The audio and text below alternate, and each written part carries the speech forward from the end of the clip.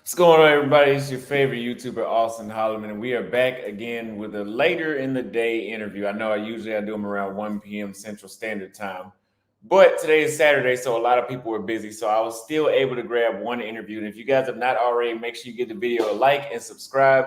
And if you really want to support your favorite content creator or your only friend, sign up for the Patreon at patreon.com, Austin Holloman, patreon.com/ Austin Holloman 512 for behind the scenes exclusive information and my up-to-date dating stories that will make you want to visit a lot of these places I go to once you hear them. So if you are interested in that, it's only $4 a month and it keeps the content going as well. And now we have one of the travel OGs in the YouTube space. This man has been to many, many places around the world. I've seen him in Nairobi, Kenya, is where I met him at. He's been to many places I've been to, but he's been to a lot of places that I have not been to. So I will go ahead and bring him up. You guys already know who he is based off the title. He is Mr. Check in Effect. What's going on? What's up, bro? What's How good? you doing? Good, man. Good. I'm good. Feeling good. Everything's going good right now. How about you on your end? Everything is good. I see we're in different time zones because over here it's pitch black. Like it's only 7 o'clock, but it's winter time over here in South America. So Yeah, I'm in it's Central America. oh, I'm you're in in. Central Well, no, I'm in Acapulco, Mexico. Mexico. Yeah, yeah. Okay, how you liking it out there? This is, it's okay. This I've been here before. It's more like tourist, but it's a tourist town for the locals. But I'm Oh, this is just a stop that I'm at right now because I'm actually going to Costa Chica because I'm working on a project, and I was home and the project took off, and now I'm coming back to finish what we started. So that's why I'm here. okay. Yeah. So, is it safe there? Oh yeah, Acapulco is very safe. They got honestly, bro, they got police everywhere. Like they got military police everywhere. Yeah, it's very safe. You walk out with your phone, you can record. It's a police in every damn corner. To be honest with you, so it's good. Wow, I'm gonna check that Yeah, out whenever I go that way. So, I know who you are, but and most people know who you are, but for people that don't know who you are, could you tell them who you are and what you do? yeah. So I'm a world traveler, just like Austin. I've been doing content creating for a while now. I've been to several countries in Central, South, Europe, Africa, a lot of places, and basically I'm bringing content about lifestyle, culture. Um, just similar situation. Just a world traveler doing, bringing out new content every day for the people. So yeah, for those Okay. who don't know me already, Yeah. So, how long have you been on YouTube? I started 2019. Yeah, Okay. 2019. So we're talking going almost 5 years. Okay. And Yeah. would you say your journey on YouTube has been easy, or is it all you expected? Um, in the beginning, it was a little tough because YouTube was different back then. It's a lot has changed now. Like you could be monetized at 800 subscribers, I think, or 700 subscribers. They Hmm. even dropped the watch hours to 3,000 now, so it's a lot easier than before. But it was tough in the beginning. But once you get to that, once you get like that first 10,000, the rest is kind of like easy. Just that Okay. first 10,000, getting your name out there is the toughest part. Once your name is out there, that's it. And if you got good content and you got good quality content, no matter what, the audience is gonna levitate towards your channel. You feel me? Okay. So So let me ask you this. So would you say your content is considered to be in its own lane? Like, they have passport bros, they have finance channels, they have food channels. Would you say yours fits into a category, or do you have your own category? um I would I would say I would say my own category, but I usually do content for our people. I usually do content for brothers, for black people, most of the time. I mean, I do all kind of content, but I try to show brothers a different side of the world. So I would say a little bit of both. It's my own lane and also the lane for for black people. So would you say that you start off in the not that you are, but would you say you start off in the passport bro kind of sector of YouTube? That's the thing, bro. Like there was no passport bro at that time. The term passport bro didn't exist at that time. You feel me? So Mm. and honestly, I think regardless if you say you're a passport bro or not, you're automatically a passport bro by default. If you black and you travel, you're a passport bro. You feel me? That's how they see it. Because it's like this. Let's just say someone who knows nothing about passport bros goes out to Colombia and does something stupid. And let's say other YouTubers start making videos about it. The first thing they're gonna title is Passport Bro. This guy might not know anything about Passport Bros. It's just they get all the negativity, but never the positivity. You feel me? So if something good happens, nobody say, "Oh, Passport Bro did this." It's always something bad. But at the time when I started, the term Passport Bro didn't. Maybe it exists and I didn't know about it, but it wasn't out at that time. So the way how I look at you is I think you have your own lane on YouTube. I think your content is yours. You're like nobody else. I'm actually rebranding myself now, for example, by doing these interviews, Yeah, just to bring in a different audience because that sector of YouTube, man, is very it's not very productive. You can get some traction starting off, but yeah, and just the BS that comes with it and all the unnecessary hate that comes with it. It's just it's too much. I can deal with it and I have thick skin, but now it's just getting annoying. So yeah. what initially sparked your interest in traveling and how was that motivating? I mean, how did that motivation evolve over time? Let me just piggyback off what you said, and we're gonna get to that question. Sometimes people gotta learn on their own, bro. Cause like you can't like, cause if you're a grown man, you know what I'm saying? You can't tell a grown man what to do. You gotta let them learn on their own sometimes. Mhm. Because like me, for example, an OG, I'm gonna say his name, Taylor. Taylor is the one who spoke to me. Um, at the time when I was in a different lane, I really didn't know what lane I was at. I was like, I don't know if I was going left or right. And he spoke to me and told me, yo, bro, even though you might not see it right now, because at that time I had probably like 5,000, 6,000 subscribers. He said, even though you don't see it right now, you got to brand yourself no matter what. Like, even if you don't, you might not be looking at the picture in like the future, but you got to brand yourself. You got to like look at your content or your channel as a brand. And ever since then, that's when I started branding myself and I started like thinking about what I really want to do and I started doing it. But what made me start traveling is um I always wanted to travel, but sometimes, man, money is an issue. So I said to myself, I'm gonna just go to the places that I could afford, and the places that you can afford is places that's close to home. Brazil, not Brazil, but Dominican Republic, Colombia. Those places were close to home. So I was just traveling to the places close. But I always wanted to travel, man. I always wanted to see the world, see different people. And then once you travel, man, it's like that's why some people who talk shit until they travel, they can't talk. If somebody has never traveled, I don't want to hear what you got to say because until you travel and see the world in a different light, then you'll understand where people are coming from. You feel me? Like you can't if you never travel, you can't talk to me about traveling. I'm sorry, you just can't, bro.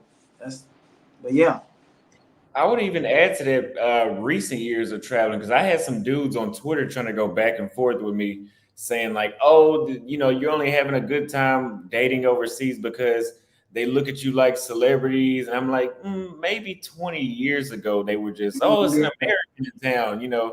But nowadays, I don't recall getting treated like a celebrity. And I've had really good times with people overseas, but not where I thought I was in the NBA and like I was a just this big time guy that everybody in the world knew. So, yeah. how has your motivation evolved over time? Um, like what kind of motivated me was my audience also started motivating me. They was giving because a lot of times a lot of content we do, I know I'm sure some of your content you have done came from your audience, because a lot of time the audience actually help us out a lot. So my audience motivated me. Um, and just when you come back home, man, you just kind of like, it's like a kid in school that can't wait to get out of school, and then when school's out, he ready to go back out. So that's how it was for me when it came to traveling. And as far as the celebrity thing, man, that's the thing. A lot of people think some of these countries people are poor, but everybody's not poor in these countries, man. There's people doing good in these countries. So it's like that celebrity, like you said, the celebrity thing was probably back in 16, 15, like 2016, 2015. But now it's like it's normal, bro. You are traveling, people see you as it's normal. It's a normal thing. So we Especially, got you a know, go especially ahead. sometimes some places where you go, you kind of blend in and they don't know. Then they really don't treat you like a celebrity because you know they think you're part of their nationality. So we got a super chat. Thank you for the $5 super chat from Pajama Lama. He says, "Great interview. Can you ask him why he chose the name Czech in effect? I expected someone from the Czech Republic, but he's from Miami." Nah, actually, bro, my name is actually Czech though, for real though. Like, Really? yeah, my name, my part of my name is Czech. That's how the Czech effect. The effect just came from my older cousin, that used to rap, and he used to always say Czech effect, Czech effect. He used to call me Czech effect. So when I came out with a channel, I just said we gonna go with Czech effect. So that's how it came about. It had nothing to do with Czech Republic. Oh, wow. That's interesting. Okay. I was going to ask that too. So, can you share the moment when you decided to make traveling a significant part of your life? Like, you kind of described where you started traveling, like DR, but when was that? You said 2019. Yeah, 2019. The first place, well, I traveled before I started doing content. The actual first place I ever been to was Mexico, but that was before content. Um, then I went to Bahamas, but I didn't do content. My very first content as a content creator was in Dominican Republic. But at the time, I didn't go to do content. I went because I speak Spanish, but I was never fluent. I was never like straight fluent. And I used to hate when you talk Spanish to people and they see you're not fluent, they automatically start speaking English. So I actually went to like be more fluent, to be within the people and become more fluent. And during that time, that's when, you know, once you out the country and you start living that lifestyle, you just kind of fall in love with it.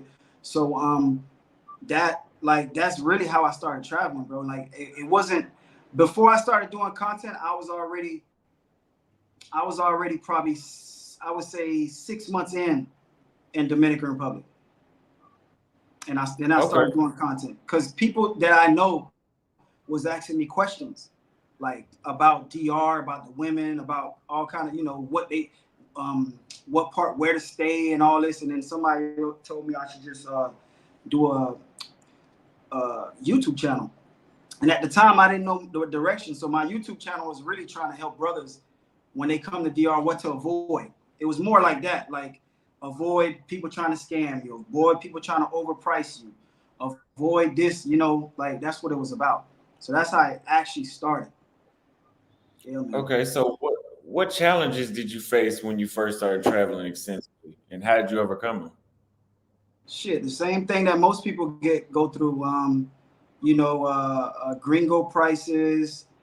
Like now, for example, now I always try to I always try to find out something from someone else before I do it. Like if I'm in a country, I would ask a local, "Hey, how much is it to go here? How much is this food? How much is this?" So the challenges was getting over on the scams. Like once I remember one time when I was a rookie, somebody did one of those magic tricks on me where you gave them money and then you're not paying attention and then switch the money and you're looking like what the hell? I thought I gave you more than that. So like I kind of those was the challenges getting like taking your mindset of the United States, taking that away and going to a different country and realizing it's totally different where you're at. So like just getting away, just avoiding the shit things that can happen. Even with women, you already know with women a lot of shit can happen. That's why when if you meet a person for the first time, you got to be careful. Like, you got to make sure your stuff is hidden. Don't put stuff in people's face. Make sure you got security. It's just a lot that involves that. So basically, from what I'm hearing, is being out of bounds in a new environment and people trying to take advantage of you. I think Basically. most of because that's gonna happen when you start traveling. Oh When they yeah, I find out, got bro. I got taken advantage a couple times before I went out in the beginning. Like just a simple haircut. You know what I'm saying? You get a haircut, then they put some cleaning thing in your face, and next thing you know, they tell you it costs $130, $140, and you're like, what? And then later on, you find out it only costs really $25. So like just little shit like that, you know. wow. So as a YouTuber, how do you balance the demands of creating content and still enjoy the places that you travel to? Like, what is your Um, work? shit. What I do is I kind of like when I travel somewhere, I observe the area. I look around.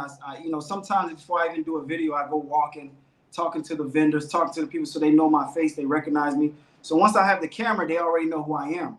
Oh, I remember this guy. So um, a lot of times that's what I would do. But I kind of like I still have fun when I'm doing my videos, but I don't mix two and two together now. So some like I would go out and say, okay, I'm gonna go out and do a couple videos, and then these days I'm gonna chill and just have fun.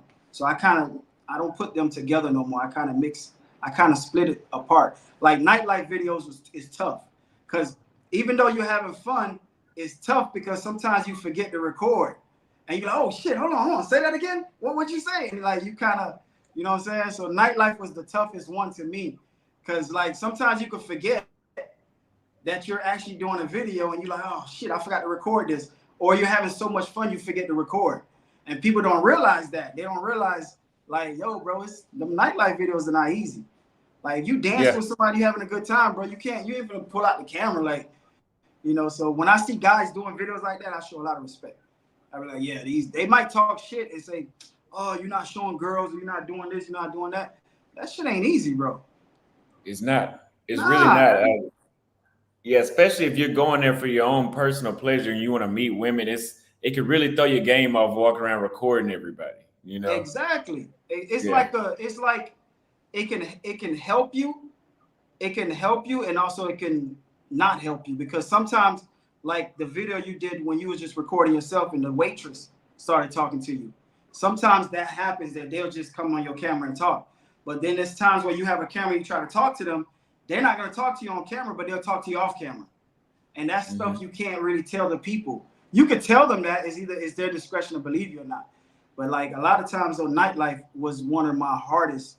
The toughest videos for me was nightlife. And then you see some people dropping comments. Oh, check you this you know like, and then they don't realize, yo, bro, you don't know what I was doing off camera. Off camera, you know Yeah. what I'm saying? So Yeah. yeah. So What's yours? What's yours? Let me ask you that question too. What's yours? so now that I'm in a place like Paraguay is pretty dead, right? So me doing these interviews it's easy here. But if you want to talk about where I'm in Nairobi and I'm active and I'm showing daily vlogs and stuff like that, Mm-hmm. I've minimized the whole editing part. I actually, since I solo travel just like you, uh, I've minimized my editing by just walking around my phone and doing an IRL. That comes with risk. It can be dangerous because people know exactly where you're at, and you could Mm-hmm. run into issues because you're recording, in real time, and just Mm-hmm. like I had the issue in Cartagena. But because of that, I can pretty much give every. It's kind of I was talking to somebody about this earlier about the metaverse. It's like a sample of the metaverse happening before everybody gets the metaverse glasses. So, because people will actually sit there and watch me walk around town and just talk for 6, 7 hours straight. I've had some people just stay the entire time, and Mm-hmm. it's slipping into the future. I'm getting a little off topic though, but I No, no, do no. that. I'm listening. I agree with Yeah, you. because Everybody told me to get the glasses too, but I just feel yeah, like it's taking. To me, I feel like it's taking the fun out of it. yeah, Like, you know what I'm yeah. saying? Like, if Hmm. I get the glasses, it's taking the fun out of it. And then at least at least with my camera up recording, you know I'm recording you. Mm-hmm. Regardless, you know I'm recording you. You see it. If you decide to come on camera and talk, that's on you. If not, go the other way. Yeah. Just like you were saying, what I do is if I see somebody who's acting up, I just turn it towards me. You can't stop me from recording myself. That you can't do. You feel me? But the Yeah. glasses, it's like, man, I could do a video and people see it, and then next thing you know, they didn't know I had on glasses. I don't think it's for me Yeah. personally. Me either. I don't think it's. That's kind of invading privacy because, like you said, they're not aware. But yeah, doing the IRL streams, and then I just go back later on when I get to a place like this, and I just chop up significant moments of the video and make Mm-hmm. it vlog, so I can kill two birds with one stone. You can, hire somebody to do that, so it saves a lot of time and a lot of effort because editing vlogs can, on a daily basis, That shit's tough. It's tough. yeah, yeah, It's doing tough. daily content is a lot. But Big Boss Real Talk says, shout out to Austin. Congrats again on hitting 100K. And the big homie, check on your way to 500K. Keep rising. Don't worry, Big Boss will blow up off mongering. And that's Real Talk. Passport bros up. Thank you for the $10 super. We got another one from J Rag Soul Fiesta with 10,000 Colombian pesos. He says, hey, Check, did my first interview with Check. I'm still married in Medellin, bro. Thank you Yeah, for the yeah. super. Shout out to Jay. Shout out to Jay. Shout out to Big Boss too, man. Shout out to Big Boss. So the next question we have is yeah, okay. So could you explain how you built your remote income streams? Uh, um, as far as content creating, right? I Yeah. mean, I okay. As far as content creating, um, like what I did was, I had to save my money first. I had saved my money, and when I saved my money, like I said before, I was traveling to smaller places that was less expensive to travel to, as far as flights. And then I have a lot of credit cards with airlines. So a lot of times I was flying, like when I used to go to Colombia, Brazil, Costa Rica, all those places I was flying for like damn near $20, $30 because I was only paying the tax. That's it. So I would just budget my income to where I'm able to travel to these places. And once I started making money, then I said, okay, I would take some of the money I make and I would start traveling other places and Hmm. continue growing. And then you can't only like focus, like, yeah, YouTube is one of my mainstream, but I do have other little things I do on the side because you never know what can happen, bro. Like you was talking about, I think I heard you talking about Facebook. That's another one people need to, get into Facebook, Rumble, all that, because even if you're not doing that good on it, you never know when it could blow up. Hmm. So Hmm. diversifying yourself, I would say. You know what I'm saying? Yeah. Diversifying yourself and believing in yourself. Because most people like now, like a lot of us, we came up basically on our own. You know what I'm saying? Like you came up on your own. You did your own little thing, got viral. You wasn't really depending on other people. Now a lot of people they're depending on other people to grow. Like bro, you gotta believe in yourself to grow. You know what I'm saying? Hmm. You can't send me a long message about how you trying to get 1,000 subscribers or such and such subscribers. You can get that on your own actually. Hmm. If you really put your mind to it, it's all about having good content at the end of the day. If you got Hmm. good content, bro, good quality content, people gonna watch and then they're gonna share it. But if it's shitty content, then you got to work on yourself. Yeah. You feel me? You got to Yeah. work on. A lot of people think just interviewing, like getting an interview. Let's say, for example, if I just interview Charleston White, my YouTube career is just going to be on top. That video may be, but if Mm-hmm. you're not somebody worth watching, who's to say that they're going to continue to tune in? Exactly. Exactly. Yeah, Yep. Exactly my point. That's exactly. yeah, I can help you, but what about the rest of your videos? What about everything after that? They might just yeah. watch that one video, but the rest of the videos, you got to really think and make good quality content. I say this is what I say. I say instead of making, let's say, 10 videos that you just going out just doing shit, cut that shit down to 6 videos and focus more on those 6 videos than to make 6 good videos instead of making 10 bullshit videos. Mm-hmm. Mm-hmm. That's how I. So That's what I say. yeah, I would agree with that. Quality content is the most because you can't just throw up anything. So, do you consider yourself an expat in any of the countries you've been to, or is there a place that you spend a lot of time in that you can call yourself an expat? I guess I could be. If you're anywhere more than a month, I would say. And there's a lot of places I've been to more than a month. Like for example, when I met you in Kenya, I did 3 months in Kenya, and then I left and came back. So I would say that's an expat. You could basically say I was living there. Hmm. I was there 3 months. I went home for what, like a month, then came right back and did another month and a half. So yeah, I would say digital. Yeah, I would say expat. So, what is that? What does the identity digital nomad or expat mean to you? Like, what significance does that hold to you? That right there, I can't answer that question. I don't know. Digital It's a no, hard. digital nomad. I'm not sure because I used to like be in like I never was in a group, but I knew people that was in groups, and what they do is they travel, and when they travel by themselves, this is what I think a digital nomad is because I met a couple of them. They travel by themselves like a backpacker, and they would meet other people that's actually traveling, and these people do events like, hey, let's meet at this bar at such and such time, and everybody come and they all meet and mingle, and then they meet each other and they all start hanging out, and then like you could do that in different countries. They have a lot of digital nomads in different countries, but I really don't know what the difference is between that and an expat. I guess I an guess expat. expat would be full time living there.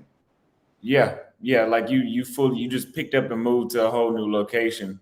Versus what I'm doing is more so digital nomad and expat when convenient. But I Yeah. guess I could call myself an expat because I mean I'm getting my residency now, my first residency, so I will be on paper an expat officially then So because I have a residency.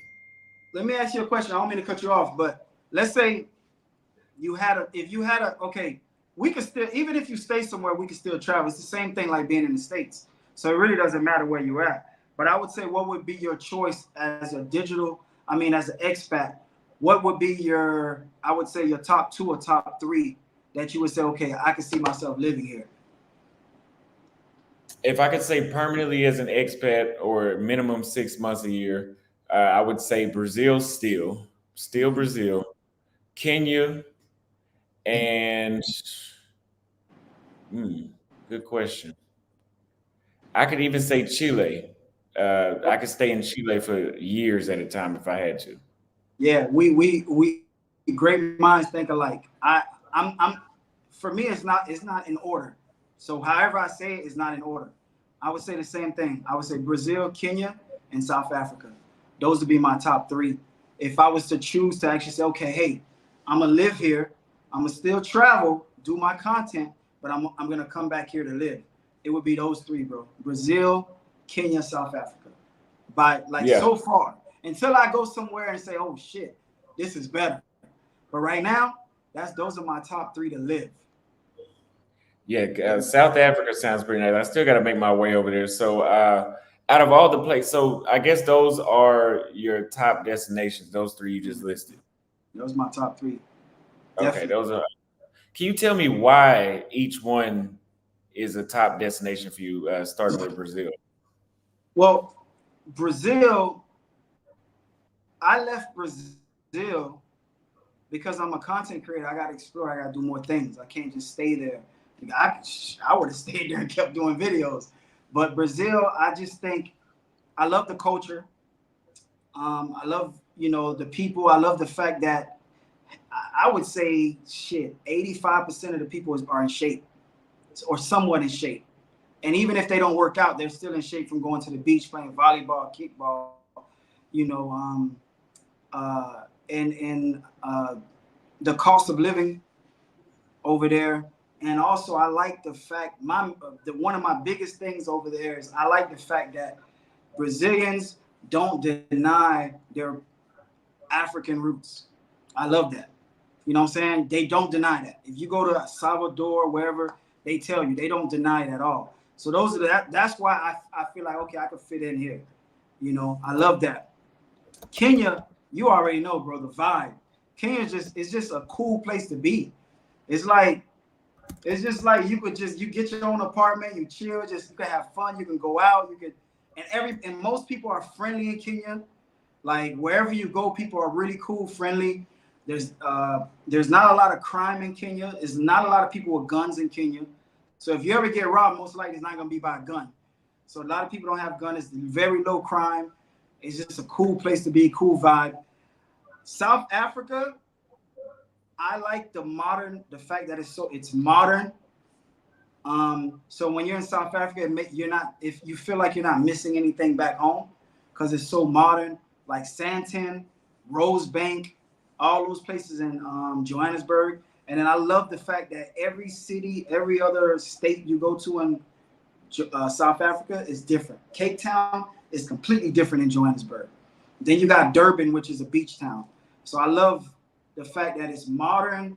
The infrastructure is dope in South Africa, and the people are not as friendly as Kenya, but they are friendly too. You can have fun.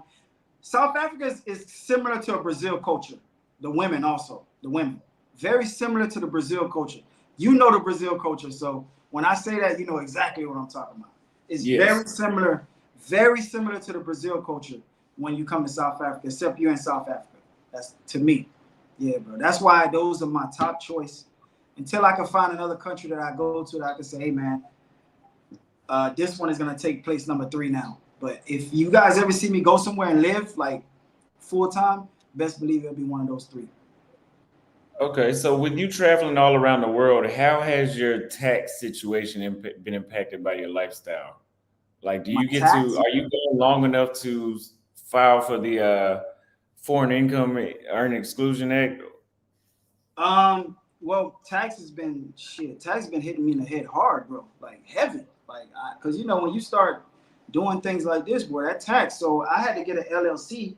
So checking effect is an LLC, and then you got to get the S corp. And because sometimes I pay people, like for example, if I have somebody giving me like a tour guide that's touring me a certain town, you know, sometimes you know you can't you got to show people love too. So sometimes I pay people, so I might actually have to do like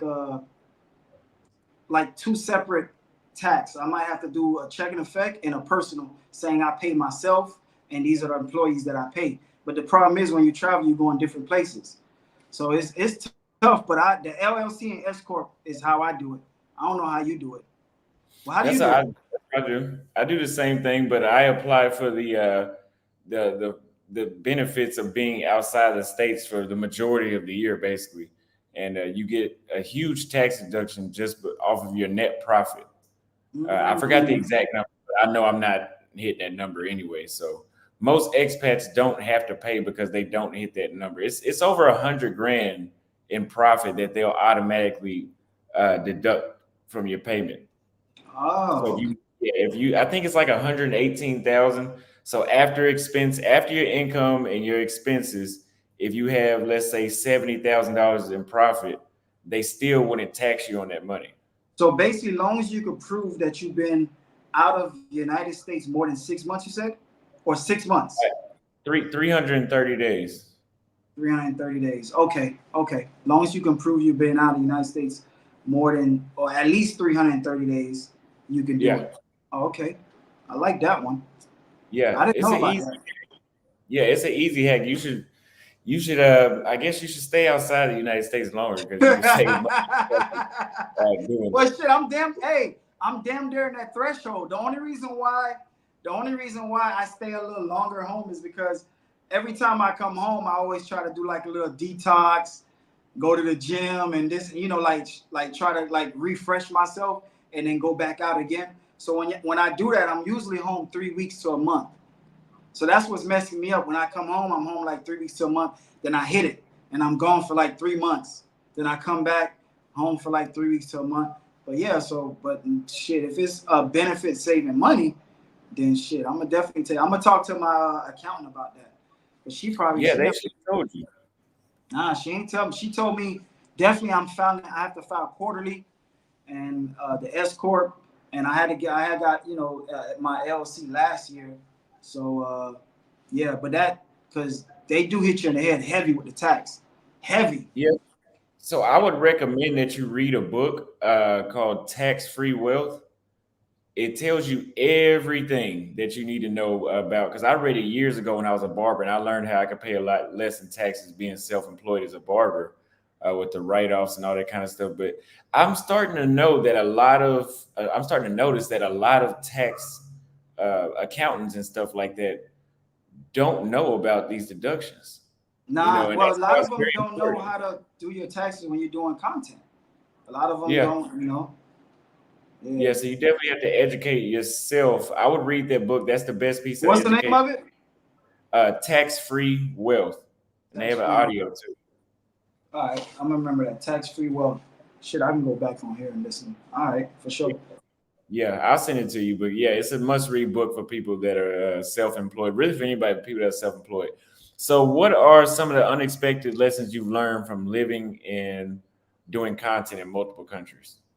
Unexpected lessons, like when you say unexpected lessons, like things that happen and you're not expecting it. Like, For like in my example, the whole Brazil situation, I learned a lesson about how to not portray people in other countries and to keep in mind oh that what I think is offensive, they might think is yeah, offensive. well, for me, is if you're doing something, well, for me is to remember you have a brand. And Hmm. second, if you're doing something, try to do it transparent because people are always going to try to find something to make content about. Um, check when do you plan making your way to Asia? I'm going to Asia October, around October, by the way. Yeah. But yeah, just like keeping things transparent, like especially if you're doing anything that's like missionary work, stuff like that. You got to really keep it transparent. Um, Second is not getting carried away with people you meet. Like really not getting carried away with people you meet. Because I I think in Peru, no, I don't think in Peru I almost got drugged in Peru, and the person who almost drugged me, damn near caught me off guard because I was switching hotels and I was mad at the hotel not thinking. So yeah, so things like you just gotta stay alert at all times So they almost drugged you in the in Peru. drink. In Peru. It was red wine. Red wine, you can't see it. Yeah, Wow, yeah. wow, And that's a and, and blessing. you know the thing about it is people don't talk about it in Peru. It's always Colombia, Colombia, Colombia. But it happens. It can happen other places too, not just Colombia. That Yeah. shit, damn, there happened to me in Peru. Oh Yeah, yeah, that can happen anywhere. So you guys got to stay on point because it happens in the states too. It's just not as publicized, like you yeah. said. We got another super chat. Feel free to not answer this or not, but he says, "Check, have you kissed and made up with Ace?" Well, we don't. I never really talked to him. I don't have his information. Me and him, and I've never talked or anything like that. So I personally don't know him on a one-on-one basis. Just as far as internet, that's it. So, how do you approach building a social life in a new country? I think you did a good job at this in Kenya. Yeah, but it's at to the point now. I think in the beginning it was one thing, but now it's wherever you go, somebody's gonna know you, and people gonna reach out to you themselves, and like if you go to a club or bar or restaurant, like I would say 90% of the places I go, people know me, bro. Like, so it's really people reach out to me now. Yeah, like no matter where I'm at, I could be in my gym in the United States, outside the United States. I met somebody at a truck stop that knew me, so it could be anywhere, Yeah. anywhere. In Kenya, they showed a lot of love to me in Kenya. Hmm. A lot of love to me in Kenya. Like even places where I went, where I've been to that I didn't expect people to know me, knew me. Sometimes you meet someone, you meet a chick, and she don't know you do content, and you go somewhere out and you thinking nobody know you, then a whole bunch of people taking pictures with you, and she looking like who this nigga is, like who is Yeah. this guy? So yeah, that happened to me a couple times. I done got a lot of cool points with that one, especially in Kenya. I be out with a chick and she doesn't know I'm a YouTuber, and they be like, Yeah, "Oh, you Austin." That would happen 4 or 5 times, and now it's like your value goes up in her mind. Like, oh, yeah. I got the Actually, that man with happened. That happened to me when I was with you. That her. night Yeah, when I was with you, it's a girl I know. She don't know I do content at that time, and she saw me with you. The next day, she sent me a picture. It was like, "This, you know this guy?" And I was like, "Oh yeah, yeah. You saw me with him. Why would you ask me about?" Oh yeah, he's trending on Twitter. And I was just laughing, like, okay, okay. That same night, the next day, she hit me up because she was in the wow. cut. She saw us. I didn't see her. I didn't see her, but she saw us. So yeah, she hit me up the next day and told me, and I was like, "Damn, why you ain't say what's up to us? You should have came and say hi." Yeah, Wow, that's amazing. Yeah, that's a great feeling. So, yeah. one strategy I had for building, let me not say that. One strategy that, because I pretty much have the same experience you have, but Dre from Love Crossing Borders, he said that he recommends men or people go to places that they would do, or like join. Let's say, like if you join a golf club or you join a yoga class. Have you done anything like that to build your social circle in other countries? Not that, not yoga or golf or anything like that. But when I was talking to you earlier about digital nomad, I did that to grow my channel. I would go places, um, and it was a girl I knew. She actually hooked me up with it. It started in Brazil, and it would be like they would host events, like those events where you have on your little thing right here with your name and it says USA. Then you see somebody with the thing and it says Mexico or Peru or Brazil, and then everybody just start uh, communicating and talking, and then you start, yeah, I do videos. And then they start sharing and you start growing. So those was one of the things I did to actually. I didn't do it for that. I actually did it to because when you're traveling before when you're like in the beginning when you're traveling, you don't have a big audience. I don't like going out by myself all the time.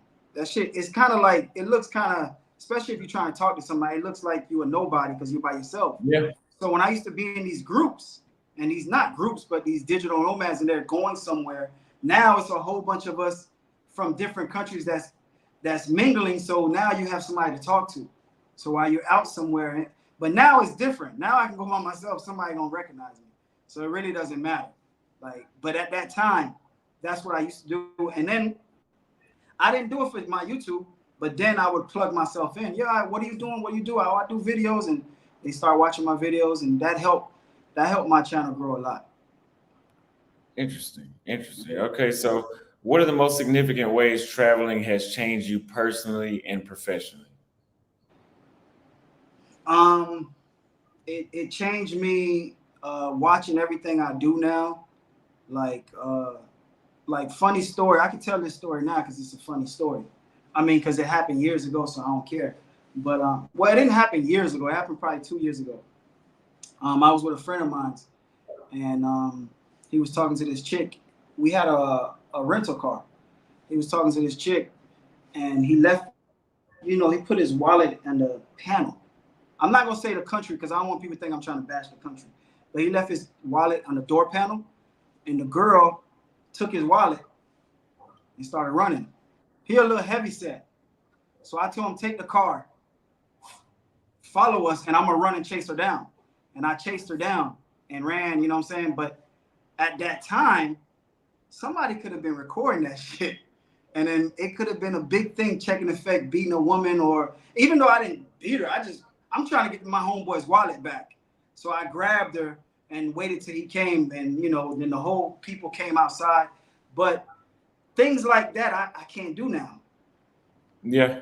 Cause then if Got I to do be it, very somebody gonna careful. record me and make up some bullshit ass story. Then they're gonna have a proof of a recording, even though you didn't do it.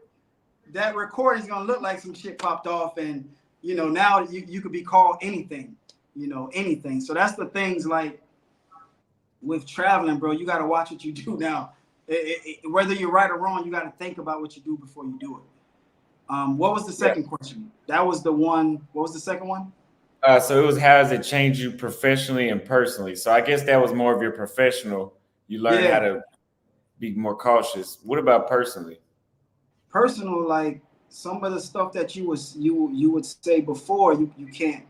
You know what I'm saying? Like some shit that you would say, like for example, if you're gonna catch an attitude or something with somebody, or if you get kind of agitated, you can't really say shit no more. You gotta like humble yourself. So you can't really like you can't go off on somebody the way you want to. Yeah, because you don't know where you at. You You don't don't know know where where you you at, at. and then while you're going off on somebody recording you. Yeah, And bro, if you upset, you're drinking. For example, remember that night we went out? You was upset, really yeah, upset. Shit, yeah, that night. That's a prime example. Let's say I was not checking the fact out somebody else. Somebody could have been recording you, and then all of a sudden they could have made. And it wasn't your fault. It was that other person's fault. You know what I'm talking about. But yeah, if somebody recorded it, would have looked like you started some shit. So it's just different, man. It's like you just gotta watch what you do, man, all the time, man. It's crazy. And the thing about it is the internet loves lies over the truth. Like if you do a video and you're lying about something, everybody's gonna watch. You do a video, you tell the truth, nobody care. They love yep, lies, even if it's a lie, they don't care. They still, you know what I'm saying? They love yeah, that negative shit, bro. They love it. They love yeah. the Oh yeah, negativity. Like your yes. strategy is, what I call your strategy is shock value. Mm-hmm, mm-hmm. That's what I call your strategy. Shock value. Yeah, When shit is kind of like dying down, let me shock their ass with something. Got on Kendra G shit. yeah, yeah. That's a good way of describing it. Yeah, and then they, and then and then a week later, this dude hit 100K. I was like, yeah, wow. yeah. So it's And strategy, bro. If it worked, hey, it's strategy. At the end of the day, it's helping you grow. That's how I yeah, see yeah. I it. keep that in mind. Shock value. That is a good way of Yeah, that's saying. what it is. Shock value. Listen, I'm gonna tell you something right now. Like we was talking about Charleston Wright, right? Charleston White, Yeah. right? You remember when he pulled out a gun on the interviewer? That was shock value. That was shock. I wouldn't be surprised if that shit was planned. If it was all a set, if it was all planned, hey man, look, I'm gonna get upset. I'm gonna pull out a pistol. Don't worry, it ain't loaded. You know what I'm saying? Like that's shock value. That's all that was shock value. He just did some shit. The internet went crazy. Everybody's watching him, and then he's growing. Or Wow. maybe, I might or have to maybe steal he that. did, or maybe he really did pull out a pistol on him. I think it was shock value, bro. I don't think he, you know what I'm saying? Yeah. That if it was shock value, that was a good move. So, well, I guess to a certain extent, it was a good move. So, how do you select the next destination you go to, and Um, especially, yeah, how do you pick the next country you go to? For example, I jump from continent to continent. So I spend I go to one continent, I spend some time there and travel around. Then if people get tired of that, so I jump to the next one. How do you pick? you know HD chilling?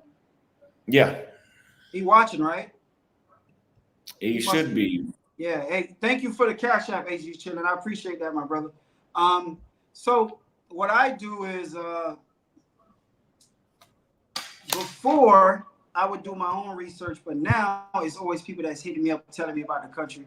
So I will always try to like first of all, I try to go places I want to go. Number one, most of the places I go is places I really want to visit, but it's gonna be certain places that I don't really care much. And I'm gonna tell you right now, I heard you. I think 2 weeks ago you said you're not really big into Asian women. I'm not too fond on Asian women also, but I'm gonna go Mhm. there. I'm gonna go there because obviously I'm not just going. I'm not going for women, but it's good for content for people to see. But my thing is, I'm not really into the Asian women like that. I'm just, no offense, but I'm just not. But I just try to research a place and see if it got something interesting, something that people are gonna like. And then also, I'm doing more like videos where okay, this person did this place, this person did this place. Oh shit, nobody went to Madagascar. Let me go hit up. Let me see what's interesting in Madagascar. Yeah, let me hit up Madagascar because a lot of people ain't over there doing a lot of videos. So let me catch it while it's early, and then maybe after a while there'll be a trend of people going there. So that's how I usually do my videos. And there's been times where I would talk about it on live streams, and then people will listen and they'll actually go there. It could be a coincidence, or they actually heard what I was gonna do and they went and did it before me. But yeah, that's really Okay. how I just research and try to go somewhere where is entertaining for my audience. It has something interesting for my audience. Like Mexico, a lot of people, mostly like Brazil, Colombia, all these places normally have you'll see a lot of black Colombians, black Brazilians, but Mexico you don't see that much. So it's kind of good to hit up that market to show people, yo, they got black Mexicans. They're just not out in the open in Mexico City like places that you're familiar with. They're in the cut over here. So I did that, and those videos have actually been doing real good, really good. That's why I'm back. It's been doing so good. They did a J Rello on me. They paid for my whole trip. They paid for my Really? whole trip. Yeah, that's why I came back. I was home. I came back. I literally, I came. I got to Mexico 2-3 days ago. They paid for my whole trip to go back to the spot. So that's why I'm going back. Wow. Yeah. So, can you share a particular moment or a particular encounter or experience from your travels that had a really big impact on you? Mm, that's a good question. Something traveling that had a big impact, whether it's positive or negative. Yeah. The uh like like I said in the beginning, when I first started doing content, um, and like the first time my audience switched side on me, like, because sometimes, like for example, your audience can switch side on you. The true audiences will stay with you, but like I'm gonna give you an example of an audience switching side. They watch your channel, they might give you comments. Then all of a sudden, let's say a chick that you was with or I was with start talking bad about me. Now they're like, oh yeah, forget check. Check is no good. And they used to they found out about her through you.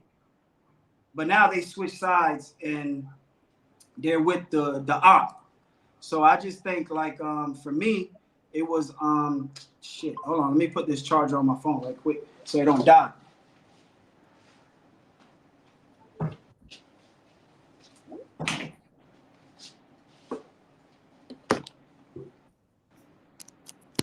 So yeah, for me it was more doing what I want to do and not giving a f about like what people think or what people say. Cause like the thing that the biggest impact for me was when I did like at the one point in time I hit like see most people like sometimes when you have negativity your shit still grows, but at that time I lost like 2,000 subscribers. I had 5,000. I went down to like 20 like 2,800, like literally. So I was like, damn, this shit, they really, you know what I'm saying? They really believe in this shit. They like, so that's when I learned like to just keep doing me and like not worrying about what people think. As long as you know you're doing something right and you ain't bullshitting people, at the end of the day, it's gonna pay off. And the truth is gonna come to light. And that's basically what happened. You see what I'm saying? So that was one of the biggest impacts in my since I've been doing content. Wow, that's interesting. So, Yeah, most people, when you have that negative shit, your channel still grows though. But at that time, I lost subscribers, bro. Like I was wow, 5,000 strong, and I went down to like 29, bro. I was like, what the hell? Yeah, man. wow, that's definitely a lesson to learn. So, what misconceptions do people often have about the lifestyle you're living, and how do you address it? Shit, people don't realize everything costs. Like misconception is thinking that yeah, I might have got this trip for paid for and hotel there, but I never had a full like trip paid for. So it's like when we go to these countries, man, like to make these content, it costs money. That's why like if we like when I do my taxes and like you said, and you see all the expenses and see how much you spent, like on hotels, flight, Airbnb, this, that, it costs. You know what I'm saying? That shit ain't free. So people thinking that when you're traveling like that is, oh, you're going to a cheap country, that's why you can do it. Shit, you still gotta pay. That flight to that cheap country wasn't cheap. It might be Yeah. cheap in Morocco, but go book a flight to Morocco, see how much it is. And you Hmm. thinking, okay, oh, you're in a cheap country, that's why you can. Nah, bro, that flight was still expensive. Yeah. So Book a that's book a flight from Rwanda to Kenya, and those countries are and right they next. right by each other, and it's not Yeah. even that far. East Africa, right? Right Yeah. there, Hour flight, $500 one way. one way. So that's why I say, like, just because the country is less is cheaper to live doesn't mean it don't cost money to travel. It still costs money to travel. Shit, going from continent to continent costs, but that shit ain't, it ain't easy. Yeah, because I want to go to Turkey next, and the tickets are pretty much going to be no less than $1,400 one way. Yeah, So it's definitely not. Now, when I get to Europe, oh, it's my phone easy. bill, yeah, my phone bill costs more than the plane tickets. Yeah, and not just that, but their transportation is so good to where you can go from one country to country. Then they have the fast train, so you can go from here to here like this. Is once you're there, it's easy. It's just Hmm. getting there is the tough part. I actually want to go to Turkey too. I don't know when I'm going, but I'm going soon. Yeah, it looks like it'll be very, very nice. A very historical place. Another culture shock, in my opinion. So, how do you What's handle? your? Huh? I was gonna ask you, what's your the same question you asked me? How did you deal with it? Yeah, Uh, but I already know you don't give a damn. Like I was like shit. hey, I don't. But like some misconceptions that people have is They think since you my care. yeah, they think I care. A lot of people think that some people think that I'm rich. You know, some people think that I'm rich, like I'm really rich, and I'm. What they don't understand is that subscribers don't equal income. Nah, You nah, know, nah. views do. You know, the views, and Views. even then, that's not even all. Like your videos might not get paid the same per 1,000 views as mine does. Yeah, the You know, RPM, the yeah, CPM and RPM. yeah, you can't Yeah, really. So you actually have to actually know that person's true analytics to actually know how much money they're making from YouTube. And then and and since I'm and, and, and not only that, but you would never know unless that person actually show you their analytics. You'll never yeah, know because all that stuff that they be having, that shit is never because this is the reason why it's not accurate. I found out. Like, let's just say you have a high month, your views are high that month, right? So that that that AI would do your analytics for the whole year, thinking that you average that amount. You see what I'm saying? But then when it drops and go low, it'll average it out for the whole year when it's low. So it's never the exact amount. Like that AI never gives you the right amount.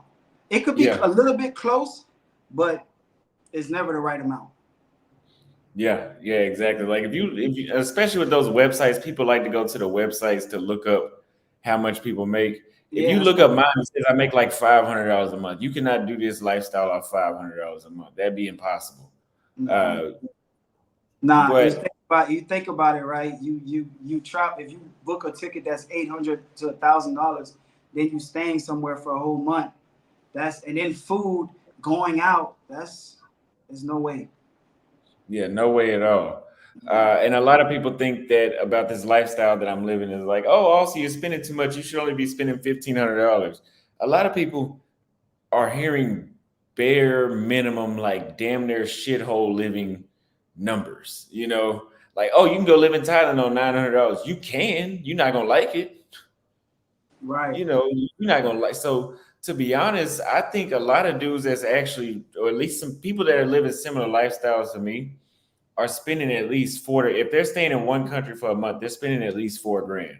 If they're outside every day like Well, I am. not only that, but if you've been living a certain lifestyle in the states or wherever you're from, Europe, I mean England, wherever you're from, you go travel. You want to at least have somewhat similar lifestyle. You don't want to live like you don't want to be staying somewhere that's like real shitty. You know what I'm saying? So and me, I like my own space. So like doing the shared stuff is tough for me. I can't really do like I can't really do like shared rooms and shit like that. I need my own space. Yeah, I can't do it either. I really can't. I can't do the hostels and none of that. Nah, I So, can't, bro. I how do can't. you handle healthcare and insurance? Well, do you have healthcare and insurance? Yeah, I do, but I don't have the insurance where it covers you out of the country though. The one where you pay extra and it covers you. I'm thinking about that one. But that's another reason why when I'm home for a month, I'm trying to take care of all that stuff. I'm getting my checkups, I'm doing this, I'm doing that while I'm home, trying to get at least my money's worth on the money that I'm spending for insurance. But 2022, during the 2022, I did the whole year no insurance. No Yeah. insurance the whole year. I mean, I was Wow. really out the whole year anyway. So really, if you're only home a little bit, but with the insurance where you can actually be covered while you're out of the country, that's I might look into that one. Yeah. What do you Yeah. have? Okay. What about you? I actually don't have health insurance either. I do. I have Aetna, if that does anything, but I have Aetna. But like you said, that's for the states and Western countries in Right. like Western Europe. But these places I'm at now, not really. Nah, I don't have none of that for like places like Mexico and all these places. Just gotta hope for the best. But they do have. Um, I think when you book a flight or something, you can actually get insurance also. But I never looked into that. And I just always thought, what's the chances that all these places I'm going to, I gotta keep getting insurance? Like, Mm-hmm. Mm-hmm. yeah, I saw that on my. I saw that on the Hopper app shows you that. I noticed that on yeah, Hopper. yeah. That's why it's like when I come home, I try to like check everything to make sure I'm good. So nothing got. WM Musfasa said, "Glad to see you brothers are rocking the African braces. Yes, we are. You guys know I wear mine every day. About Yeah, 7, 8 months now. Never coming off. yeah, me too. Thank you It for the super comes. chat. Yeah, yeah. I got the Text, Ghana, South Africa, and the big one with Kenya. yeah, yeah. The Tech Sports love sent photos for not a question, but more of a shout out to Check for rocking a KC Royals hat in one of his vids. Thank you for repping my city. Hey, for sure. I've been Yeah. there a couple of times. I got my nephew lives there. My brother used to go. My brother used to live there too. So the next question I have for you is, what tools or resources have you found indispensable for your travels and remote work? I don't understand that question. What tools? So I guess let me see. Where's that question? At? What tools or resources have you found indispensable for your travel or remote work? So, for example, one indispensable tool for me is like for my remote work. Here's my DJI camera, uh, my tripod, Oh, oh, I got you now. Like something essential. yeah, yeah. I have a DJI, so I have a GoPro and a DJI in my phone, and I have another camera. Um, the GoPro for me is more for uh beach. If I know I'm going to the pool, if I'm going to the beach, I would use the GoPro. If the DJI, I usually use that when I'm recording by myself with nobody else. I would use the DJI. But when I'm with someone, I always use the GoPro and sometimes my phone. Um, and the DJI, the new DJI is really good for. I don't do nightlife videos no more, but the new DJI is really good for nightlife because it has the low light mode, which is good. Because when I used to do nightlife, I used to use my phone, and having that phone with a gimbal at night is really not safe at all. It's very tough to like, and then it's big, it's something big that you can't really conceal, so it's hard to get in places, you know, and then it's hard to pull out and record. So, but yeah, that DJI is really good for that. Um, I don't have the glasses because I just feel like I don't have anything against people who use it, but I just feel like I've been doing all this content without it. I might as well just keep going. And for me, I like the fact that I'm recording, you know. And sometimes it helps me record because when people see me recording, they actually come to the camera, so it's a little bit easier. But that what else? Obviously, my laptop. The typical things that you use typical things that you use to record. You know, I bring a lot of batteries, a lot of SD cards. Um, you know, I like me for example. I never buy a 500 gig SD card, 512. I always stay with 256 because Me I too. always feel like sometimes it could crash. It Hmm. could crash. It could get corrupt. Now you lost 500 of footage, opposed to Hmm. like, you know, if you have the 256, you know, you just lost what you ever recorded. So I don't mess. And then the 500s is too much at one time to try to load up. Yeah, I noticed when I put a 500, like I was like, oh, I'm gonna get the biggest SD card I could find and put in the Yeah, DJI. When I would put it in, it would take like a whole 30 seconds for me to even click the record button. So if I exactly. want to get something really quick, I would always miss it because it would say it's still processing. Right. And you know that's one of the as a content creator, catching something quick is what you is what's very important. You know Yeah. what I'm saying? Catching it quick, catching a quick footage. So Hmm. yeah, that's why I don't mess with the 500. And then there's a lot of times where I had one time somebody paid me 500 like $500 to do a video and of a place to promote them, and the footage got corrupt. So you never know when it could get, Wow. you never know when it, yeah, I know. And I got the money in advance. So you know how hard it was giving that back. Yeah, that's crazy. Wow. I would have been very pissed about that. Yeah, the footage got corrupt. And then sometimes you forget, like for example, if you have the GoPro SD card hooked up on your computer, you take the SD card off, but you don't take the adapter off. And then you put the DJI SD card in there, that can corrupt it. You have to take the whole, you know, you have to eject it completely off. So this is things that you learn, man. But shit happens, bro. I got a footage where I lost recently because I had the DJI and it was raining. Remember I said I used the GoPro when it rains? I used the DJI and I lost two good footages because I was recording it in rain. Yeah, Damn. So yeah. you have a couple of super chats here right now. D Frank sent $10 for check. How's the dating life in Morocco? I saw your vids in the city. It looked laid back but lively, and I think it was cheaper than Colombia. Um, is it cheaper than Colombia? It's probably it's probably the same as Colombia, but the only thing that's cheaper is transportation. Like Ubers are cheaper, and Morocco, and okay, Morocco dating life is like this, right? Everything Morocco is a Muslim country, so everything is hidden. So like for example, if Austin is trying to go out to Morocco and record, he's not gonna get that footage that he wants because in that culture, everything is hidden.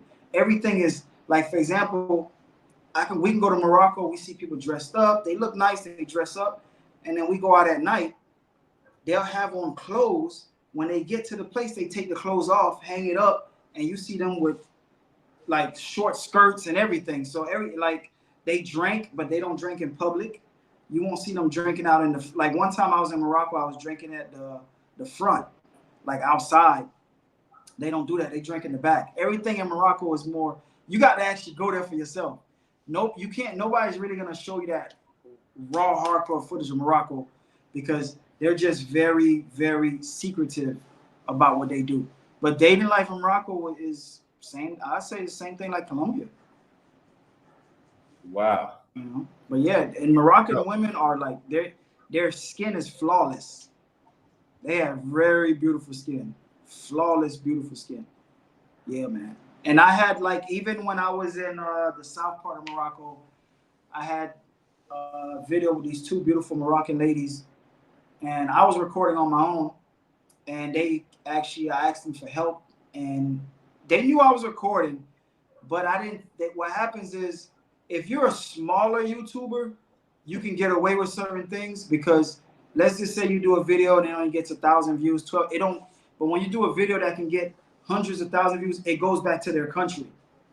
So the girl told me, "Hey, I like the video, blah blah, blah, but unfortunately, we don't want, you know." She was very polite about it. You know, we don't want the people back home seeing the video. So I had to delete the video. two nice looking ladies too, man. And but they knew I was recording. It's just that's just the lifestyle over there, bro. It's just different. It's a Muslim lifestyle. But I Wow. recommend any like if somebody's interested in going to Morocco, I highly recommend it. Go to I would say for me, I had most people go to what's the place? It's Casablanca, Tangier. I forgot the other one. This is the one most people go to. I don't like it much because there's more tourists and everything is high. I like Casablanca and I like Tangier. I forgot the other place, what it's called, but everybody goes there and it's super expensive. It's not super expensive, but it's more expensive. But Casablanca and Tangier, that's my spot. I'm gonna have to check that out. Because I'm about to do. I know Morocco is not in the Middle East, but when I do Europe, I might just slide over there when I get to Portugal and all that. Yeah. So James Morton sent $5. So I traveled for 3 months at a time. There are insurance policies that cover you up to $500,000 for $39 to $50 a month. Repatriation, lo mismo. So I guess that I mean that's not too bad. Hell no, that's not too bad for $50 a month. I Yeah. don't know if they how they check your stuff to know, but shit, hey James, if this is true, definitely hit me up on the IG. I'm definitely interested in that. That's not bad at all. $50 a month. Yeah. So you can you know what I'm saying get your checkup and all that. Hell yeah. Yeah. So the next question I have for you, let's see, what tools? Looking back, what would you have done differently when you first started traveling?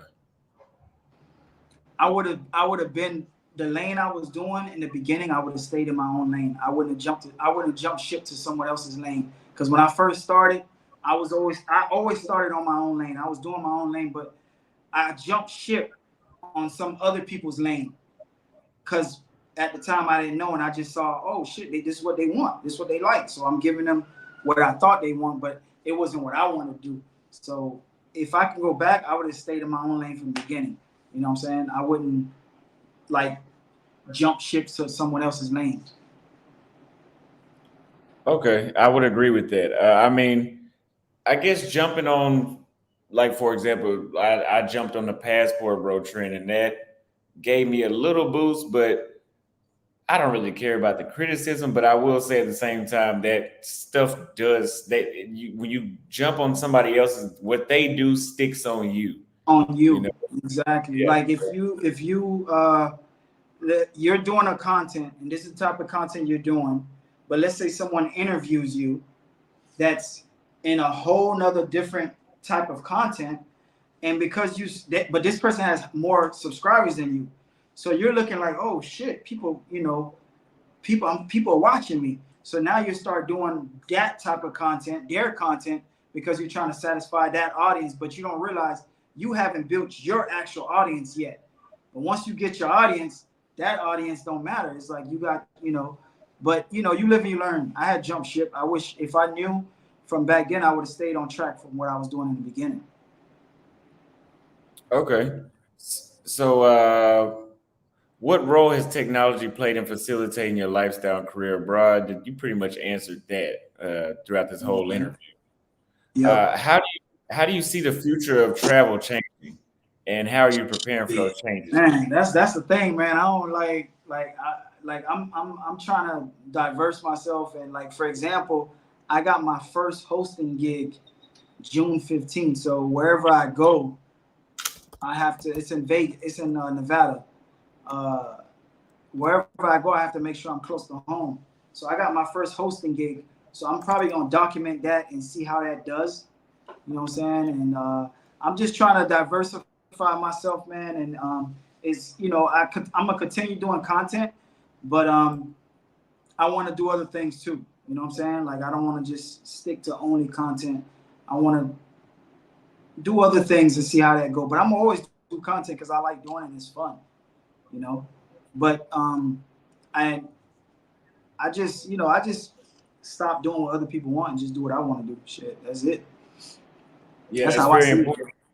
I'll tell you some things that I'm doing too, and I'm not going to say exactly what there are. Some things that I haven't started yet, but like I take advantage. Well, content in itself is a business, Yeah. doing YouTube, but YouTube has super chats. They have the members only, they have the affiliates, but I always advise people to do things outside of that because no matter how good your channel is, I've seen history channels get demonetized. You know, people that talk about World War II, you know, they Yeah. get demonetized. It's not even controversial. Well, I guess that could be controversial, but I mean, that's stuff that they teach you at school. They can get demonetized. But if you have a Patreon to just do more exclusive content, if you get demonetized and you've been building that Patreon up, you'll always have a plan B. Then you have sponsorships outside. So let's say if YouTube just stops paying people, you at least have some way to get paid every video if you have that option. So you Yeah, have to because always, you don't want YouTube like controlling you.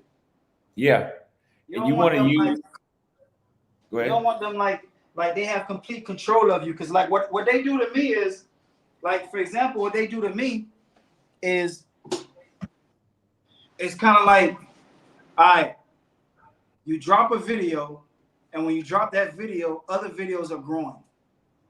They're doing good. But you don't drop no videos, those other videos, they stop pushing them. So they make you continuously keep giving them content. But I've seen other content creators. I'm not gonna mention who they are, but I could definitely say they're not my skin color. But I've seen other content creators don't drop shit in a month, but their old videos are still growing. You know, but like I can't go shit. I can't go without a week without dropping a video because all my old videos slow down. Then when I start dropping, the old videos will start growing again. Um, but yeah, and not just that, but you're right, because if you got other things going on and something happens to your channel, at least you still have those things to go back to. Because you know, if something happens to your channel, you can't get those audience. They're not, you know, you can't get them. So at least if you have other streams of platforms, you know, you can still build. Like somebody got a check in effect Facebook with 20,000 subscribers. I haven't reported him because I'm trying to figure out how to get those 20,000 subscribers because they think it's me anyway. You know what Yeah. I'm saying? So I'm like, the only reason why I didn't get it cut off yet because I want to contact Facebook to see, hey, you know, somebody's using my name. It ain't me, and they got 20,000, and all the videos are my videos. It's basically my channel, but I'm not running it. And some of the videos got 300,000 views. So I'm trying to see, man, who the hell is this person? And I just want these 20,000 from Facebook to be on. You know, I want them. Yeah, yeah, and also like you said, build on other platforms. Build a Facebook group. Build your Twitter. Build your Rumble, Kick, Everything. Twitch. What else is there? Twitch. I mean, whatever else. Just build up everything. Because if you get, he dropped off. But what I was saying was, if you get canceled on one platform, at least you still have a lot of other platforms to fall back on. Which is why I hired somebody to start working on my Facebook. Somebody said build your own website. If you build your own website, build your own email list. Like you guys remember back in January, I started working on my website, and I have here's how I get you guys emails. I was I saying don't know what happened. here's how I get you guys the emails because I was telling about building other platforms and building your own website and then build an email list. I gave out a free product that everybody, because everybody wants to know how can they travel like I do and stay going. Well, you need remote income, or you need to be rich already, or have a huge savings account or something. But the remote Mm-hmm. income is likely in the soonest. So I give out a free guide, a free list of opportunities for remote income. You guys are gonna download it. I get your Right. email. So if YouTube were to ever cancel me, right now I have like 1,500 people that I can reach out to. And if I need to That's keep good. pushing, I have 10,000. So I have you got, about same thing with me. Same thing with me. I have about probably two. I have probably like 3,000 people that I damn. I'm freezing. I have about no, 3,000 people that I can reach out to. Same thing with me. I have 3,000 people that I can reach out to. I gave away free shirts and bracelets, and I got a couple people that gave me their email and everything like that. But like you said, YouTube won't even let you get your audience emails. Like even if you try, they only give you 5 a day. So just imagine getting 5 a day. It'll take forever just to get 100. They only let you get 5 a day. So when you look at your subscriber count, you try to get their email, they only give you 5. After 5, they cut it off. And then you have to wait the next day to get another 5. That's Wow. So crazy. you really got to push it and incentivize people to move them to another platform, which is a lot of work, but it's worth it in the long run because you have the power. Whenever if you get demonetized, you say, "Oh, well, that's okay. I can just go continue over here." Another Rich Adventures sent $5. So if you're heading to Portugal, Austin, I highly suggest you hitting the Algarves in June for Afro Nation. Trust me, Check knows the vibes. I seen he went out there. Thank you for the super chat. I did see that. What do you think about Afro Nation? Oh man, I had a vibe, bro. It's a 3-day event, and it's people, bro. It's people from everywhere, mostly African countries, but not just Africa countries. But you got people from England, from Europe that come, but it's people from everywhere in Africa that's out there, bro. Like I had a vibe. I was amazed and surprised how many people was there. Yeah, it's fun. I only went to the actual festival one day. I paid only for one day.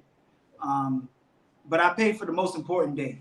You know, Megan Thee Stallion, Chris Brown, Wiz Kid. I paid for the most important day. But the whole street, the whole block, the whole street, the whole everything is crowded. Not super crowded, but it's nice. It's nice. Yeah, it's a vibe. I had a good time. I definitely recommend it, bro. If you do want to go to Portugal, go during Afrofest. What month was that? I think it's is it June or July? I'm I not think it might sure. be July. Yeah, it is. Yeah, I believe it's July too. But yeah, I had a blast, bro. I had so much fun. Okay, so Pajama Llama sent $10 for, I believe, Check One said that he will already be at another location when he drops his videos and he'll block the viewers in that country. If that's the case, what's the strategy behind that? I don't know how to do the viewer block. I've been trying for months to block it where people in that country. I don't care anymore, but when I I don't. wanted, I don't. Hmm. Maybe I've done that. Let me see if I know how to block people, but I don't do that because there's no reason for me to do it. But you can, like for example, when you had your Brazil thing, you could have just blocked the people from Brazil because those are the ones that's talking shit. It wasn't nobody in the U.S. really talking about it. So you could have said, okay, I'm gonna just keep doing my pushing out my Brazil. I'll block y'all from watching it. So everybody in Brazil they can't watch it. Even Americans in Brazil can't watch it until they get back home though, or if they have the VPN thing going on. You know what I'm saying? Well, I don't know because maybe if you have a YouTube profile and your profile shows the states and you're in Brazil, they probably still can see it. But yeah, you could have just blocked those people in Brazil from watching it, dog. That's you know what I'm saying, like, and that's it. You know, okay, well, y'all got a problem, okay, y'all don't watch my stuff no more. Cut. That's it. Y'all done. Everybody else can see it except Brazil. But yeah, you can do that. Pajama, pajama, pajama is Pajama. right. You can't block people. Nah, he's not lying about that. You can block people in countries. I don't block people. Let me read the question. Check out it once you location. Yeah, I used to do that because I always travel. Like one time, somebody in came to my hotel because I was recording and I showed the hotel. Not the hotel. Well, it was more like an outside hotel. Somebody came to my hotel. So in Punta this was in Punta Cana. So ever since then I try not to put the like unless it's a live stream, but I try not to put right exactly the day of and stuff like that. But it's not that I go to another country when I drop content. I just don't drop content like everybody else. I only do 2 videos a week, sometimes 3. So there's no way I could do 2 videos a week and I'm somewhere and I recorded maybe 6, 7 videos that I could actually keep the videos actual exactly concurrent with my timestamp. So that's why a lot of times I'm gone by the time you see the next video. You know. Okay, so Zoom to Thailand sent $10 on the super chat. Shout out to Austin in the chat. Love this collab. Check. When are you coming to Thailand? I'm in LA right now. Let's link up soon. They asked that question. What's up, Zoom? I see you. They asked me that question, and I said October. I told them The end of the year, I'm coming to Thailand and Philippines. October, November, I'll be there for sure. Definitely, it's highly anticipated, and I can't wait. I can't wait. Definitely, we gonna link up when I'm there too, brother. You already know I'm gonna hit you up. You already know that. Travel Lover sent $5 for a Salute Brothers check. What are your top personal favorite cities right now and why? Same thing. I think maybe he came in late, but the same question you asked me earlier, and I told you. I said Brazil.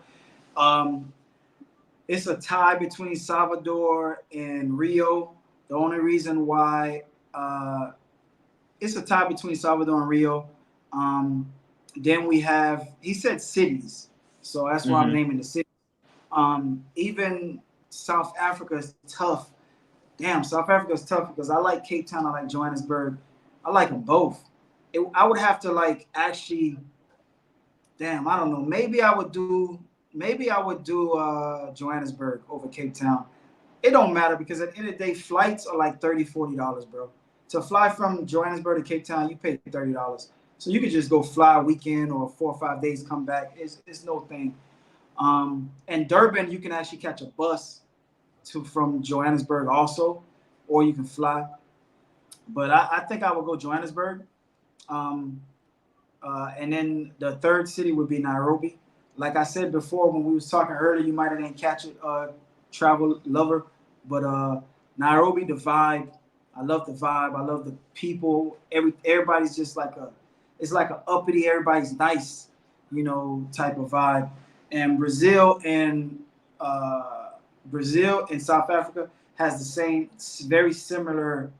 Um, it's very similar in somewhat ways. Brazil and South Africa, even the dating culture is similar in both of those countries. I feel like they're almost the same.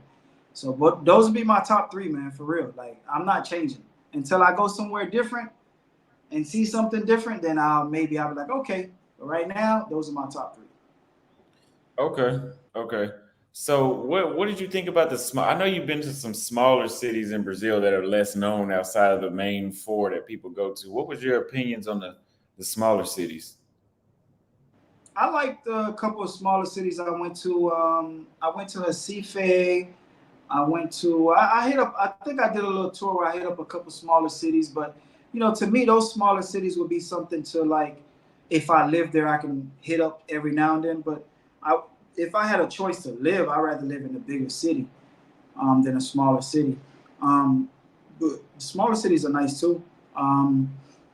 Like in Mexico, I like the smaller cities better than the bigger cities in Mexico. But I wouldn't live in Mexico, so Okay. I So like the smaller last cities because you see different culture in Mexico.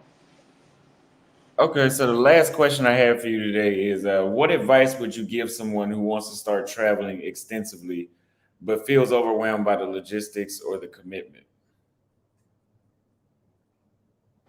And this person wants to travel for personal or for content, personal content, Let, or let's to say they meet travel someone. personal. What's the reason? Let's say they want to be a personal Personal? traveler. Yeah, and they want to travel like how we do, but just for personal reasons. Personal reason. I would say try to reach out to groups, find out about groups that are traveling. If you're not a seasoned traveler like myself in Austin, try to reach out to groups, like sign up with groups and see when these people are traveling and maybe travel during the time they're traveling. Therefore, you're not by yourself and you have people that's from the US that can relate. And when they're going out, you can go out with them so you can kind of like be around people that have experience. And also, I would, depending if you want to travel full time like us, it could be a remote job. You can either have a remote job or you can work as like a job where you work maybe 6 months, 7 months, 8 months out the year where you could travel the rest. You could work on a ship. You could do truck driving. Those type of gigs are gigs where you could kind of like you don't have to work 12 months a year. People on the ship they work 6 months and the other six they're traveling. You got people that drive trucks. They only drive trucks 8 months out of a year. and the rest are traveling. So those would be my those are the things I would recommend for people who actually are not doing it for content. They're just doing it because they really want to travel and see the world.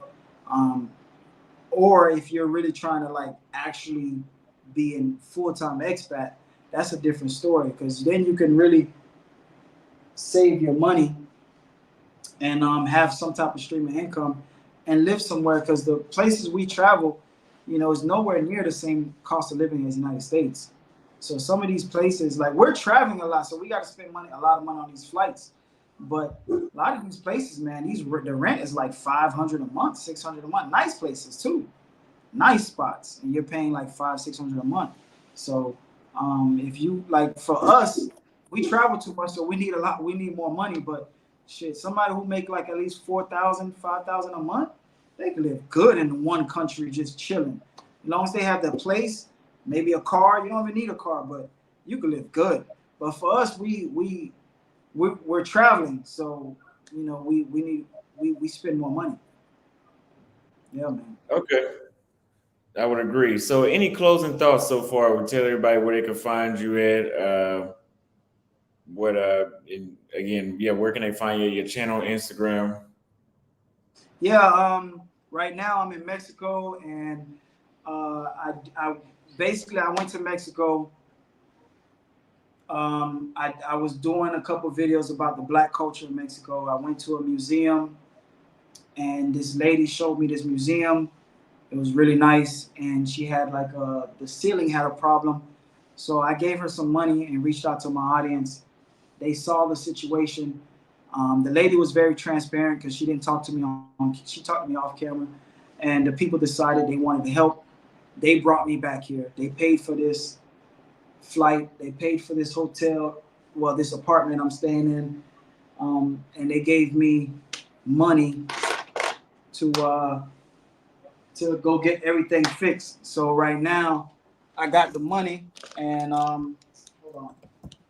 Nah, I ain't gonna show money on camera. Fuck that. I got the money, and we gonna get this fixed. But if anybody want to follow me, they can go on. Check and Effect is my YouTube channel. Check and Effect is my Instagram. I also have a TikTok. It's Check International. My TikTok is Check International, so you can reach out to me. TikTok Check International, YouTube Check and Effect, Instagram Check and Effect, Rumble Check and Effect, and I will be opening up a Facebook. There's already a Facebook with Check and Effect, but it's not me. But I'm trying to see how I can open up a Facebook and possibly get those people that are already following. So yeah, man. I appreciate you guys for watching, man, and shout out to Austin for doing his thing and hitting that 100K. Now he on the road to 200K. You know what I'm saying? And yeah, man, we just gonna keep pushing, man. We're gonna do our thing, man. That's it. Thank you. But it's a smart idea to the way you're doing the content now is because editing is tough. It's hard, Mhm. man. It's that editing, like sometimes when I'm in traveling and I'm going from one place to one place, it's hard to stop and edit. It's tough. Yeah, yeah, I appreciate it, man. I don't know how much time do you have if you're up to it. If you want to do a call in for a few minutes, or if you have to go, it's up to you. All right, let me see what time it is because I'm actually going out tonight. Okay, okay. But let me see. This phone is there. What time zone are you in? Eastern Central, Standard, East, what? So what time you have? 8:46 p.m. All right, let's do about 20 minutes. Come on, I got 20 minutes. Let's go.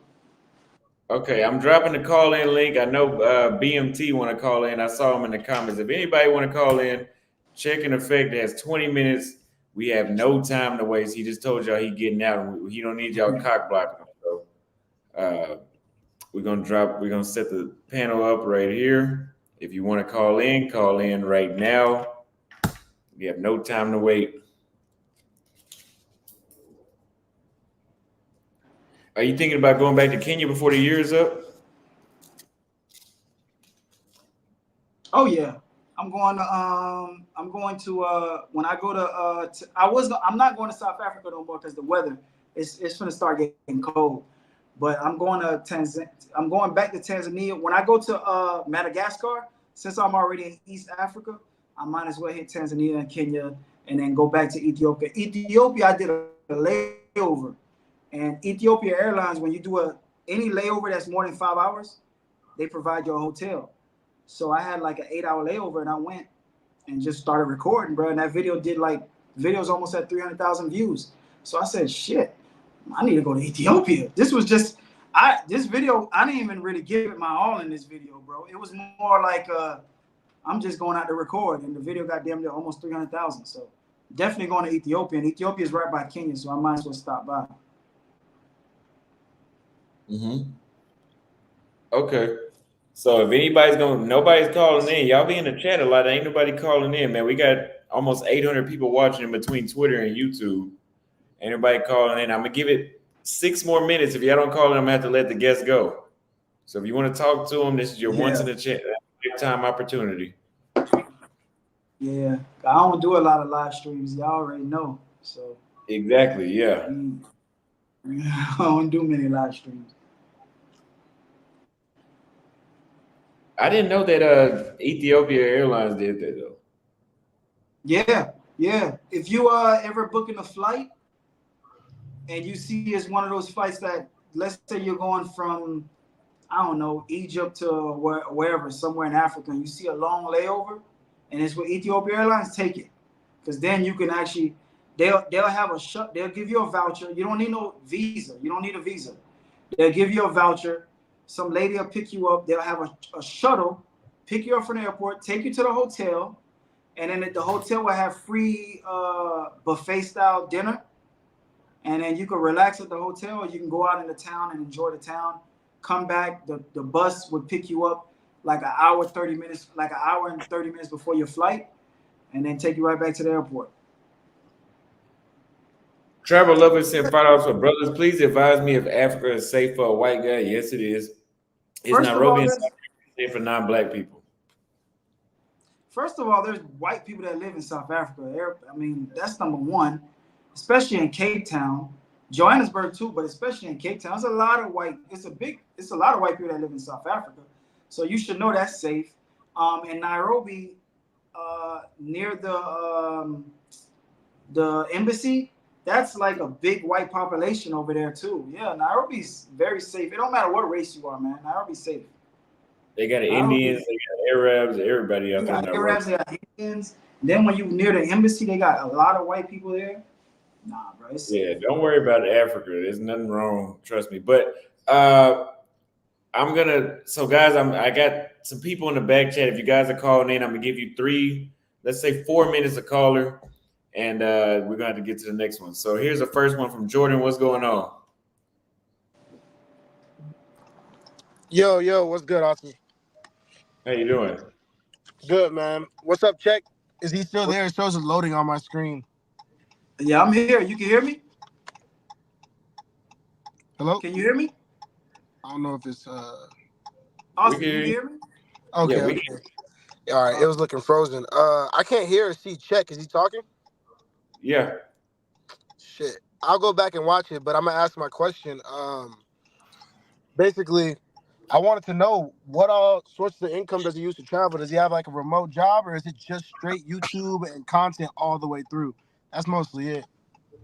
I used to when I first started, obviously when you first start, you don't really have an audience. So at the time I was working, it wasn't remotely, but I was working like with a company as an independent contractor. And as an independent contractor, I work like maybe 5-6 months. And when that contract is over with, I would travel. I would save my money, travel, and then come back and do another contract for 3 to 4 months. But once things started popping off, and I started doing using other streams of like other platforms, things start popping off. After I hit a certain subscriber count, I just stopped doing the job. I said, you know what? Even though I was making less money, I felt like if I keep doing it and I put my all into it, I eventually make more money. You feel me? So right now, it's investments that I have in content creating. I don't know if he can hear me though. Yeah, he can't hear us, but I did answer the question though. I don't know if he's still talking. Yeah, he's done. Okay, cool, cool. I'm gonna hop out then, and I'm gonna just rewatch it. Thanks, So man. you can hear me, but he can't. Yeah. All right. Remember, you guys, if you guys donated anything, it's $5 and $5 super chats and up is what we're reading to the guests. WM Musafa, I don't see a super chat. I read your super chat earlier. Uh, oh, glad to see. Yeah, we read that super chat. Yeah, that's the only super chat you got, man. We read that. We showed our bracelets. So if anybody else wants to call in, here is here's the link again. Call in. I'll give it 5 more minutes. If you guys don't call in, we'll let the guest go so he can continue on what he has to do today.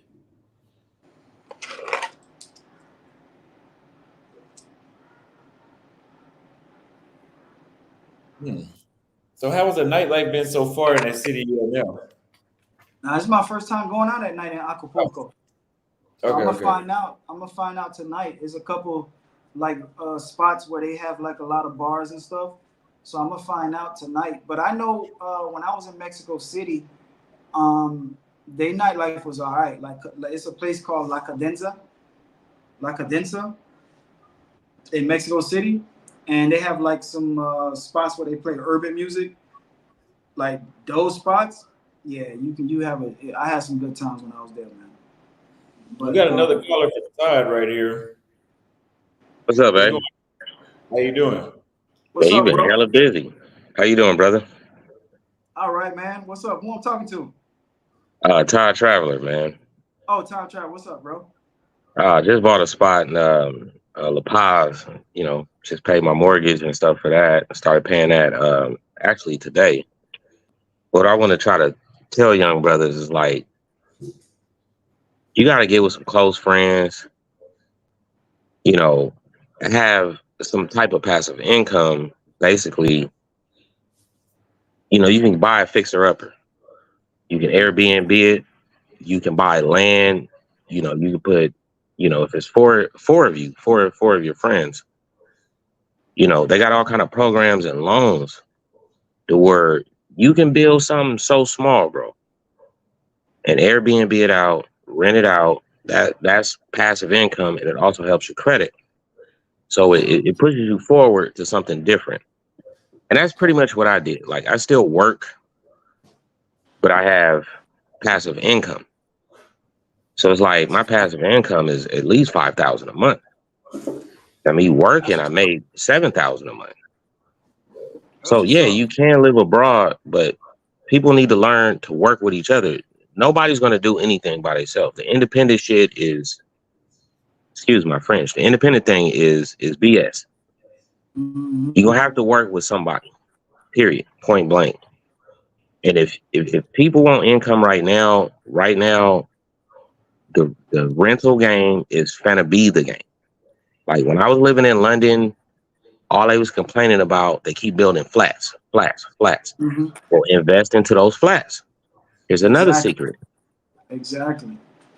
In Tulum, Mexico, right now, you can put minimum 10,000 down. It's like you're a shareholder when you do that to some of these Mm-hmm. condominiums that they rent out.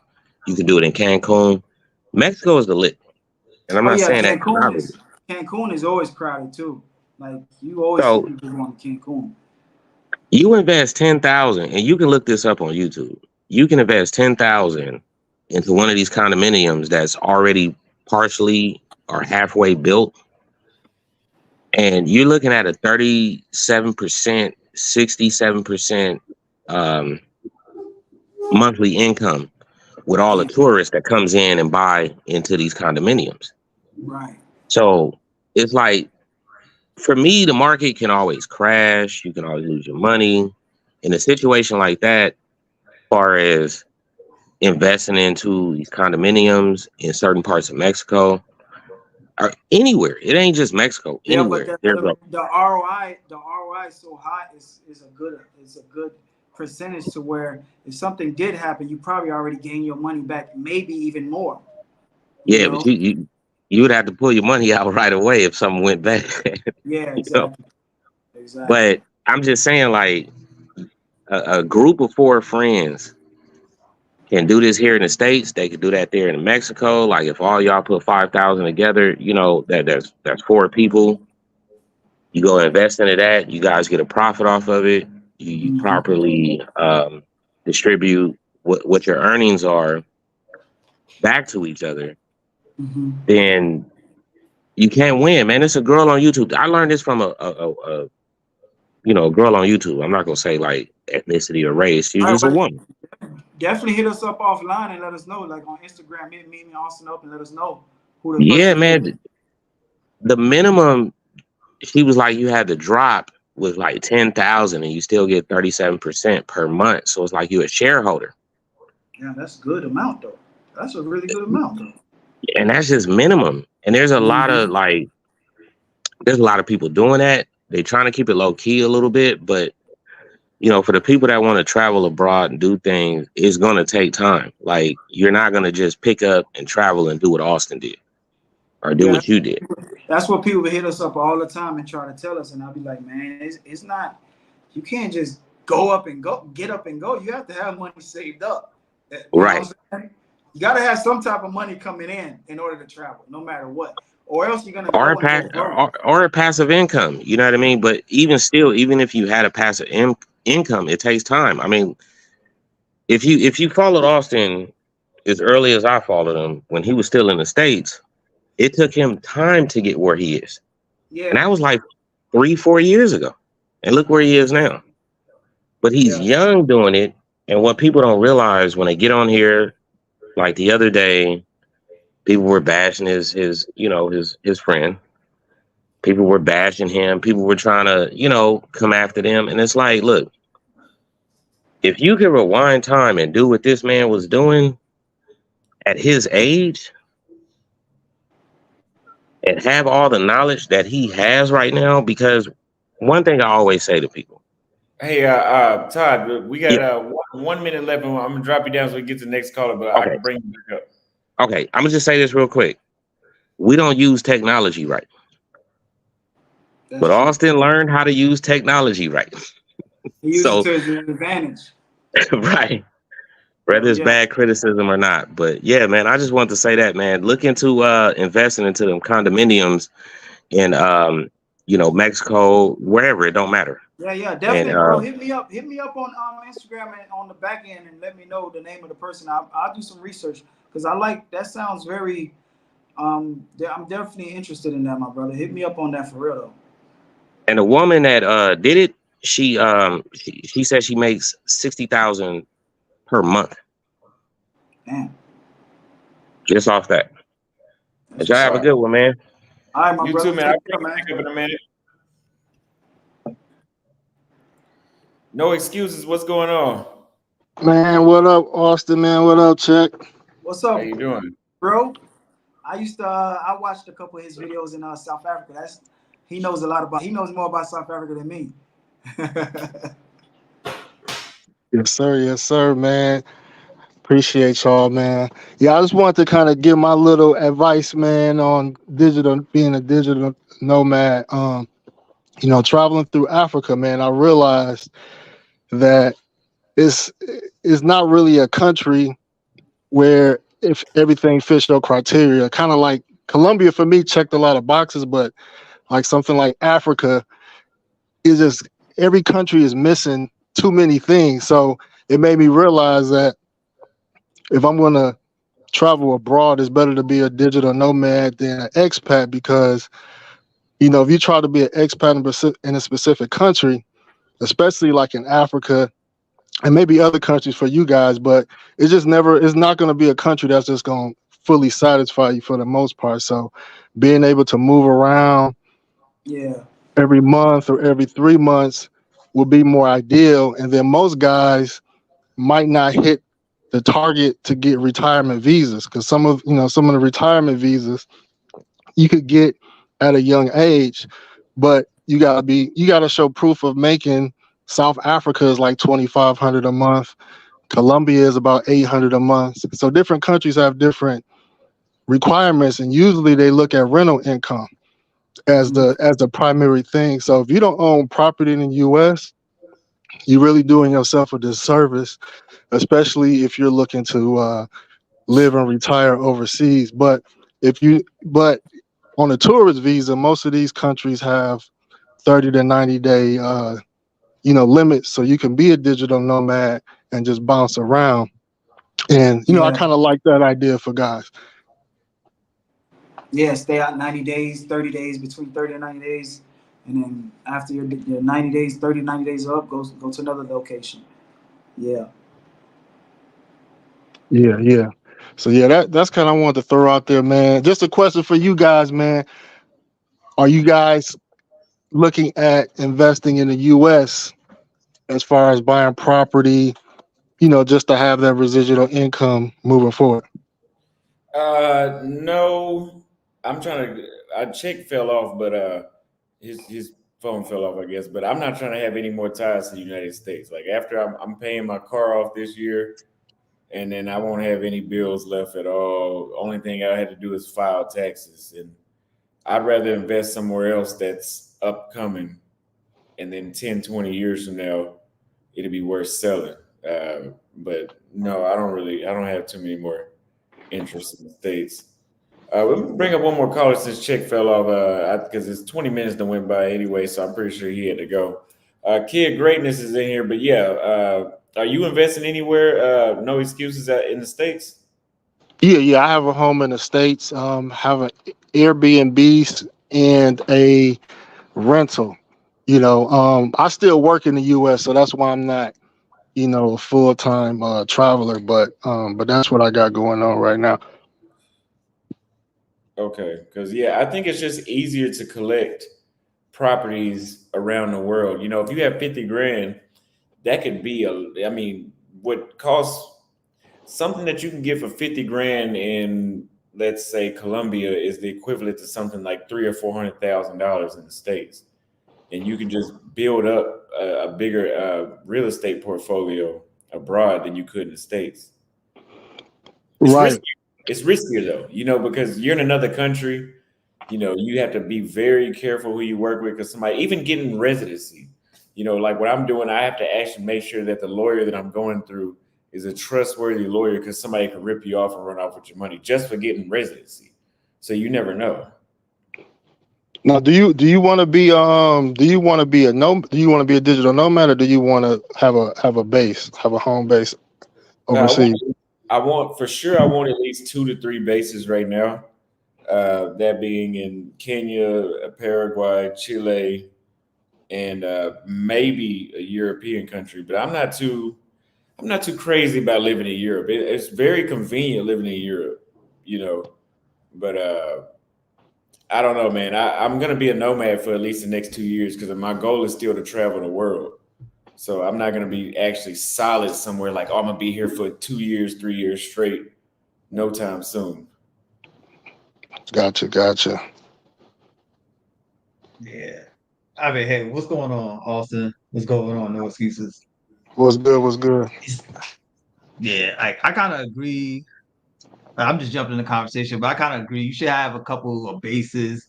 Like, I don't know if y'all follow like Nomad Capitalist, where you Uh, have like you have a base where you have residency, you have a base where you can put all your businesses in for tax purposes. You should have multiple bases, like, because I definitely want to have a base in Kenya. I feel like Kenya is like the wave. Like Kenya's gonna blow up. So if you make investments there, you're gonna have good money. But you have to be very, very careful making investments. Cause like I tried to do business when I lived in Tanzania and it was like a disaster. Like people were trying to rip you off. There was this one guy who actually bought a bar and he didn't even own the bar. He put up like $30,000. At the end of the day, the bar wasn't even in his name.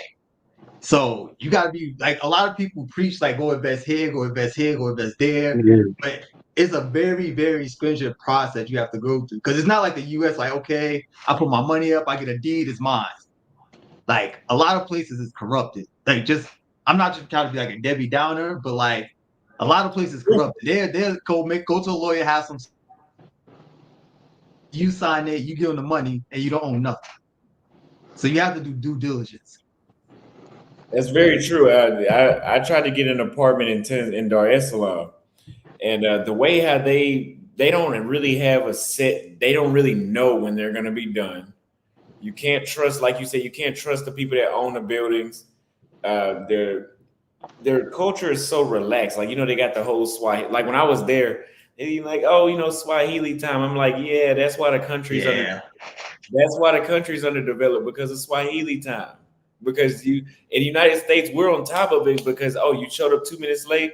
Okay, you're fired today. Well, it might not be that extreme the first time, but we do shit. We're on prompt and on time and stuff. And these other countries that are relaxed, those, yeah, it's just not. It's not as easy as it sounds like. Oh, just go buy this, go buy that. You actually have to. You actually should move to that place and live there first for 4 months or so and get a feel for it first. See how the people do business, even just with small things like at restaurants and stuff like this. See how honest the people are there, and actually make a network of people where you can trust them to introduce you to the right lawyers, like I said before, to make sure, like, in Ghana, they run off with land. Like you said, you buy land and it's actually somebody else's land the whole time. And 5 years later, they come back with a machete, threatening you. And you like, I own this. And really, you don't own it. You got fucked over. So it's you got to be careful doing that stuff, man. That's why people in my comments like, you need to be investing right now. Yeah, fucking right. I'll take my time doing that. You got to take your time, man. Like I study this stuff. I talk about it a lot, and if the State Department has they call it an economic overview of each country, and they give you a breakdown of like investing in real estate and businesses. They tell you how hostile it is. You could Google it, but to make a long story short, Africa, there's only 4 countries you can own land freehold, and and all the other countries is through lease. So the most business attractive countries in Africa I would say South Africa, Namibia, Zimbabwe, and Botswana, because those are the only 4 countries you can own land outright. Everything else is through lease. So if you really want to invest in Africa and want to have government protections and the least corruption, those Southern African countries will be the way to go. There are some things I'm hearing about Kenya, but they do operate on a lease system when it comes to residential.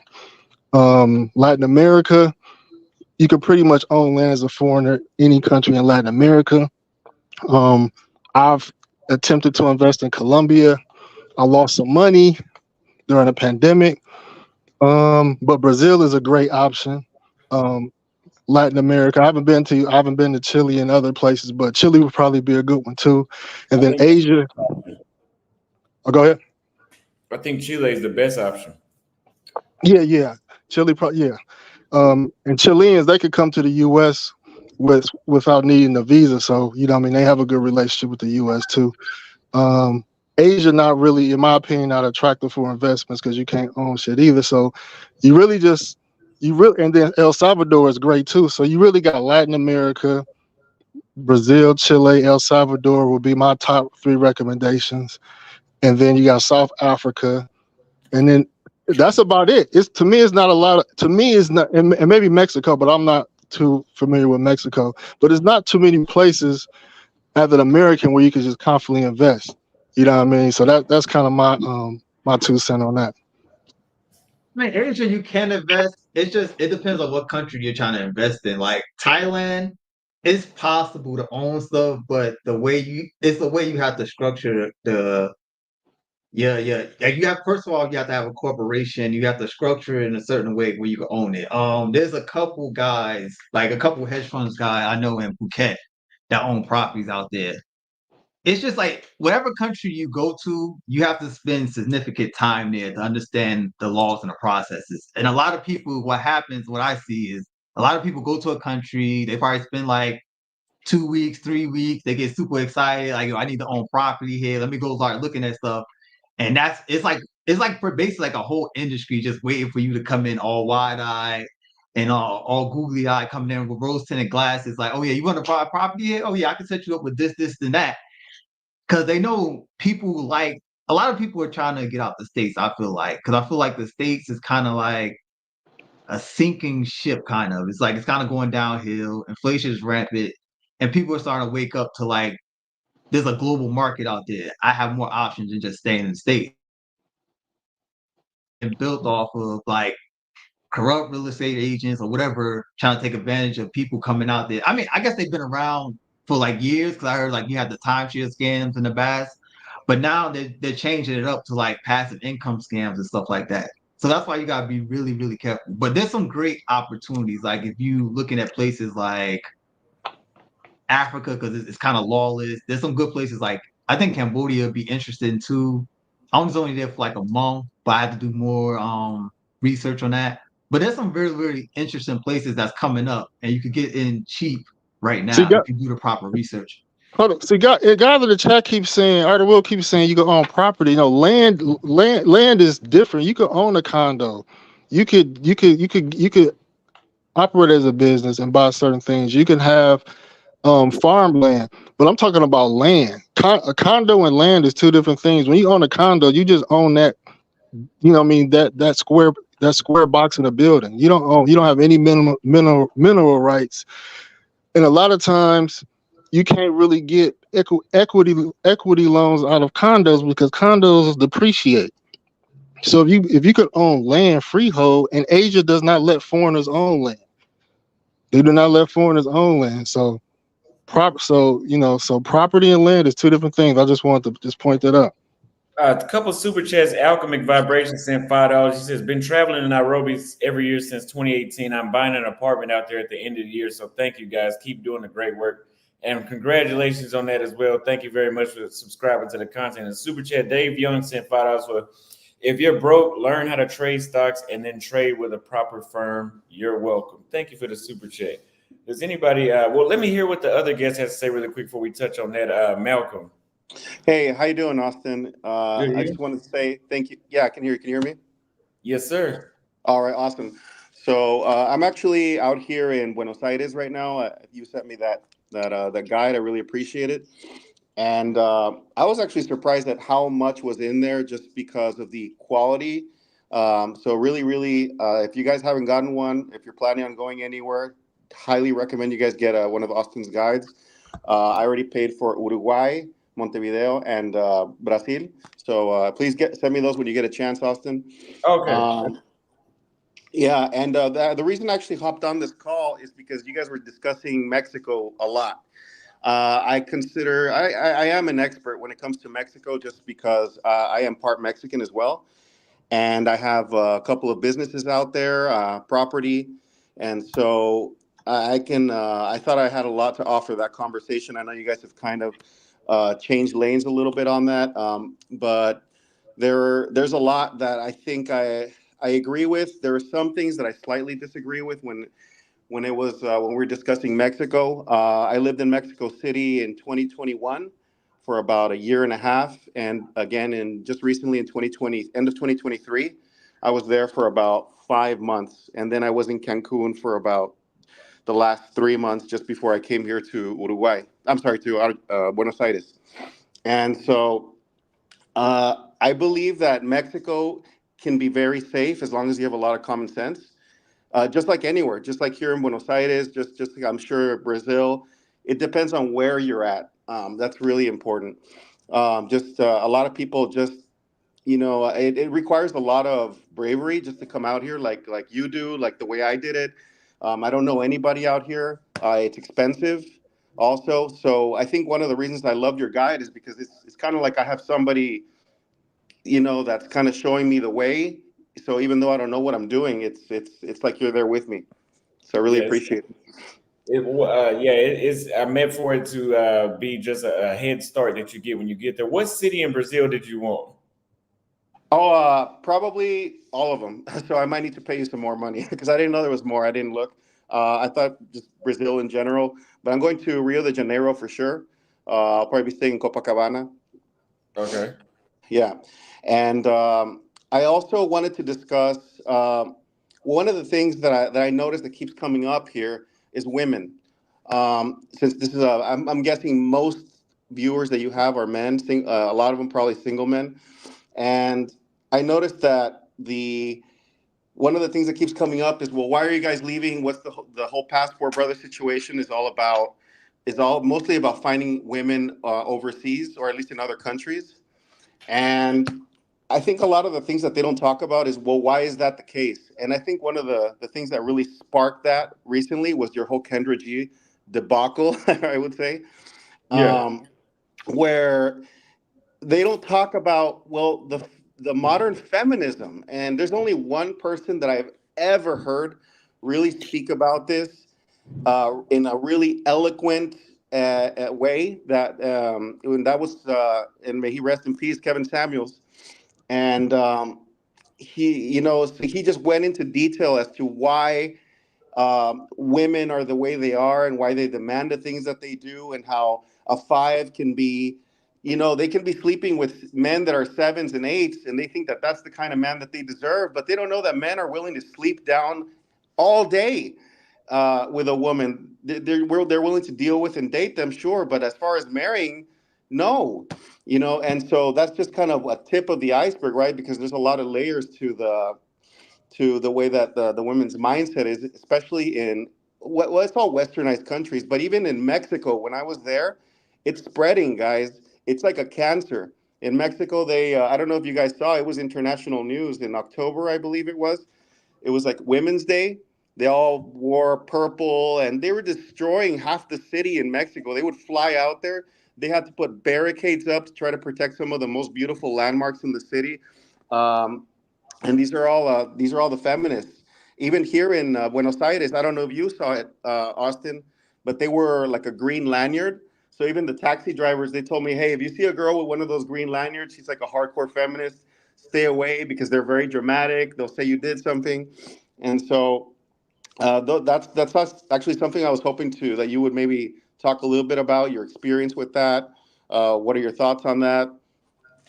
I didn't really see the green lanyards like that. I didn't. That was my first time hearing that one, but I don't doubt it because I know Argentina had a strong wave of feminism too.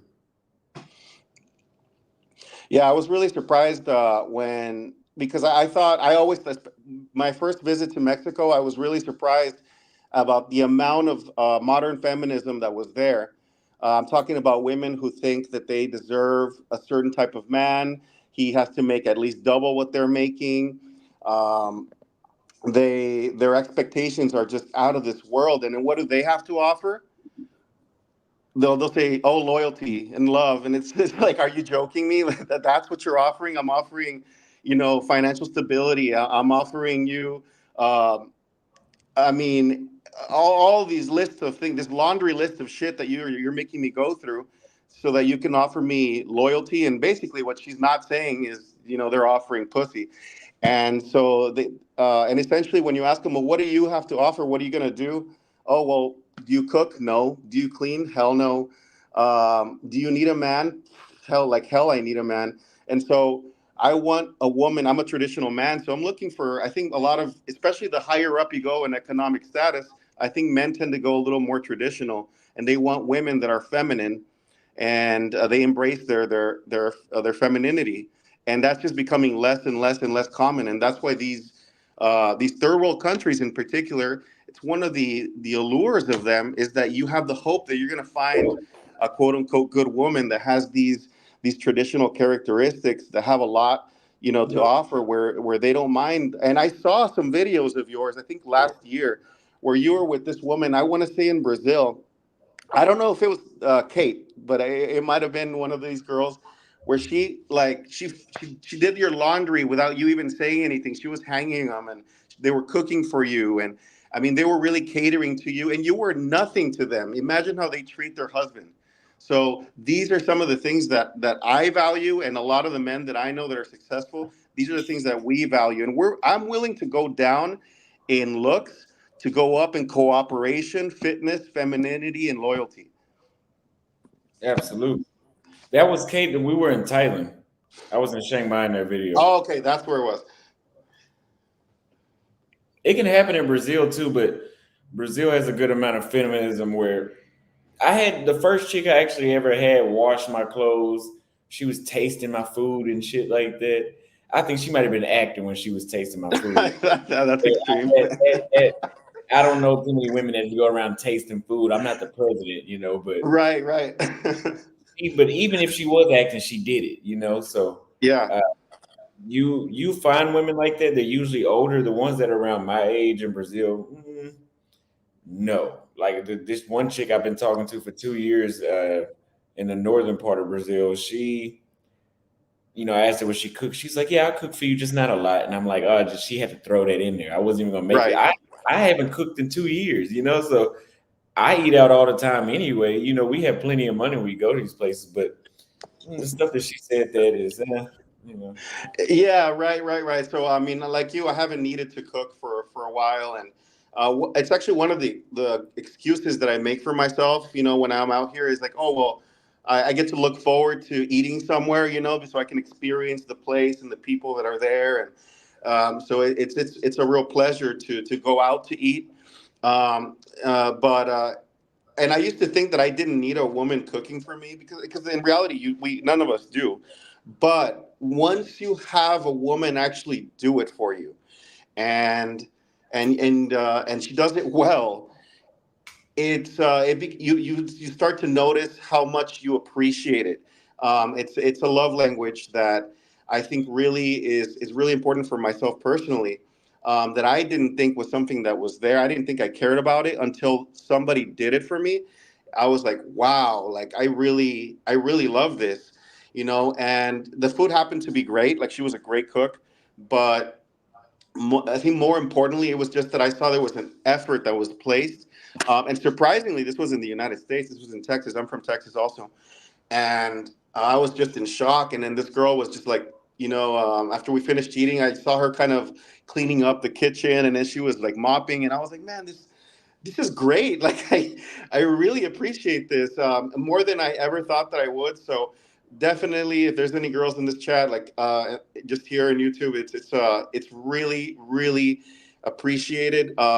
We may not know that we care about it, but once you start doing it, man, it makes a big difference, and we really appreciate it. And I think a lot of women don't understand that their femininity is a superpower.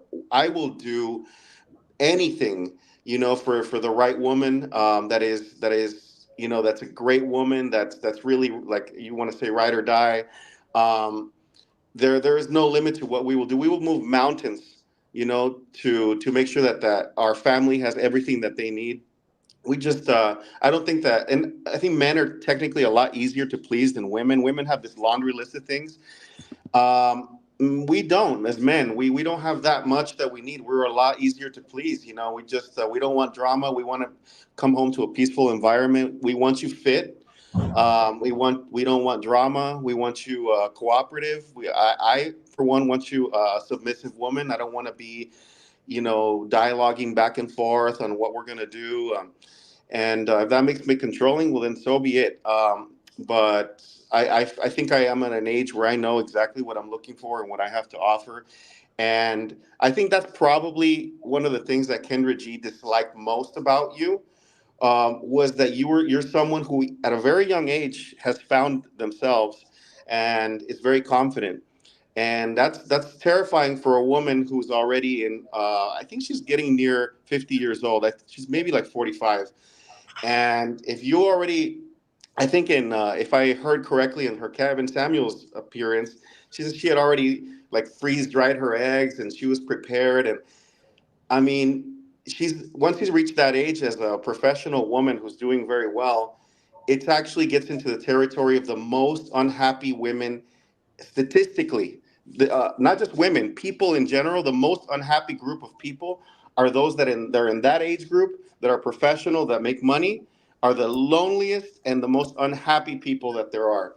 And so she's saying that she doesn't need you, that you can just come back to all these countries that you're visiting, that they don't want you. That is bullshit, because you're telling me that you don't want a young, fit, successful man, black man, especially because that was a black channel. Well, if you don't want that, then what the hell do you want? I mean, are you crazy? And so I think she was being a bit disingenuous with some of her comments there. I think it was unfair. And I really want to applaud you for keeping your composure and your professionalism when you were on there, because I think you did us all very, very proud. I really wish you had mentioned how she switched up, how she was one of these women, like basically from head to toe that she has on her own channel, and now she switched up and became basically a Kevin Samuels copycat. I think is it's just pathetic, and she's not really doing it to help anybody. I think she's just doing it for the glamour and for the money. And so that's the only thing. That's the only thing I wish you had mentioned it. I don't know if how much you know about her that appearance that she had on there and how she switched up after that. But overall, I really want once again I want to thank you for everything that you're doing, man. Keep up the great work. Stay safe and get me those guides, man. Oh yeah, I just sent them to you. Thank you very All much. right, I appreciate it, man. for sure. Thank you, brother. All right, you have a good time. You too, man. Thanks. Kid, great. Okay, let me. So we had a super chat that somebody brought up. Uh, right here. Oh wait. Oh yeah, I want to speak on that. Yeah, he was talking about prop firms. Yeah, he said Yeah, trade stocks and then trade with a proper firm. I got experience with this, so I can speak on this. Yeah, trading is a great option if you want to have a remote income. But the thing is, trading is very, very, very hard. It's not an easy task. You can spend easily years without making profits. And you gotta be there's certain people who can't even learn how to trade. Like it's just your mentality. You just can't learn how to trade. Like it's not gonna happen. So I want to recommend everybody trade. And then he's talking about trade with a prop firm. That's even harder. So first of all, you gotta learn how to trade. So say it takes you 3 years, 2 years to learn how to trade. Then you got to get with a prop firm. So that means you have to show somebody that you're profitable. And if you, they usually have terms like say like if it's like a forex prop firm, you have to make like 10% a month. If it's a traditional stock prop firm, like traditional stock prop firm, they're probably going to start you off with something like we'll give you like 25K. You got to make a risk adjusted return of probably like 2% or something like a month, 5% a month. So it'll be really, really hard to tell everybody to go trade.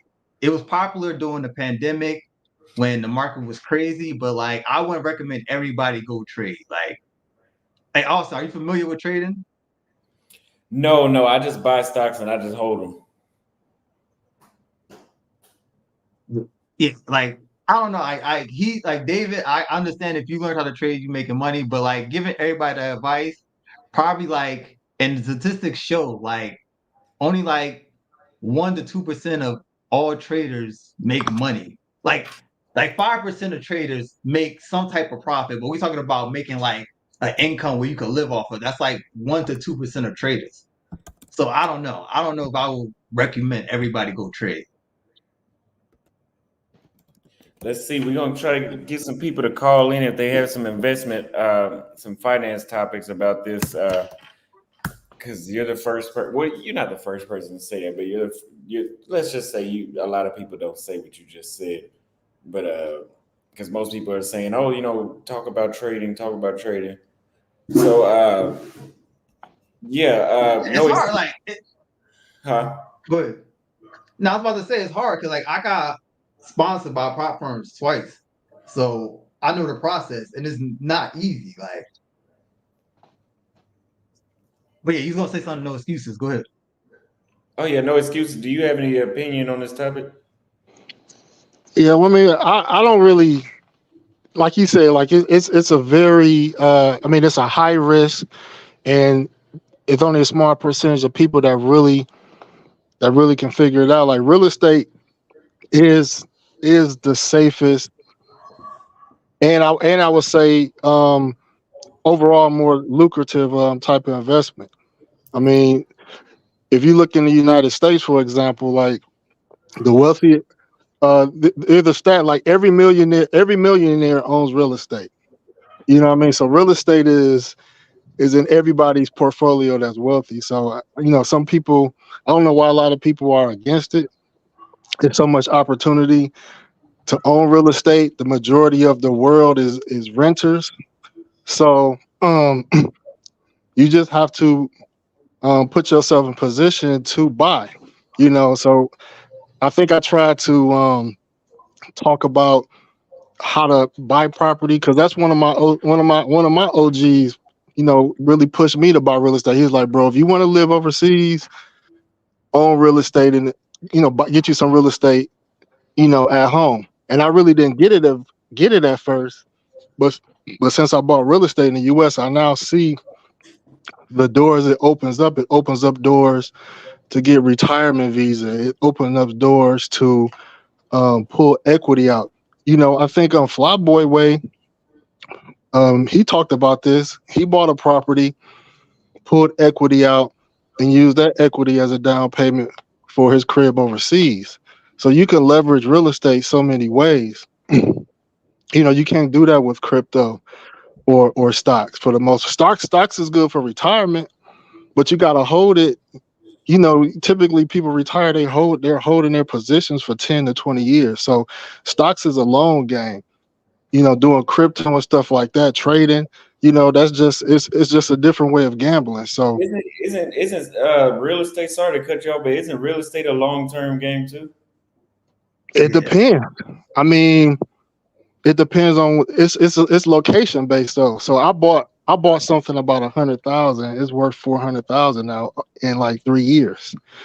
So, but yeah, it could be short and long term, but it's gonna be long term regardless. Regardless, what I mean, your grandma, your great grandparents, they bought a crib probably for 30, 40,000, and that crib now is probably worth 200, 300,000. So yeah, yeah, it's a long and short term investment depending on location. Yeah, I mean, I would say this. It could, yeah, it does depend on your strategy, what you're trying to do. If you're trying to do flips, so you're trying to invest money in and rehab fast, you can do it like it's more short term. But the thing I think that stops a lot of people from doing real estate is it can be capital intensive. Like you got to have money. Like if you're gonna go, say you're gonna go get you a duplex or something like that, you're gonna have to have money in reserve, like just in case, like say your first three tenants suck.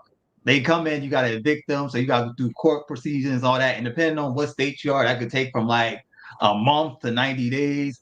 So you gotta have reserves to pay your mortgage. Then if they damage your place, you gotta have reserves to repair it, and that could eat up your capital. So a lot of people don't have the capital to put into real estate. And there's other ways you could play real estate too. Like if you're trying to play it, you could do like foreclosures, you could do flips, you could do short sales. I mean, there's a lot of ways you could play real estate. When you say real estate, it encompasses a lot of things. It's kind of like the same thing like you were trying to talk about like trading. Like you got different type of trader. You got like you could trade options, you could do portfolio management. A lot of people don't think about this. They just think about one way. There's multiple ways to make money with assets, and it depends on what your type of strategy is when it comes to that. Facts. Facts, I agree.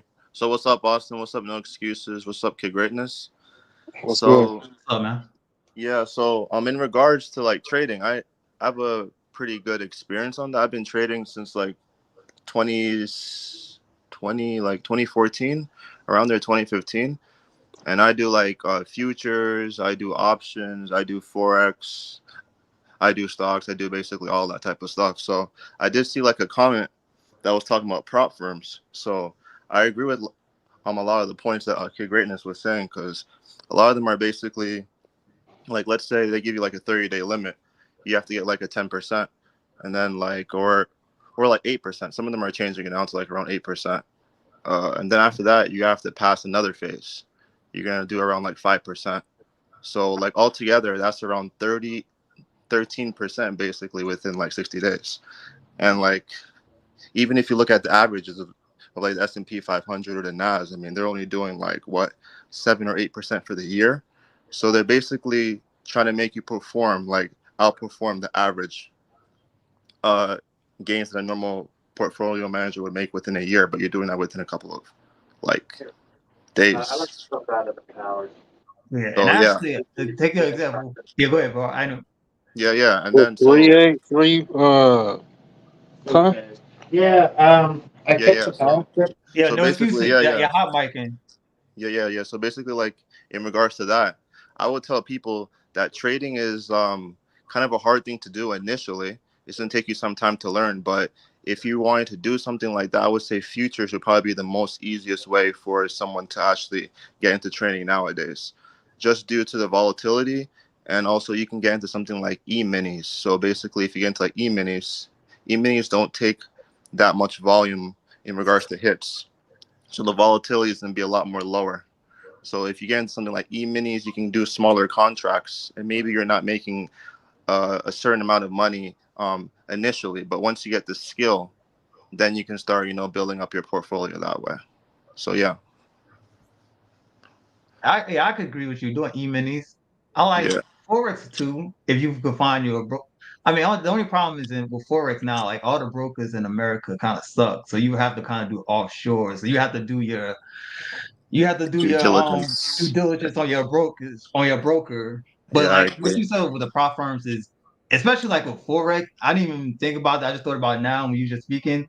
A lot of prop firms are going out of business. Like for anybody 100%. familiar with the forex space, like all the top prop firms are either getting kicked out of states or they're going out of business because how it was working was they were just basically taking the money that people was paying for a fee. Okay, let me explain this for people who don't know this. Yeah, Okay, they had a bunch pyramid of scheme, prop bro. firms in forex where you like say they'll give you $100,000 to trade with, but you have to pay like $1,000 fee to to get a trial run of trying to get that account.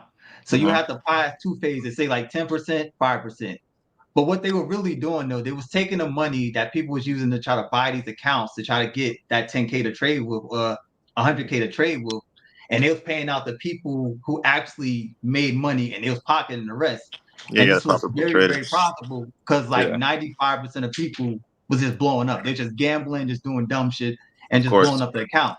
Yeah, But now, since things have got bad, and now the pyramid scheme is kind of like the bottom is falling out, they can't pay out the people who was actually making money. So hmm, basically, it was just a long story short, it was yeah. It was like Bernie that's Madoff, what. bro. Yeah, exactly. Yeah, it's basically Bernie Madoff. And also, like, the U.S. government got into that too now, bro. So the only thing that's really regulated for you to trade, that's like CFD regulated in the U.S. if you're a U.S. citizen, is going to be futures. That's the only thing that's. So there's prop firms that you can actually trade legally. That's futures because forex, just like what you're saying, actually the prices can be manipulated. So that's how the issue was there too. Prices can be manipulated and controlled by the brokers. So they can move a price to a certain way. So like let's say if in the beginning of the morning when market opens, you see a price at like I don't know, let's say a random price on Nas like 13.97. On the broker, they're gonna put like 13.94. But you're looking at the real charts and it's completely different. Then there's a huge volatility that just like claps you out basically, and you lose your account when you didn't really lose your account. So that type of stuff. So it was like a whole manipulation the U.S. government found out like about that, and then yeah, they shut them all down. So basically, the only thing legal right now in the U.S. is futures when it comes to prop firms. So that's also what I wanted to add on that. So that's the only thing you can basically learn if you're a U.S. citizen is futures. Yeah, futures is. I mean, I want to say like that. There's no legal like forex prop firm. The thing with futures is like it's very very. It's a centralized market. The thing with forex is not centralized, so there's a lot of manipulation, and then the prices you usually get from a broker is like an aggregate. It's not like okay, they can just go to like the New York Stock Exchange and be like, okay, Apple costs like whatever $300 at the moment. Like they aggregate the prices and the best bid and the best ad on that aggregate is shown in a broker. That's why Forex is kind of sketchy. That's why it makes it a little bit harder for people to learn. Mm-hmm. But the only thing that it is good to learn is because you can start with a little bit of money and you could kind of use the leverage. So you don't have to put up $1,000. You can have like a $200 account, $100 account and trade micro lots. So you could get the action of trading without putting up thousands of dollars to trade. But like you could do the Facts. same thing with the e-mini and stuff like that. Mm-hmm. But it just really depends on your preference, though, what you want to trade. Yeah, facts. That's really how it is. They said, If anybody else wants to call in, you guys can call in. The link is down there.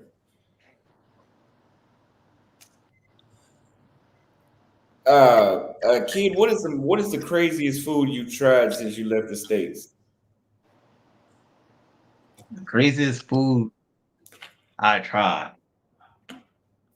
Damn, I ate a bunch of wild shit. Like, uh, I don't know, like probably like in Thailand, I ate like the worms. I don't know what foods did you try when you was in Thailand? Did you try any crazy things like when you go on the street? Just one of those roaches, but the craziest thing I ate, I think, was in two countries, which is Ghana and Peru. I ate rats.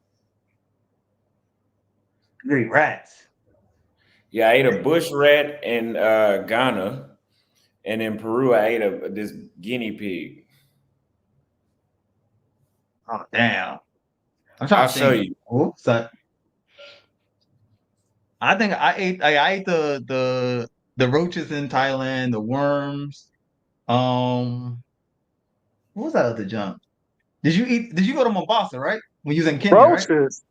Yeah, Yeah, it's like a cockroach thing. Like it's I don't even know what you call it. But like, you know, when you but Mombasa, like they got this thing where they take the cow and test it and it has like some blood and all this extra junk. I forgot what it's called. Did you try it when you was you in know, Mombasa?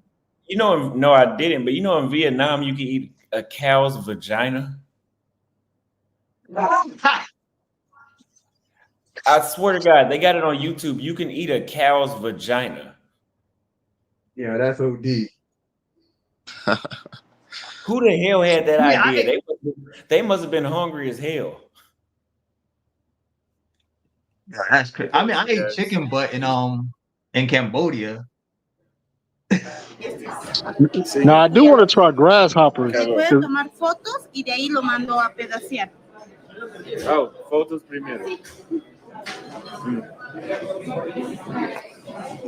She said take photos and then they're gonna go back and cut the. You guys, here it goes.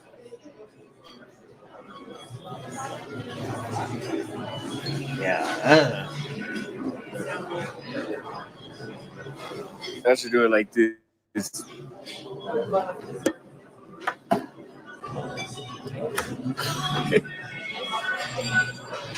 Uh,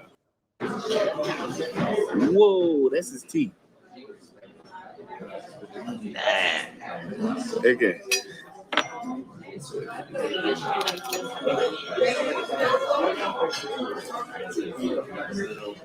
Mm. So wait, they just deep fried a whole It rat? tastes like fish and pork put together. Okay, we're gonna save the head for last. So they need to bring me a second plate. Same big enough.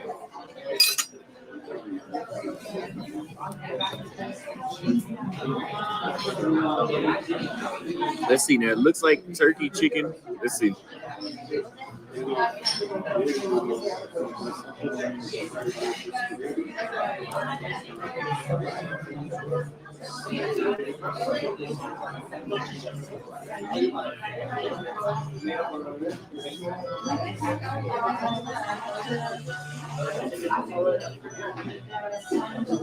That shit was nothing but he said eat the teeth. Fuck you. All right.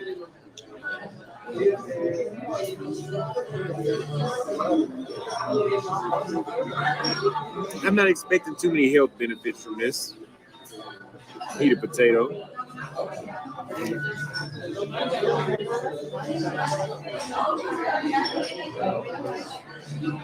You have another plato? Otro plato.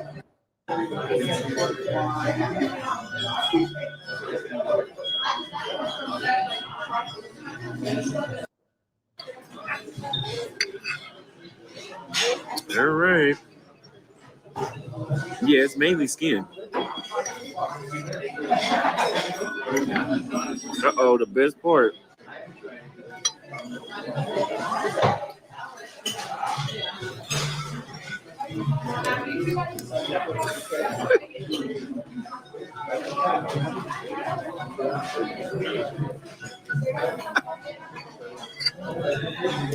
Let's see. So we're gonna rip his jaw off.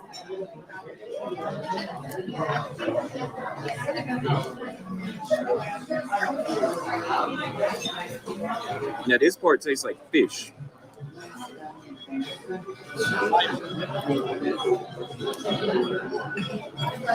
Yeah, y'all clip this.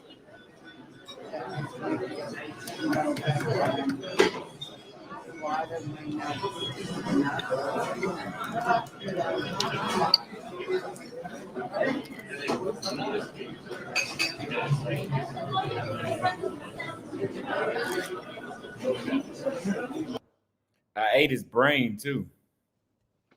Nigga, he was fucking that shit And up, bro, man. bro, It you ate tasted Master kind of Splinter, salty. son. I'm gonna show you. This is the bush rat I ate in East Africa in Ghana. Oh, this rat right here.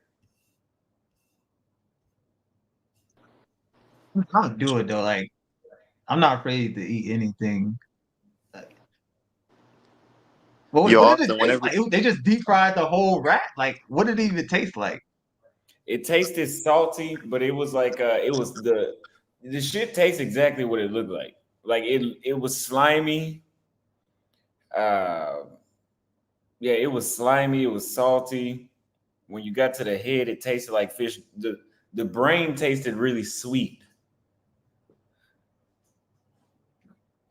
Hey, yeah, that's crazy. The brain had some sugar in it. Yo, Austin, whenever you go to Turkey, you should eat this thing. It's called kokoreç. It's like sheep intestines. It's what kind of intestines? Sheep. You should try it, bro. I'm telling you, it actually tastes pretty good, to be honest. Hey, I'll do it. I'll eat anything. Yeah. It's called kokoreç. So just remember that. You'll see it there. You know they like grasshoppers in Uganda, man. I didn't know it was a thing. You know how we like crawfish in the U.S. or some of us like crawfish. They got the grasshopper season, man. They be fucking that shit up. You know what? In when I was in Zambia, I was with this chick and she took me to a restaurant and I ate the caterpillars in Zambia. Like they had these caterpillars, these fried caterpillars. How was that? Uh, I forgot I even ate that, so it must not have been too memorable. It was very crunchy. It was almost like eating a chip, but it was like the inside felt like you could feel the organs on the inside. Like it's intestines. You could feel that. Oh man. In Thailand, it tastes like French fries. I ain't gonna hold you. I don't know what I think they must have fried in the same oil they fried French fries in, but it tasted exactly like even like the texture was like a French fry. It was hella crunchy. Yeah, facts. It was. Great collaboration, guys. American Showbiz on display. Cameroon card. Thank you for the $5 super chat. So whenever I get to Word. let me see what country, because they have monkey brain. Where do you eat monkey brain? I'll go eat that too. I'll eat anything. I'm telling you. In China, of course, you can eat any. You could probably eat a damn person in China. You can eat anything over there. China, you gotta be careful though. Like some of their practices, I seen when I was living in Thailand, like in 2018. I mean, yeah, in Thailand in 2018, they had this private chat that they were showing like stuff that was going on in China. It was wild. It was wild. The practices they do, you gotta be careful, man. Like what? Yeah, like what was it like that? They had like this practices where they had like they would go collect oil from like I think that was like the sewers or something like that, and they'll just they like do something to like kind of clean it up a little bit and then fry stuff in it again. But like when you see them collecting it, it just looked crazy. Let me not say too much because I want to go to China one day. I want to get banned. No, they ain't gonna ban you if they really doing that. They ain't gonna ban you. China be listening, bro. You gotta be careful what you say if you want to go to China. Yeah, you're right about that. I probably can't get into. Well, I got to put up another 1,000 videos of me doing what I've been doing now before I can go to China. They see a picture of Kate, they ain't gonna let me get in there. Okay. Hey yo. They gonna say you dating an Asian woman with red hair. He definitely can't come over here. You plan on going back to Asia? Yeah, I need to go do Japan, South Korea, Indonesia, East Timor, in Malaysia. A lot of people don't know about East Timor. I think East Timor is kind of like Paraguay. Like, there's a reason why people don't know about it. Mm.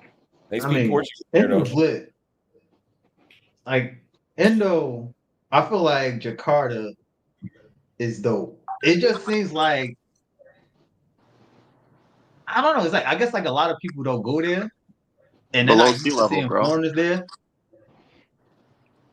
That's why it's below sea level, But bro. the What is? weather's nice.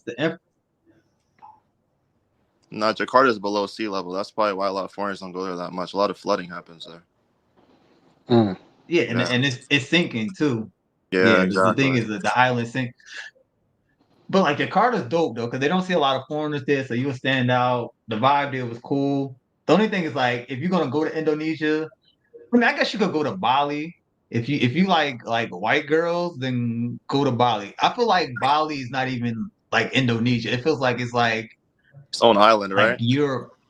Yeah, it's like a completely different place. It's just owned by foreigners. Like the only 100%. local Indonesians you see there are working. Like Yeah. nobody else is there.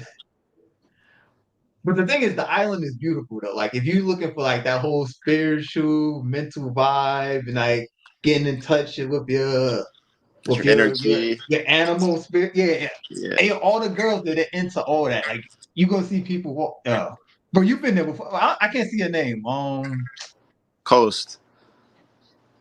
Most. No, coast. Oh, Coast. Yeah, yeah, yeah.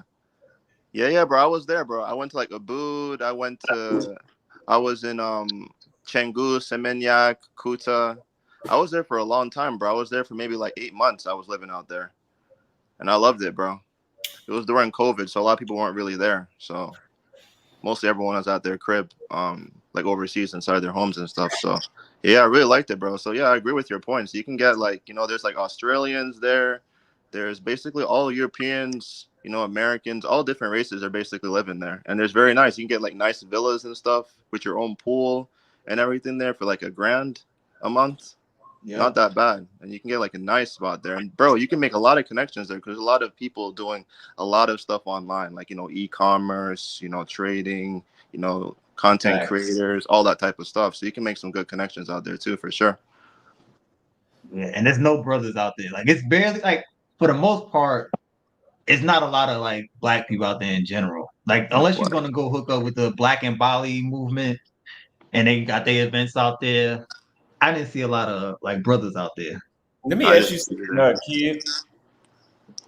Are Huh? you in? Are you outside of Africa?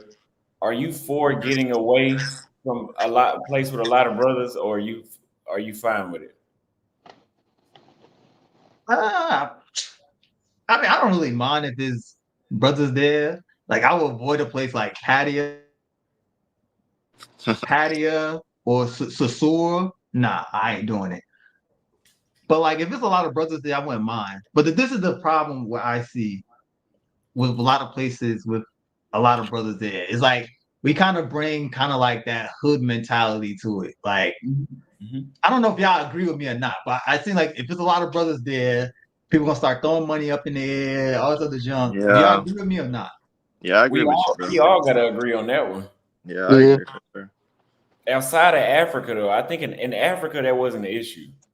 But when we go to Latin Yeah. America and Asia, I don't think in Europe, I don't think them white folks having that. But in Latin America and Asia, it's a problem. Medellin, Copacabana. It's not too bad in Copacabana, but it's there.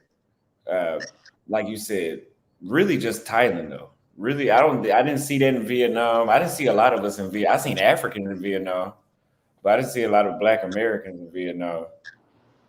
Yeah. But I think Cambodia, we congregate in Thailand. Go They're ahead, oh mostly my in God. Thailand. Yeah, I agree with you. 'Cause, Yeah. Cambodia, Malaysia, Indo, I didn't see a lot of brothers out there. No way. Especially not in Malaysia. There was barely anyone. When I was there, I didn't see any brothers in there. Not at Yeah. all. But I'm not a big fan of Malaysia though. Like you like Malaysia? Yeah, I love Malaysia, bro. Why don't you like it? What's your reasoning? I mean, I like the infrastructure, I like the vibe, but like as far as like the nightlife, Okay. I mean, I wasn't feeling it, man. I wasn't feeling it, and I wasn't feeling the women out there either. Like for the That's that most part. Muslim nightlife, right? Yeah, yeah. They're Muslim out there in Malaysia.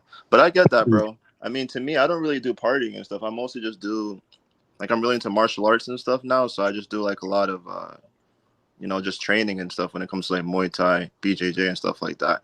So I don't really like party that much. And I don't know, for me, it's like Malaysia is one of the only places that you can actually own something when it comes to Southeast Asia, when it comes to property or that type of stuff. So that's the only reason why I really look at it in that perspective also too. Just for in the future, if I wanted to buy something there, I knew I can buy it like out there.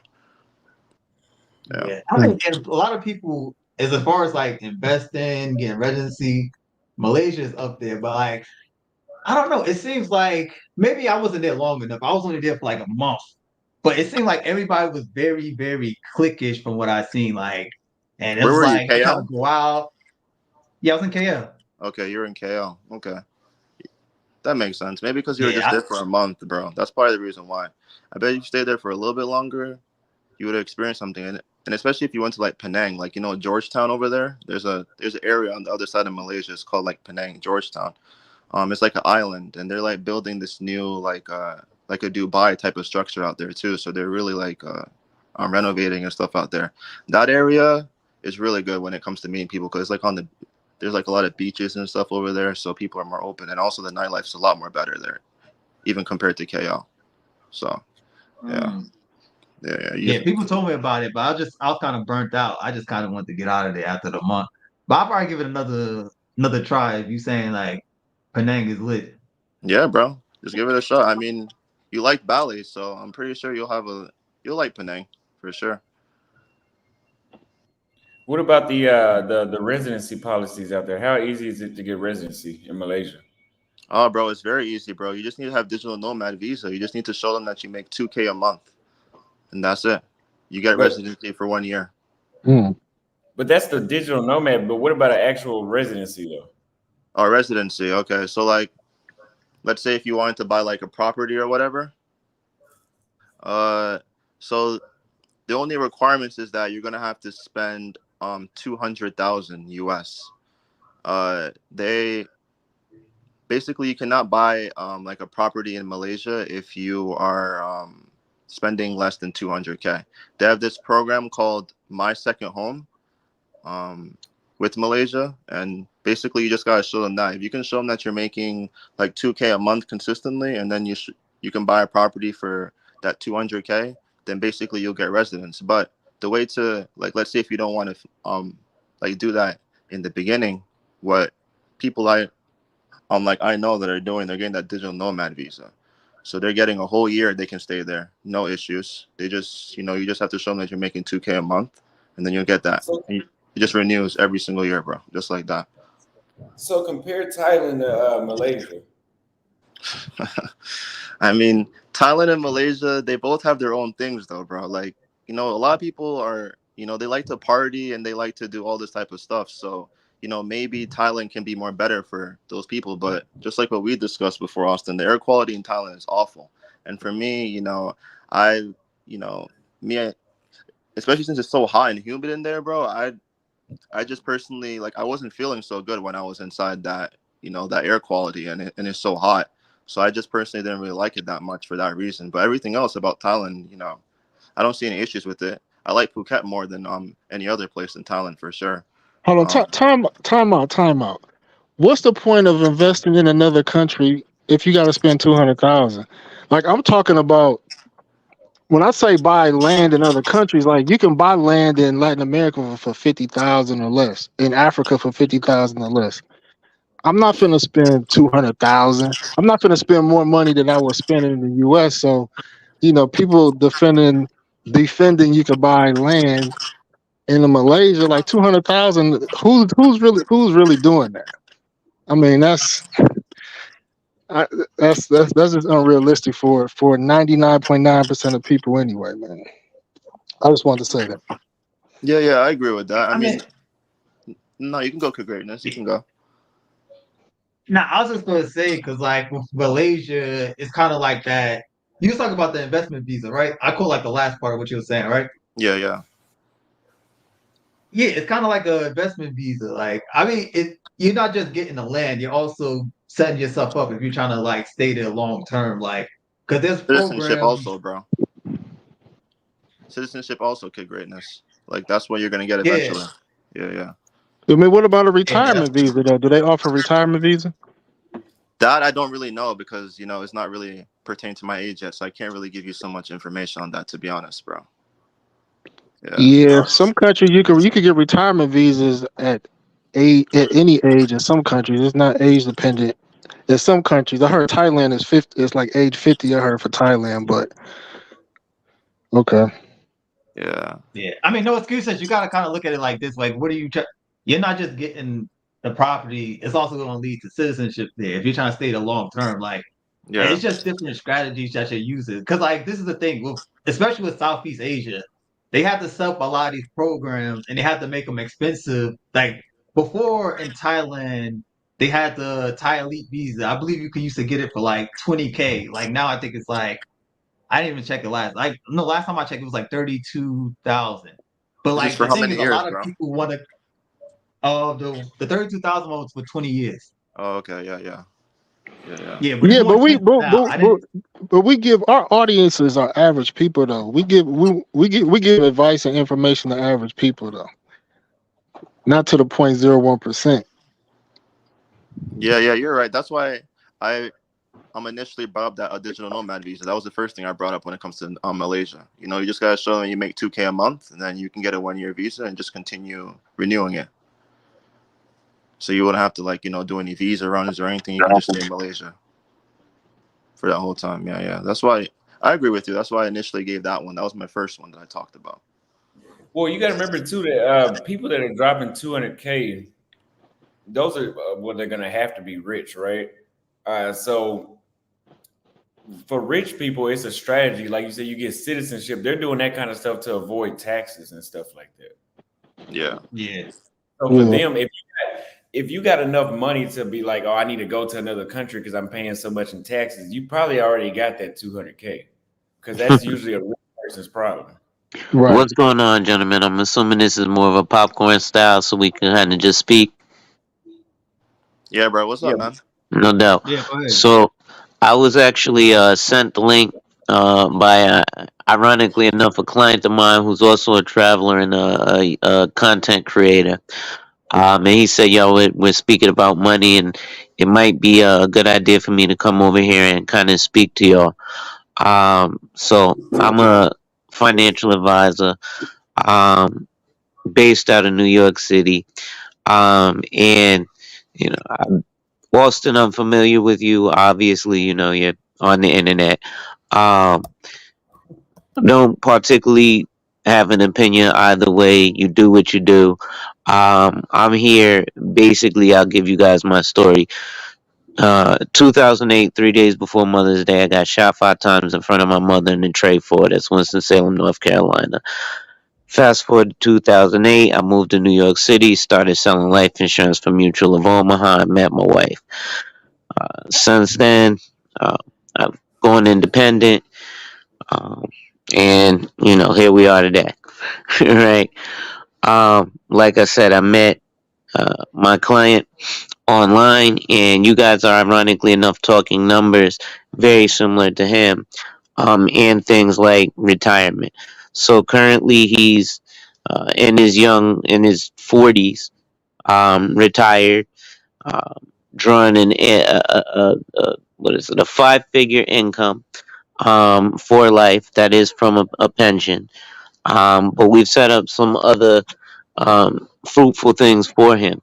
One of those things, ironically enough, is soon to be acquiring a property in, I think it's Panama. And the gentleman mentioned something about 200K.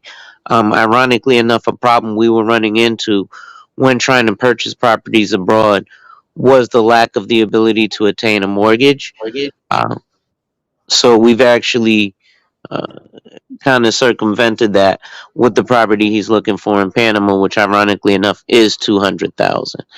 Um, and we're using something called a collateral assignment there. But I was just kind of sitting here being quiet because obviously I am also a salesperson. So, always be closing that might be a little over your heads. Y'all are a little young. It's a movie called Glengarry Glen Ross.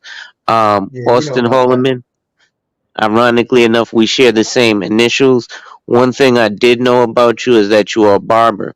Ironically enough, I have a relative who's a barber here in Connecticut who owns two shops, and I tried to talk to a lot of his barbers about a gentleman who shares our initials and ironically my name, which is a gentleman by the name of Alonzo Herndon.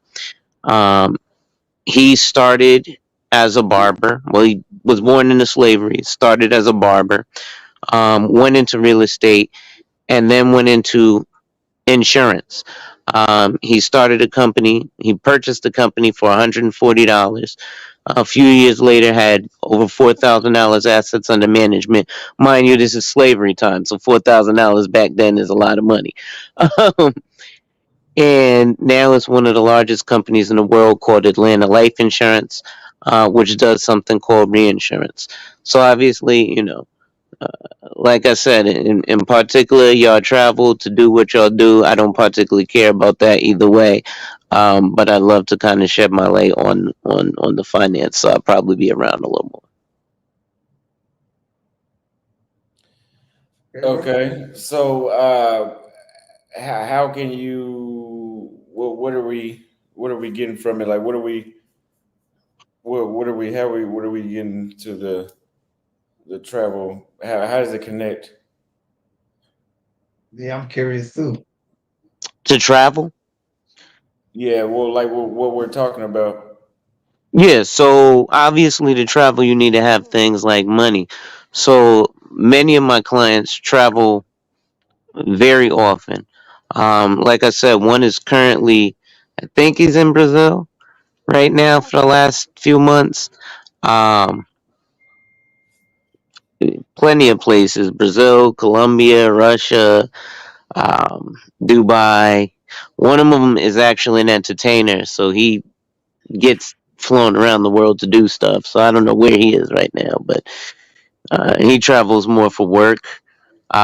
Obviously, as well, pleasure. You can see his TikTok and stuff.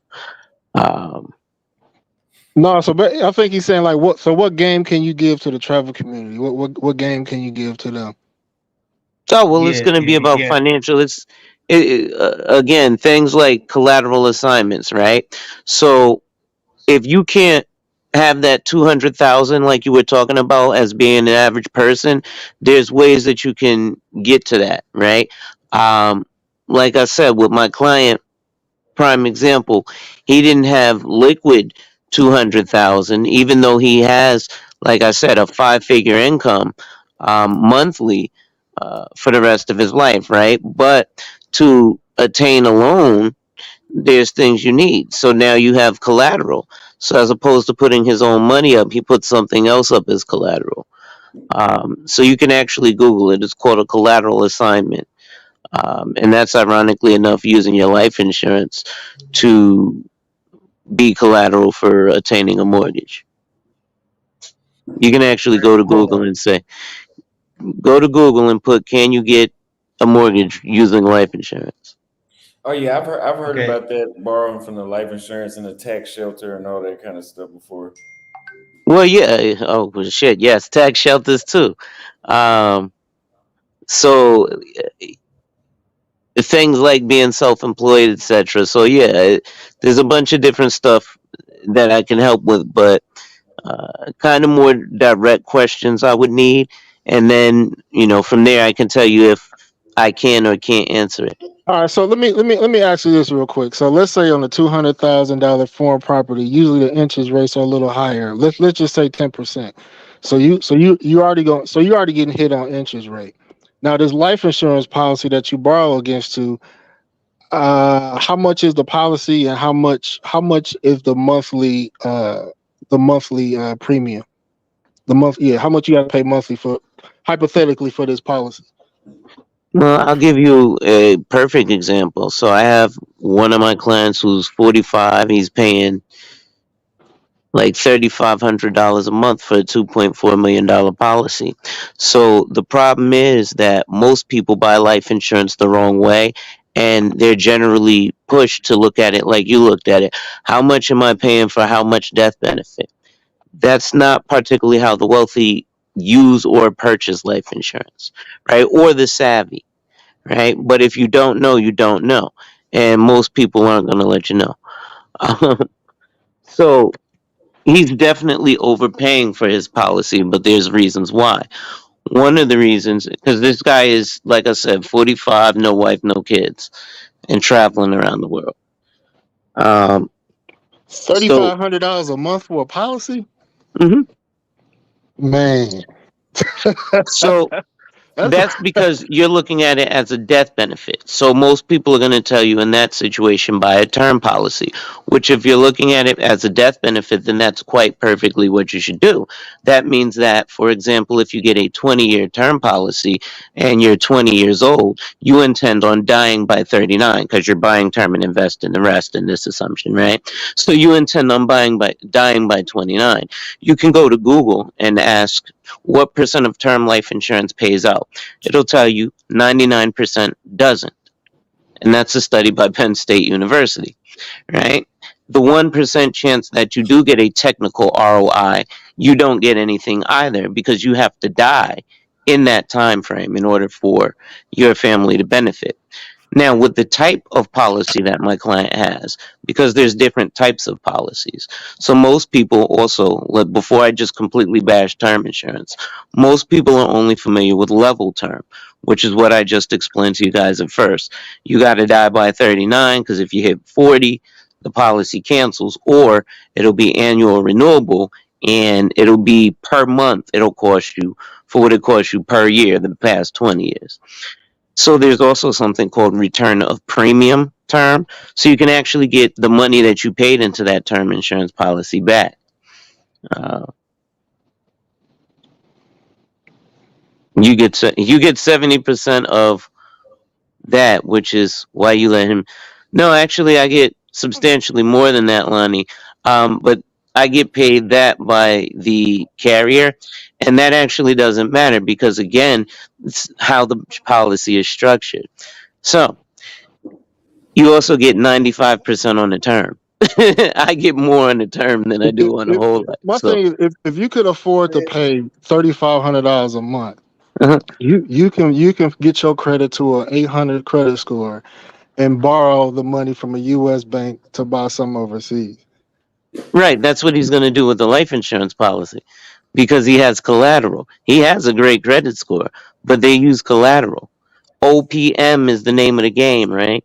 Other people's money. So, again, it's a strategy. Right? Again, this isn't, and don't think that I'm speaking down. This is just the way that I speak. So if it sounds like I'm speaking on a third grade level, I'm just making sure that we have a clear and concise understanding. Cool. Got it, got it, got it. All right. So where was I? Because I've been smoking too. Um, hey, listen, this is real life. I told you I'm 25 cent, right? I got shot half as many times as 50, right? So obviously I've lived a life. Right? I run it. Damn, it's the day before Mother's Day now. I should probably call my mama. um, but so again, using that strategy, paying $3,500 a month, he's overpaying for it. But it's something that mirrors the S&P 500, and it's growing at a 6.7% monthly compound interest rate. Right? So it does have that cap of 6.7%, but it's mirroring the S&P 500 at a 1 year point to point. Do you know what 1 year point to point means? Anyone? No, I never heard that terminology. Okay.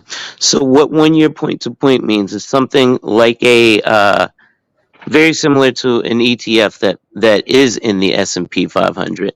that actively participates. This policy, which is an investment grade life insurance policy, mirrors the S&P 500. Because I was a bad boy and I was doing some dumb shit I had no business doing. So because you're mirroring the S&P 500, you have that cap because it's a guaranteed interest rate.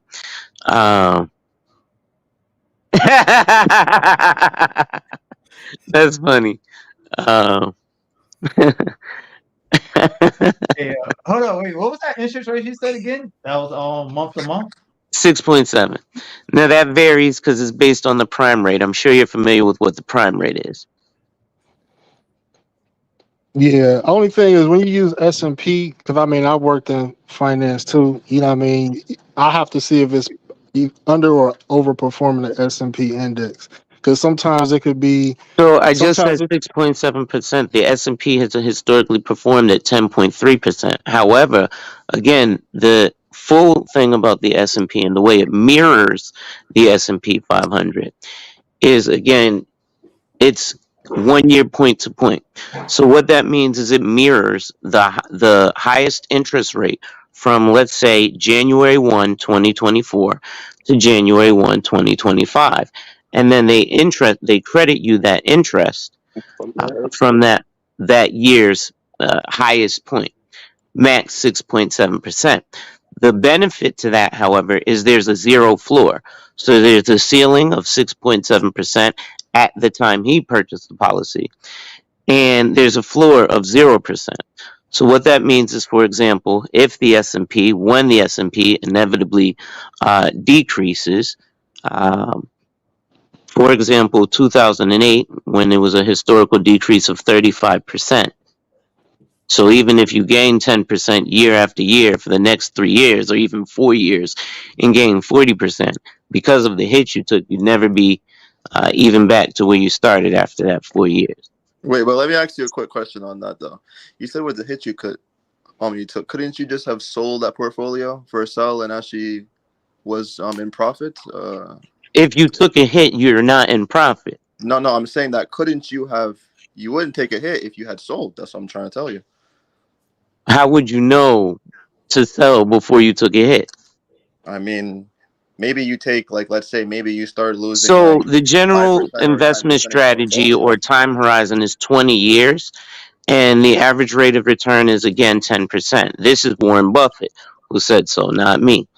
Okay, so the time horizon is 20 years, and most people don't have to. n- n- Not exactly, Leon. There's more intricacies to it, but in the scenario of a 20-year term, yes. But so, like I was saying to you, sir, because I didn't mean to cut off. Um, I forgot where I was answering that you got to die by 39 question. All right, I can't look at the chat because I got distracted. Can you ask your question again? No, I was saying that. Okay, maybe you are taking a hit. Maybe you're down like 10% or something. You say, okay, let me actually just sell since I'm down. I see the markets are all crashing. You start hearing news about certain stuff going down. Okay. Then you start, and So then after that you sell. So it's that's more reactive okay. investing. So the problem with that is even when there you could take the loss, right? So you're saying you're gonna take that loss and write it off, Yeah, you're right off, and then just sell.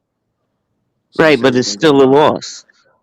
I mean, So but you lost money, in and yeah, you investments write you off lose, right? what you lost, but you still lost it. Yeah, And but that investments you that lose that though. You know earn you're gonna lose. income is a different stream from investment income, right? So you want to All have right. those multiple. Go ahead. So basically, what you're selling is like, okay, if you take a hit, right? Say you No, no, lose no, no, like no. 10 So here's the thing, and here's where people get it confused. You cannot confuse equities with insurance. And that's what a lot of motherfuckers who don't understand the shit come up and try to sell y'all. Right? And that's the problem. So these are fixed products. What fixed means is guaranteed. What you guys are talking about is speculative. I'll give you guys an example. Speculative means up and down. You have no fucking clue what it's going to do. However, with something fixed, it's guaranteed. So a fixed product means this is what you're promised, point blank, period, come hell or high water. So it's based on a multitude of things. Again, I'm not speaking down on anybody, but I speak with passion. I ain't get shot 5 times in front of my mama for no reason. You know what I'm saying? But Yeah, I mean, we could have a intellectual conversation about finance, but it's not really helping the average traveler. You know what I mean? Because if we're talking about fixed income assets like treasury notes or treasury bonds, those are low again, that's a debt, return though. investments. It's still a Those are low. a debt. Yeah, but Yes, it is a low return on investment. most fixed income are low return investments. They're safe Exactly, but investments. there's also low risk, and nobody talks about risk tolerance. Everybody talks about I threw all this money in here, but nobody talks about the losses or the 1099s you got to fill out when you get those supposed wins. Luckily, Joe Biden didn't pass the unrealized capital gains tax law, where niggas who made $6 bazillion off of their Bitcoin supposedly, but didn't realize the gain because nobody gave them any actual money for the asset,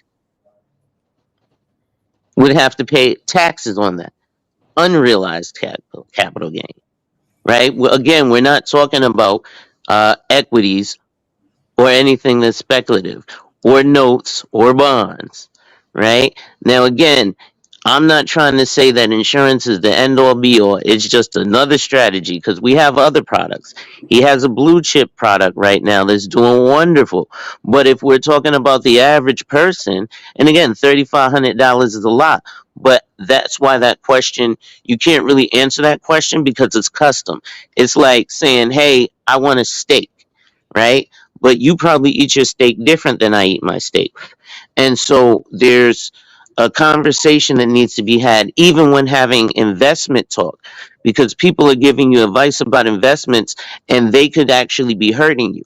That's why a lot of people who aren't licensed come up and speak about it. Because if you're licensed by FINRA or the SEC or the SIPC, you literally can't say certain shit online. Because if you say certain shit, it can be taken as given investment advice. Let's say I said some shit and you guys went and invested in it actually and lost your money. Obviously, I'm up here with my government name as well. You guys could go and report and say, hey, this motherfucker told me to do this and I lost money,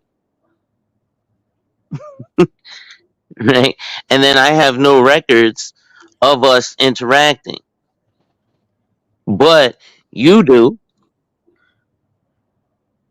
right? And you'd have me online. You could look this video. He told me to do A, B, C, and X, Y, Z. I don't think anybody on the panel here was trying to sell anybody any information or anything. I mean, last time I checked, were you guys? No, no, no, no. I'm not trying to. But just, it can be construed like that because I'm a salesperson and because most people who come around are trying to sell people this shit. And obviously, I am a salesperson. I'm always trying to sell people shit. But most of the time, if you look at it online, it's some bullshit. Hey, like for example, term insurance is a great product. Somebody might need to not spend $3,500 on a $2 million policy. They might need to die by 39. Tell us which bank in America would take its life insurance. Somebody go to Google and do it, or ask my client. But at any rate, I'm sure you'll go to Google and type, "Can you attain a mortgage with life insurance?" It'll also tell you that you'll likely get a better interest rate by using the life insurance policy. Yeah, I mean another strategy. I mean, I've seen people pull money out their 401k to buy real estate too, Absolutely. and then Now, you the don't get penal you difficulty don't with get that, penalized for using it either. yeah, the difficulty with that is it has to be a first-time purchase, and the maximum is 10,000. Anything above 10,000, and you actually do get penalized. Obviously, it depends on if you're 59 and a half or younger. And then for you guys, actually, what sucks is something called FRA, which is full retirement age, and RMD, which is required minimum distribution. So you guys are in your 20s, right? The thing that sucks right now is currently RMD, which is required minimum distribution, which means at this particular age, which currently is 72, you have to be taking from your retirement account, or the IRS will tax you at 50%, which is fucked up. They're taking 50% of your retirement account because you're old and still living, right? But full retirement age, which is FRA, is age 67, and you have to be born 1967 or before. So things like Social Security, you brothers aren't gonna get, because damn near my generation ain't gonna get it. And you guys are doing shit like living abroad, and there's no real social security system for obviously going abroad, right, or retirement to live off of for the rest of your life. So thinking about that would be thinking about traveling, right, the long run. Because while you're 20, yeah, you're cool, but are you going to do this for the next 45 years? I hope you plan on being alive that long. How are you going to do this for the next 45 years?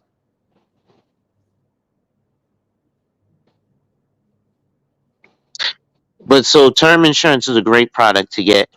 Whole life insurance is a great product to get. Index universal life insurance is a great product to get. I'd stay away from variable universal life insurance, however. Though variable universal life insurance is life insurance on steroids, most people who are investment advisors will tell you to keep your insurance, and your investments. And variable universal life insurance is commingling the two. Um, and so you get that full participation in the market. But the downside is, for example, like my client who is pouring $3,500 a month in, his death benefit, and his premium and his cash value accumulation would all be at risk, whereas none of that is at risk in his current configuration, right? So you wouldn't want to set yourself up for the yogi doke. For example, back in 2012, I had a client in the Bronx who that happened to. He was an older guy. He was about 60. He had a wife who was 45.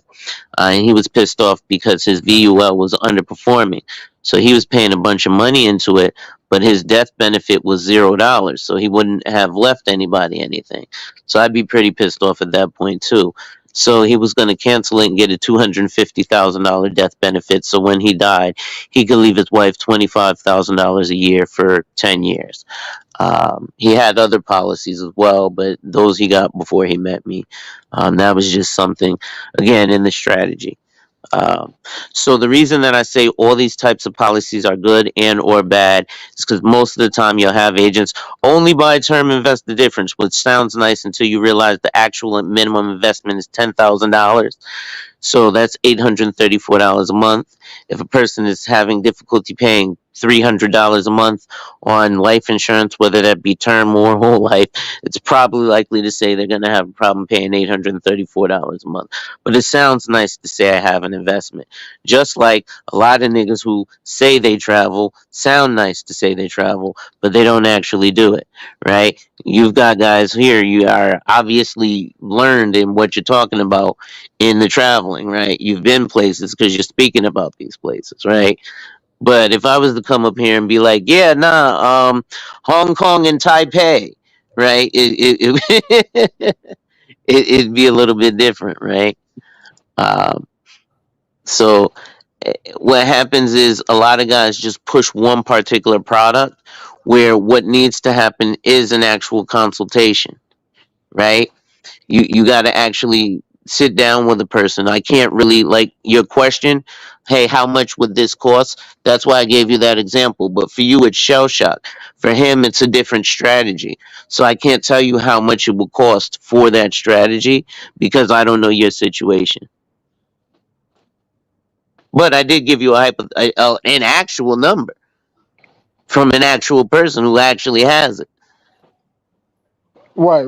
No, I got what you're saying. I mean, the average.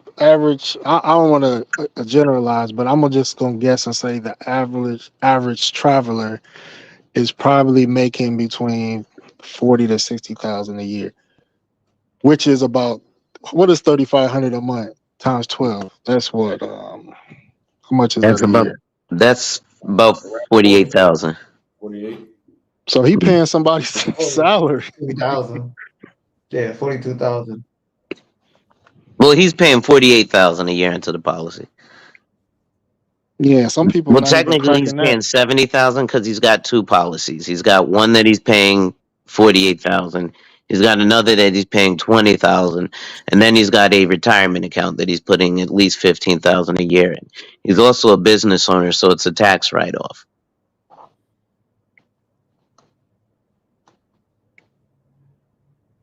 He sounds like a millionaire. Yeah, he's pulling about that annually.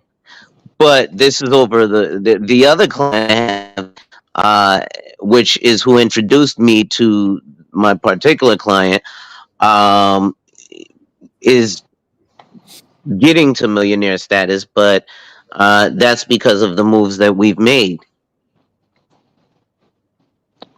Right. Uh, So you described a millionaire, leveraging his policy to buy a home for 200,000.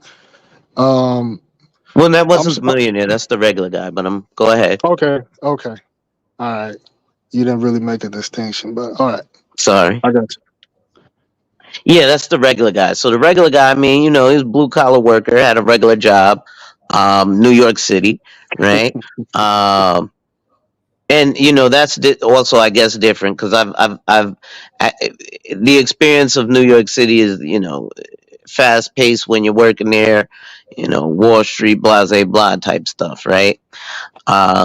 But it, so let's see, he started with a policy, again, so the rule of thumb normally, if you're looking to use a policies for strategy, it isn't going to be inexpensive, right?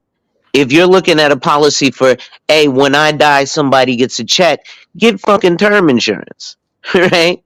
But if you want to get life insurance for what it actually is, life event insurance, prime example. If you get life insurance for a child, instead of saying, "Hey, I'm going to go to Chase Bank and put $100 a month in this Chase Bank account and get 0.0000002% annual percentage rate when I have $25,000 in the account," please don't believe me. Go to Chase and look at the rules and regulations, and then uh, versus a life insurance policy that, let's say, grows at a compound interest rate of 2%, right? And you're not looking for the child to die, obviously. But look at that versus putting it into a Section 529, because most people can't actually max out a 529. And if you're going to get a 529, don't go to fucking Charles Schwab. Go to your state. Go to www dot whatever the fuck state you're in.com and type in state 529 plan if you have kids. Most of y'all, I'm assuming, don't have kids. Right. Or you. if you I do have. mean, to the last point you made, like I said earlier, every millionaire owns real estate, and a lot of millionaires are created through inheritance. So through life insurance. So a lot of millionaires do come from the death of a family member. So but that's like a generation. In my opinion, that's more like a generational wealth type of strategy. Well, yeah, you mean to die and leave it. Yeah. So in that, I mean, even when we talk generational wealth, if you go to Google and type in how long is a generational, it'll tell you between 20 and 30 years. Right. And then if you go to Google and type in the average American salary, it's about 50 to $60,000 a year. Right. So or it might be 70, but let's go 60,000, right? So 60,000 times 20 is $1.2 million. So the average American should have, if they just want to leave one generation of just fucking making it, because $60,000 a year ain't wealth, right? If they want to leave one generation of just making it, they get a $1.2 million policy, right? But again, you said it, inheritance, because life insurance ain't the only way to inheritance. Again, I ain't here to just sell you some shit. And if I'm gonna sell you some shit, I'm gonna sell you the best shit. Because I tell all my clients, you'll make me rich, but only if it benefits you more, right? So, and again, because I ain't just on online, I'm showing my face and I'm licensed in 13 states. So if I go to these places, I might not have seen you, but you surely have seen and know me, right? Um, so life insurance again ain't the only way to inheritance, but so what the to create generational wealth, right? Let's say again you just wanted to leave 50 million a year, 50,000 a year, so you would get a $10 million death benefit, and when you die, instead of just leaving the benefit to that person, you would bequeath it to, let's say, a high yield savings account or a high interest account that pays that earns, I don't know, 0.5% interest. 0.5% of 10 million is 50,000, so you'd be leaving your family $50,000 a year in perpetuity, right? Now, that $10 million policy for somebody who's 20, because life insurance isn't just paid for with money, it's paid for with health and age. Prime example, I sell it, but I don't have it because I have fucked up health. I got type 2 diabetes, I smoke, and I was overweight when I first got into the industry, right? And when you get declined, there's something called the MIB, which is the Medical Information Bureau. So now all 700 insurance companies in the world have your information. Mind you, insurance ain't the only thing they sell. They also offer other products and services, right? They want to get your assets under management. But please also go Google something called BOLI, bank owned life insurance. Now that's generally something that they use for retirement accounts, but they put a shit ton of money in that, right? Because they use that life insurance money because it's guaranteed to guarantee retirement accounts, or at least to balance their offset their balance sheets, right? But so if anybody pushes you towards just one product as opposed to a solution for your life, they're just trying to get a fucking fat check off of you, right? I like residual income. And something like life insurance, you would think is a one-time sale, but wealthy insure one life at least 7 times. So I want to be that person that, if you're the average person, right? If you're looking to create generational wealth, the rule of thumb that you should be paying on a premium is your age plus a zero. So if you're 28, you should be paying at least $280 a month. If you're 35, you should be paying at least $350 a month. Again, that's if you're looking to use it in a particular strategy. If you're looking to just die and leave somebody a check, then you get a term policy. But if you ain't got no wife and kids and you're young, then the term policy don't make sense because you ain't got nobody to leave nothing to. Yeah, Another that lie makes that's sense. right. Another lie that's told to the youth about getting term insurance when you're young because it's cheaper, right? And I'm gonna speak against whole life too, but these are just some tropes I see. Hey, get term insurance while you're young, because while you're young, you don't have a lot of money, right? And when you're older, you'll be earning more money, so you'll be able to buy whole life insurance then. The problem with that is this: when you're younger, you might not have a whole lot of money. What you do generally have is a whole lot of expendable income, meaning that you're able to spend this money because you don't have things like responsibilities, like wife, kids, a car note, mortgage, student loan debt. paying back the loan that you took from your IRA or your 401k. Because most people take loans from those distributions before they think about buying a house. Bolstering your savings, since most Americans don't have access to $500, yet we're talking about investing. Yet we don't know our risk tolerance. What is risk tolerance? Risk tolerance means if I quote unquote invest this money and I don't get it back, because that happens more often than not. Am I okay? Or am I going to be hungry? Am I going to be able to, if my tire pops on my car, go to the dealership and get my BMW service? I'm not a fan of Beamer, by the way, but I'm just saying, whatever luxury car you have, right? Or my Chevy, right? If I'm a regular person, right? I say regular person because most regular people like Beamers. Y'all are traveling men, so I'm assuming y'all have some modicum of assets, right? Yeah.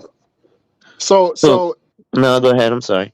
so I guess to put everything in perspective, because we've been talking about being a digital nomad, which pretty much means that you can live outside the U.S. and hop from country to country for months at a time.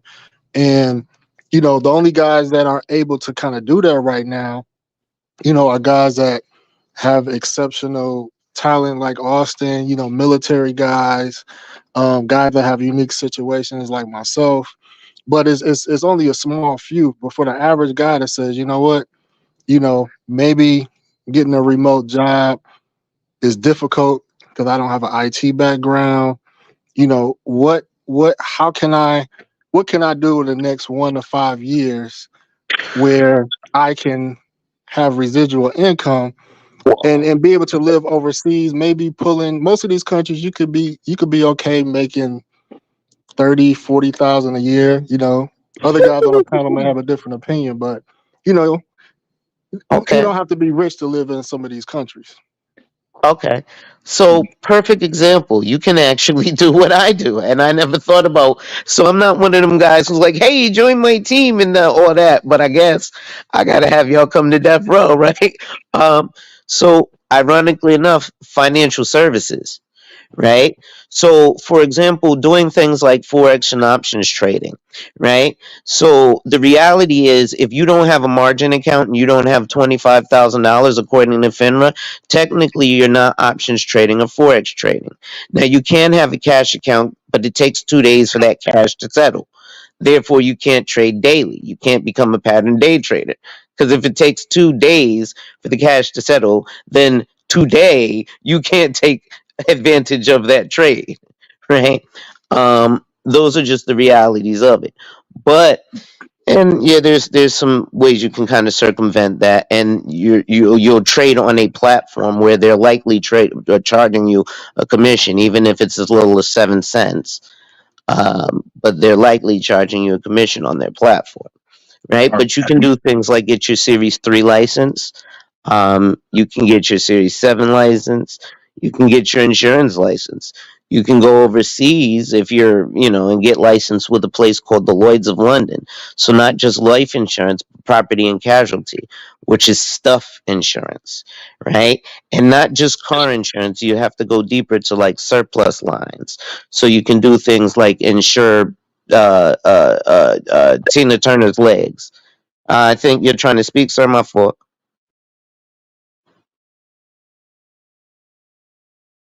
Hey, can you hear me?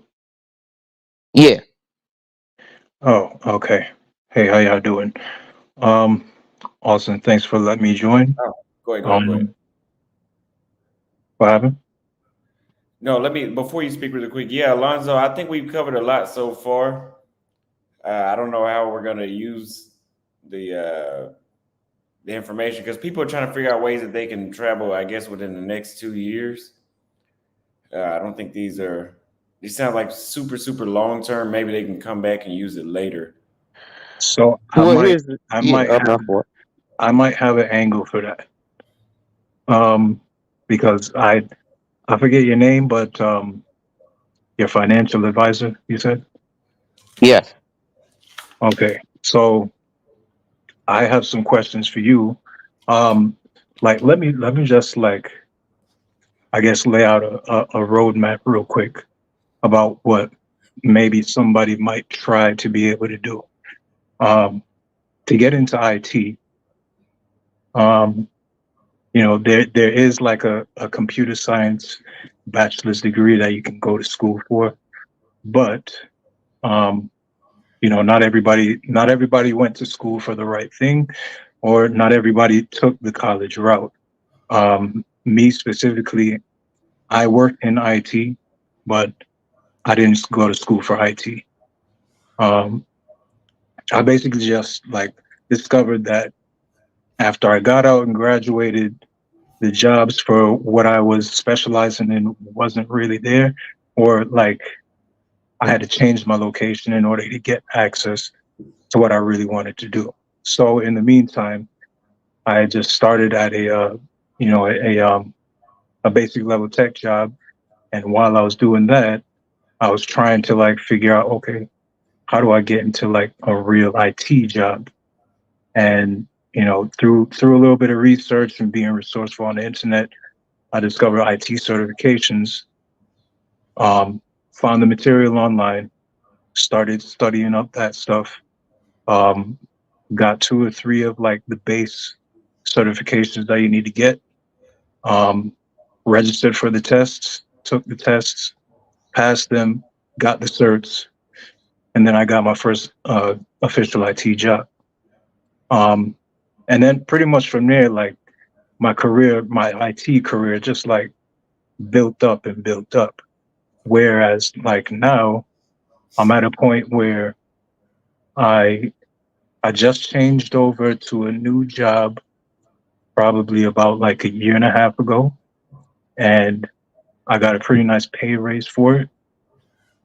So, um, on top of that, I've been like developing a really good habit of saving, like a chronic habit of saving. Like I'm just always perpetually putting something away, no matter what I have to pay for.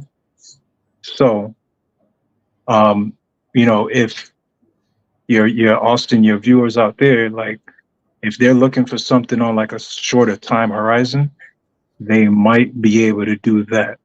Um, Now, for my questions to the financial advisor, um, so I heard you talking about like trading um, a minute or two ago. Um, it's something that I've been looking into for the past couple of years. Um, I have a portfolio in stocks.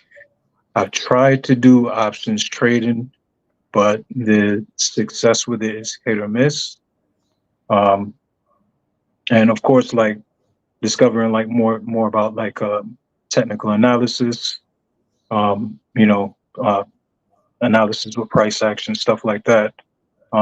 I discovered futures trading, and to me, not any shade about what you were saying about options trading, but in my opinion, options trading seems like a scam because like there's just and I mean, this is just my opinion. Maybe other people can make it work, but I feel like there's too many variables with options trading. You got delta, vega, gamma, um, theta, all of those things, which can like count as decay against your options contract. Whereas with futures, you just buy if it's going up, or you sell if it's going down, and that's it. You don't have to worry about any of those extra variables, right? So that's what I'm trying to get into. Um, of course, since I'm chronically saving, I'm saving money for a personal futures trading account. But in the meantime, I'm trying to build a prop trading account. Um, so my question to you is, let's say, so the IT job I got right now, um, 70K a year. which works out to like 22 or 2300 every 2 weeks. So let's say I'm able to like double that, and then I go to do my taxes at the end of the year. How would I be able to pay the least amount of taxes on that money that I make? Because I know what I would pay with the W-2 job, but you know, the day trade in the futures is on the side, so that's a I think that's like a 1099. But Yeah, that's completely variable, right? So, unfortunately, it also depends on a lot of things like your structure. Most people are gonna just be a regular flow through, so it's personal income or earned income, right? Um, but I'm not a tax advisor, right? So that's where people also get that confused. Oh, you don't know about taxes. That's like asking a tax person about investment. They might know the taxable portion of it, right? But they're not going to know how it performs or how to explain that to you in its intricacies. Does that make sense? see, yeah, that's that's what I'm trying to figure out. Because you know, inflation isn't looking good, and then you know, Plus, even if you ask a CPA, they're going to want to consult with you because that question is too vague. There's too many variables in those types of questions for an actual professional, right? It's like, again, I use the steak analogy. Give me a steak. Well, okay.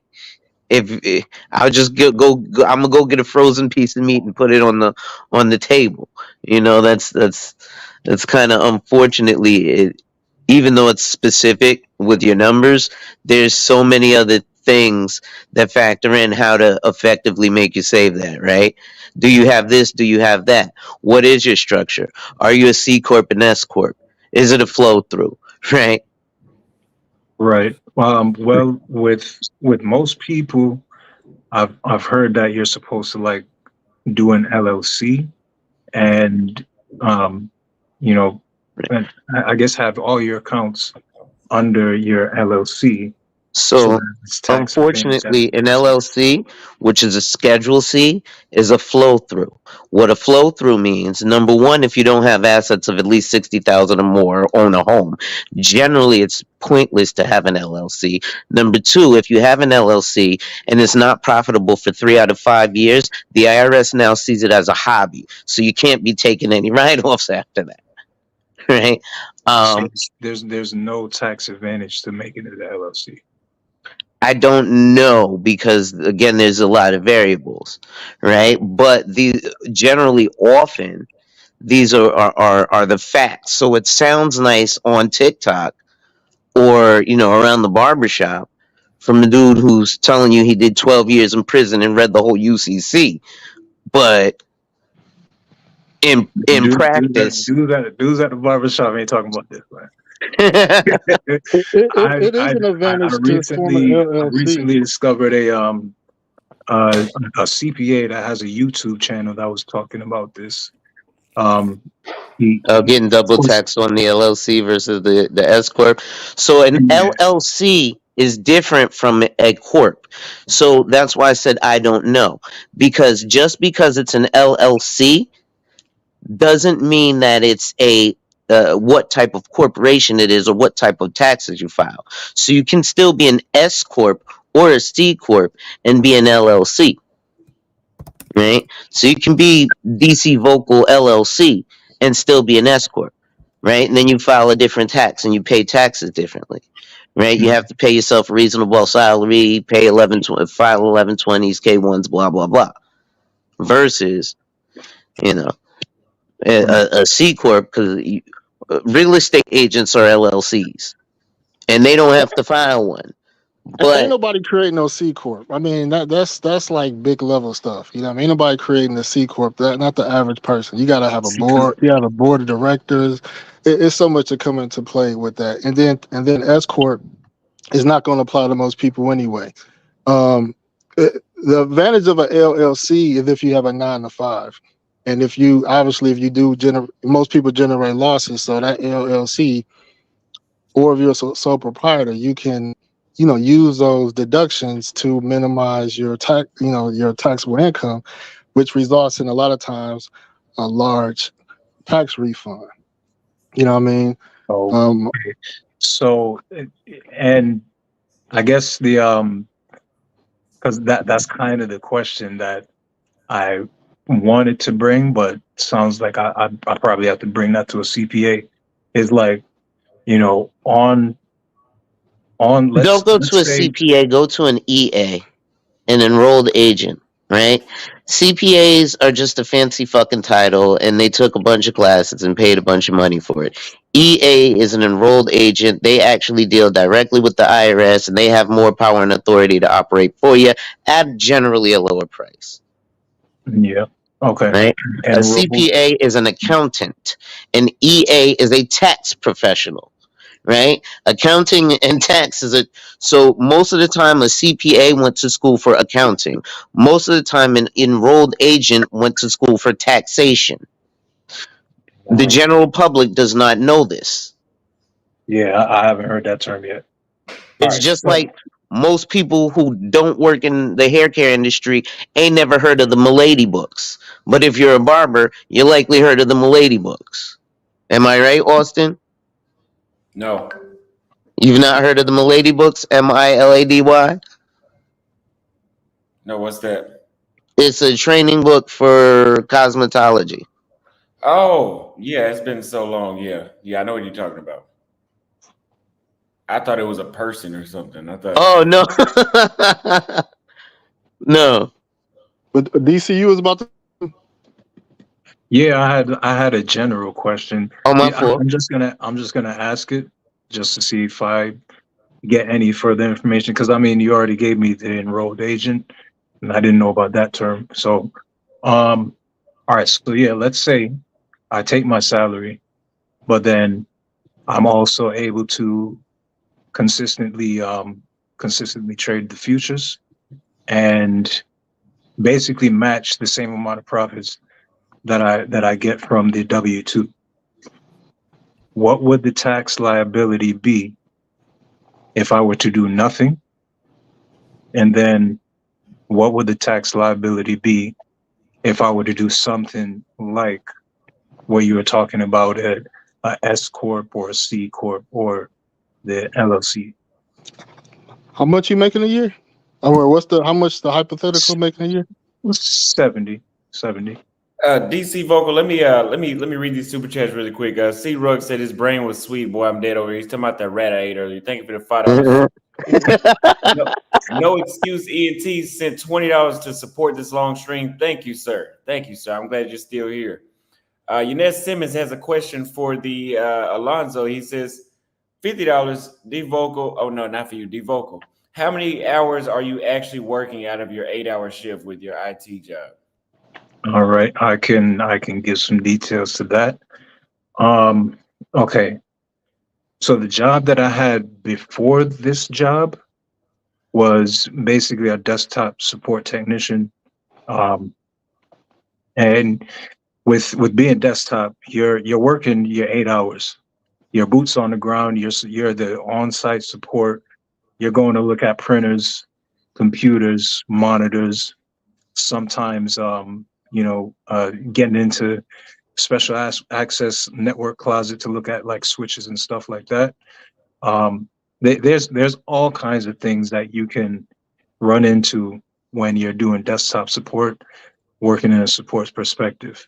Now, I transitioned over to a system analyst role, which basically means like, okay, I work for a healthcare organization out here in the Midwest, um, and I'm a system analyst for an area of the hospital.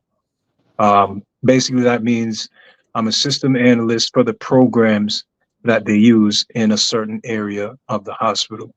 We support like the servers, the patching of the servers, any application issues.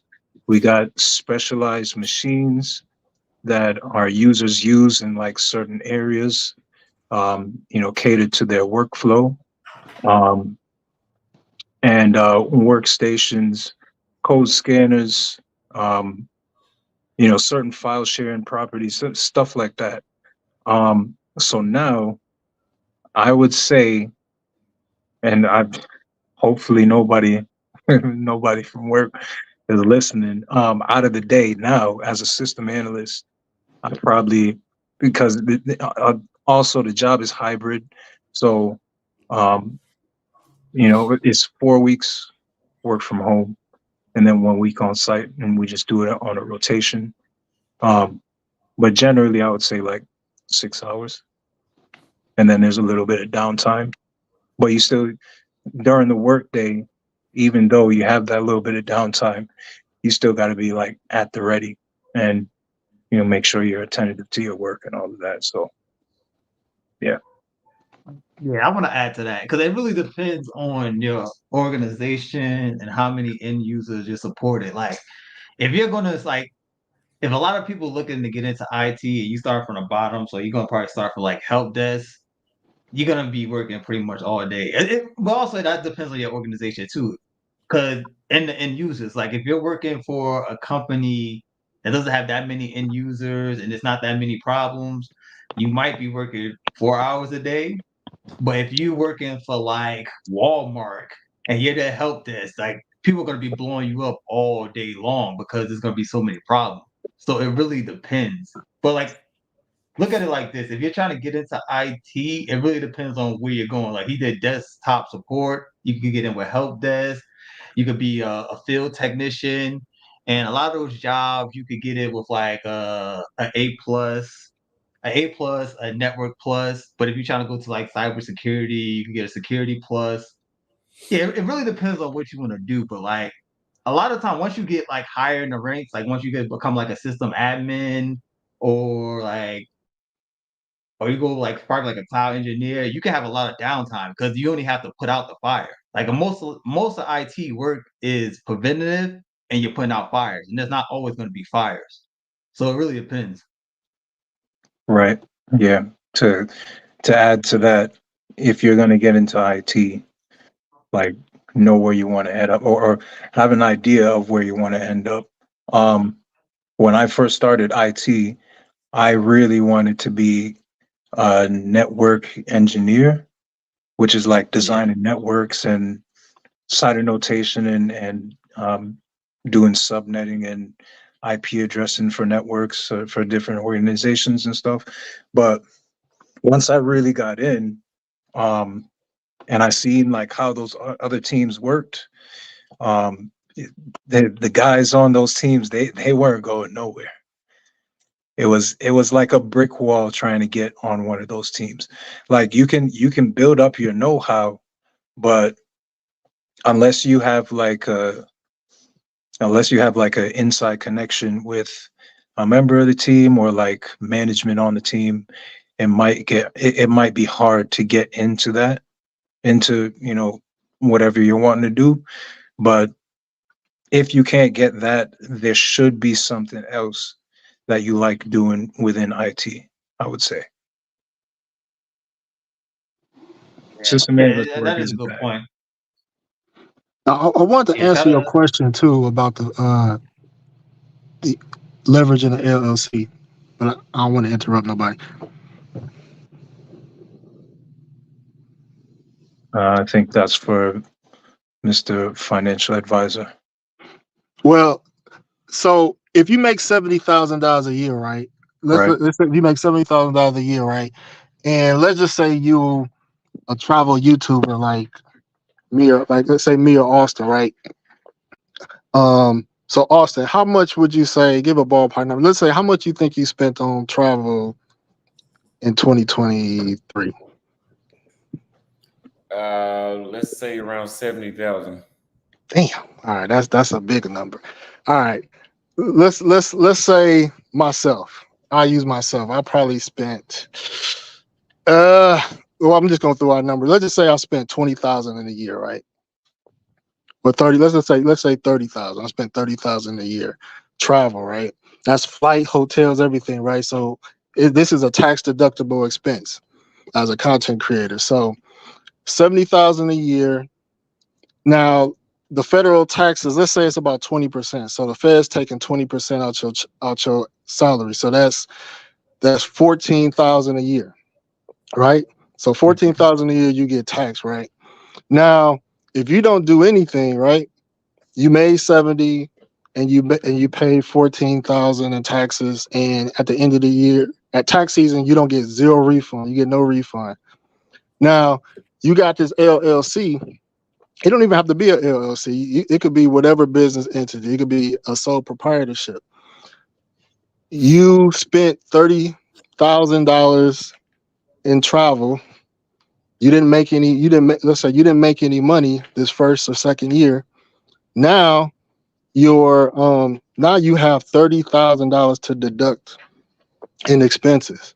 So that 14,000 that was supposed to go to the IRS or already went to the IRS, you get that back as a refund because that 30,000, you know what I mean, that 30,000 deducts that 14,000. So now now you get a $14,000 refund check because all of your expenses was able to deduct your taxable liability.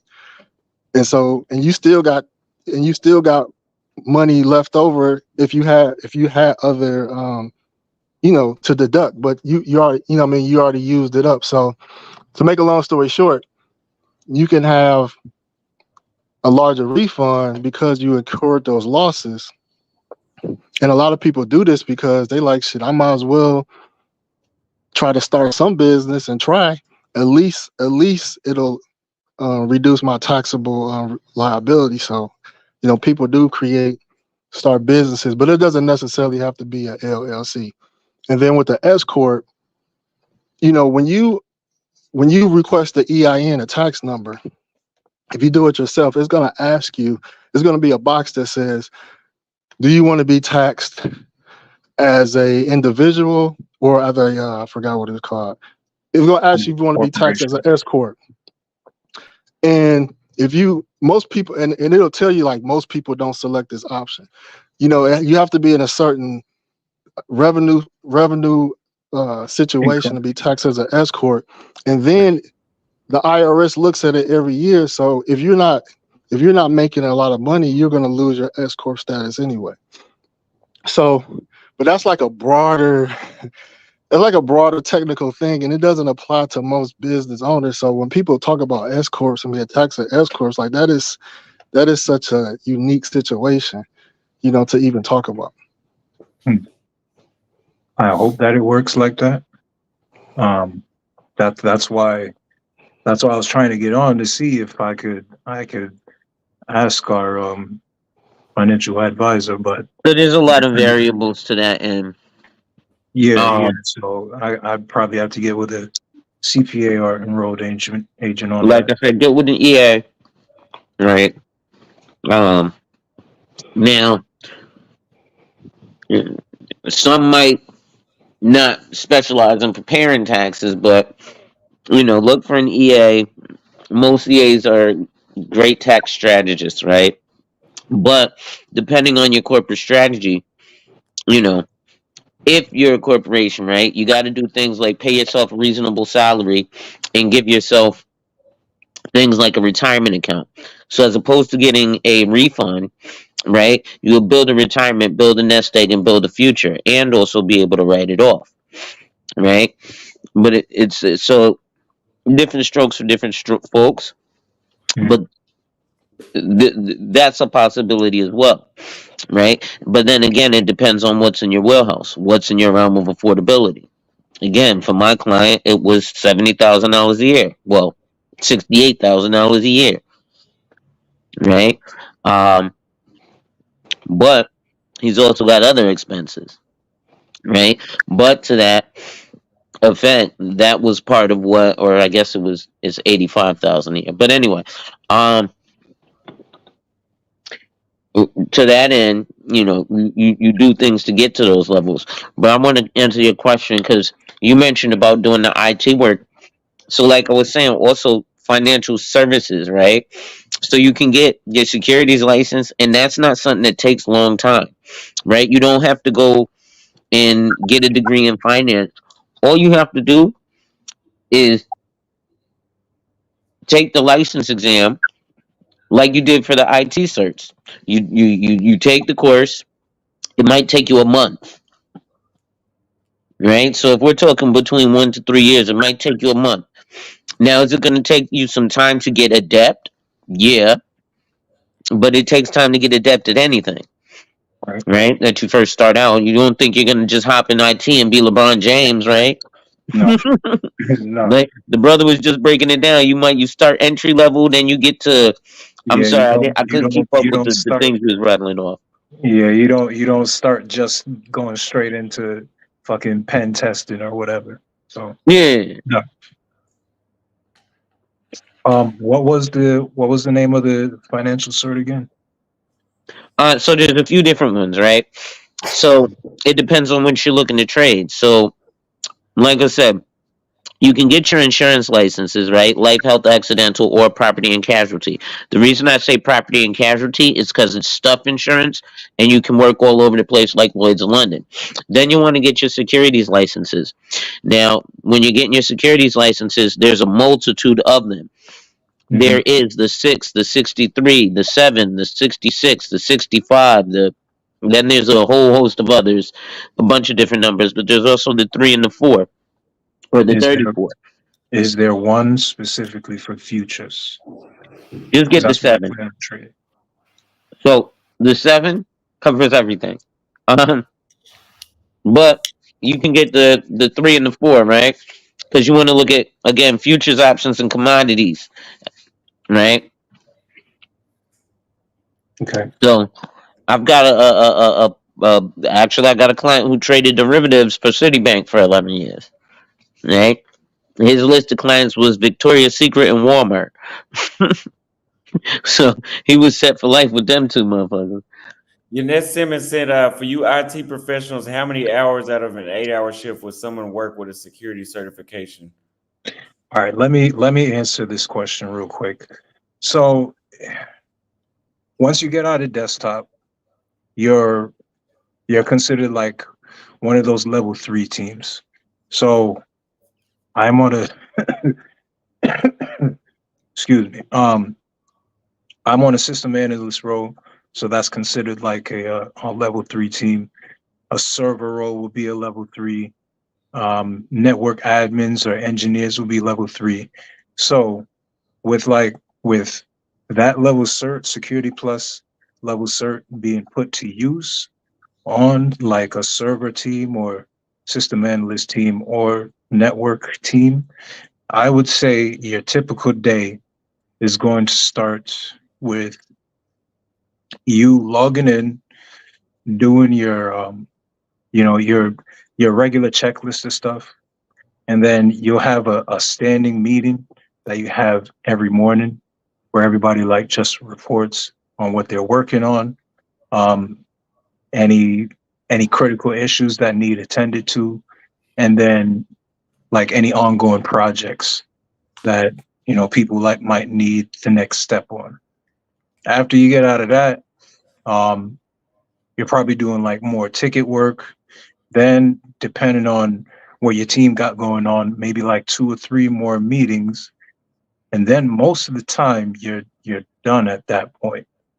So I usually work 8 to 4, but most of the time, by the time I'm done, like through with all my meetings and stuff, and take care of ticket work and stuff like that, done by like 1 or 2. So like 5, 6 hours. Yeah. I mean, yeah, it really depends. Like I said, it depends on your role and what you do. Like if you are help desk, it all depends on your company and your organization, how much end usage I have. How because if y'all doing a big rollout, like the beginning of the year, y'all doing a big rollout, that might eat up all your time. You ain't gonna have no time to study. So Right. it varies. But like, and this is also you gotta think about the role that you're in now. Like if you're in like a role that requires you to constantly learning stuff, if you're still brand new, you still got to take some time to acclimate to your job or something like that. So I would say like once you got your role down and you don't have a bunch of tickets, you don't have a bunch of projects. You should probably be spending, and you trying to get that next role. You should probably be spending at least like a good hour to three, depending on your time constraints. But it really depends on your job, though. I So I wanna, agree I with wanna, the vocal. I wanna paint a realistic picture though. Um, because like on average, for me, on average, on the team that I'm on, it's like 5 to 6 hours of like consistent work. Now, um, we did just recently do a system upgrade of our main application, and it was a big undertaking where all of the different areas of our department were involved with like testing the application and making sure the new version worked for all the functions that they needed. And then there came the night or the day of the cutover where we had to update that version on the server and point all the clients to the new server and make sure that all the clients could connect to it and there was no issues with the application. So in situations like that, it's like all hands on deck. So, if you're doing like upgrades or like um, projects that are really involved, then they're gonna want you there all day because you gotta play your part in the support and like, be on call, be there beckoning call if like something goes wrong with what you support. But if it's I if it's outside of okay. that, then it's your average work day, 5 to 6 hours. Yeah, I agree. I agree with you. It all depends on your role, like how your organization's working. Like I worked at organizations before where like I don't really have to work 4 hours because we were like a small organization. There wasn't a bunch of end users, so it wasn't that many problems. Like go fix like a laser printer or something like that. So you had a bunch of time to study. But like your role in your organization, your end users, y'all probably have a bunch of tickets, y'all doing a bunch of projects, so you don't have enough time to be studying like for 4 hours. So I agree with you. Yeah, I think that should answer your question.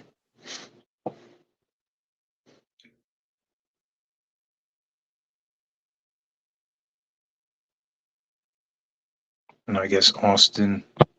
Yeah, I mean, it's a lot of things guys could look into, man. But it's just a lot of things is really hard to get into. So I just want to just mention my background just to put some credibility on it. Like I have an MBA finance.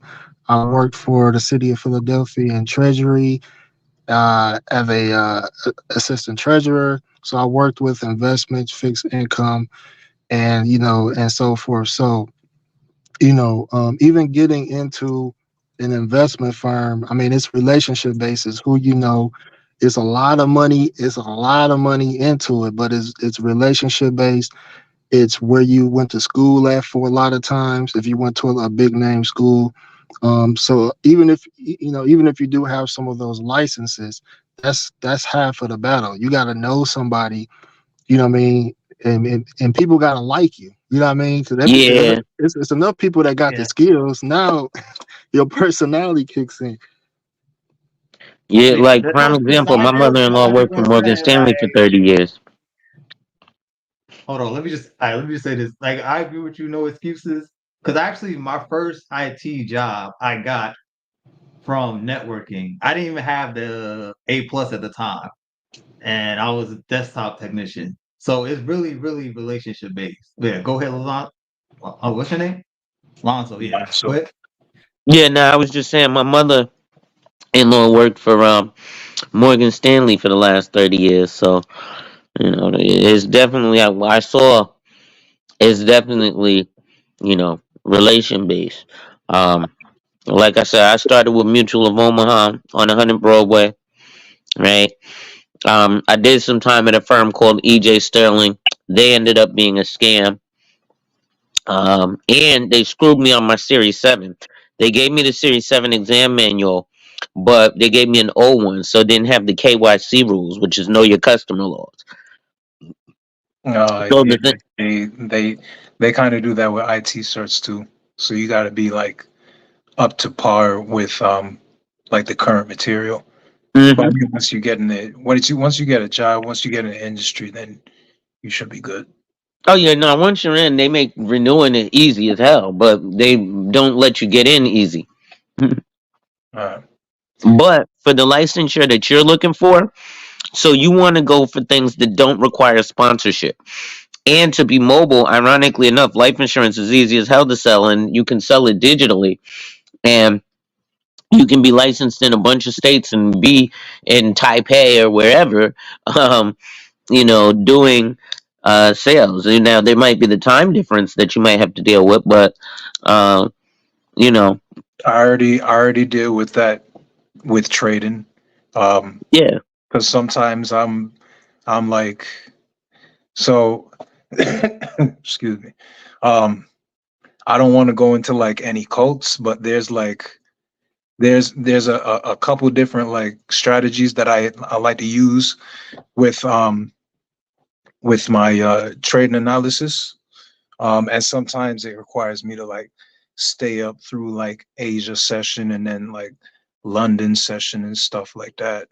But I mean, I'll happily lose sleep for like an extra 2K, whatever, you know, and then be done, not have to deal with that, not have to deal with New York session. Like anybody that trades, and especially trades like the Nasdaq, and like is at the screen, like got their finger on the trigger at 9:30 open, like, and then they get that injection of volatility, like they know what I'm talking about. So like if Facts. you can catch your Yeah. move during Asia or London, and it be like a pretty substantial move, you can be done before the New York Open and go on about your day. So Yeah, it's that also that really good shouldn't to be. use like price alerts and stuff also too for that. Yeah, definitely. That's part of like what I try and like work my strategy around. Setting price alerts at either the highs or lows of some of those sessions, or the highs or lows of previous days or previous weeks. And it's usually pretty good odds of reversal. You just have to watch for the swing highs and swing lows that it creates to confirm it. Let me ask one of y'all guys that do trading. Like, I know a few people that actually make a living on sports betting. FanDuel, some of the other apps. Now, I'm not. I can't promote it, but I'm not gonna promote it. But I know some guys that has a strategy on betting. So, what y'all thoughts on sports betting as It's a a as an whole income? nother. I tried to look into it a little bit, but it's like a whole nother universe, man. It's like a whole nother universe.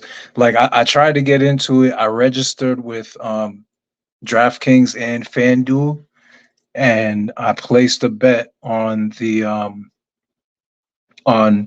a Golden State Warriors games, or Golden State Warrior game, only because I knew that they had like at least two 3-point shooters on the game or on that squad.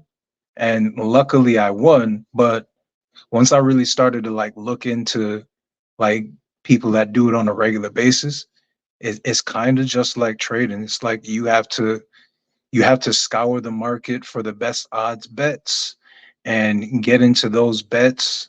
Um, there's all different kinds of bets that you can make. I forget all the terminology, but to me, there's a lot of similarities to trading, because there's a lot of different kinds of analysis that you can do for trading, and you have to learn the one that like suits you. And once I seen that, once I discovered that, it's a whole nother universe. I was just like, yeah, I'm just gonna stick with trading. I'm not gonna mess with sports betting. Yeah, yeah, I Yeah, agree I with see DC. Oh, people. okay.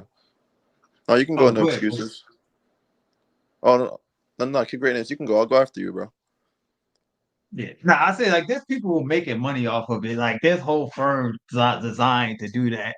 It's just another dimension. Like it's just analytics. Like if you know that a certain player has this average at this certain against this certain ref, and you punched all the numbers and you did all that, yeah, you can arbitrage. That's why like I seen a couple of people who got banned. I forgot what the documentary was called, but some people they made a documentary of like a couple of sports bettors that got banned because they was arbitraging because they did all the numbers. They knew, oh, this is a plus EV bet here, and they put a bunch of money in and they made money. But the only thing is like with that, it seems like once you start making money, and since you're taking money from like the casinos, they don't like that, so they try to like kick you off.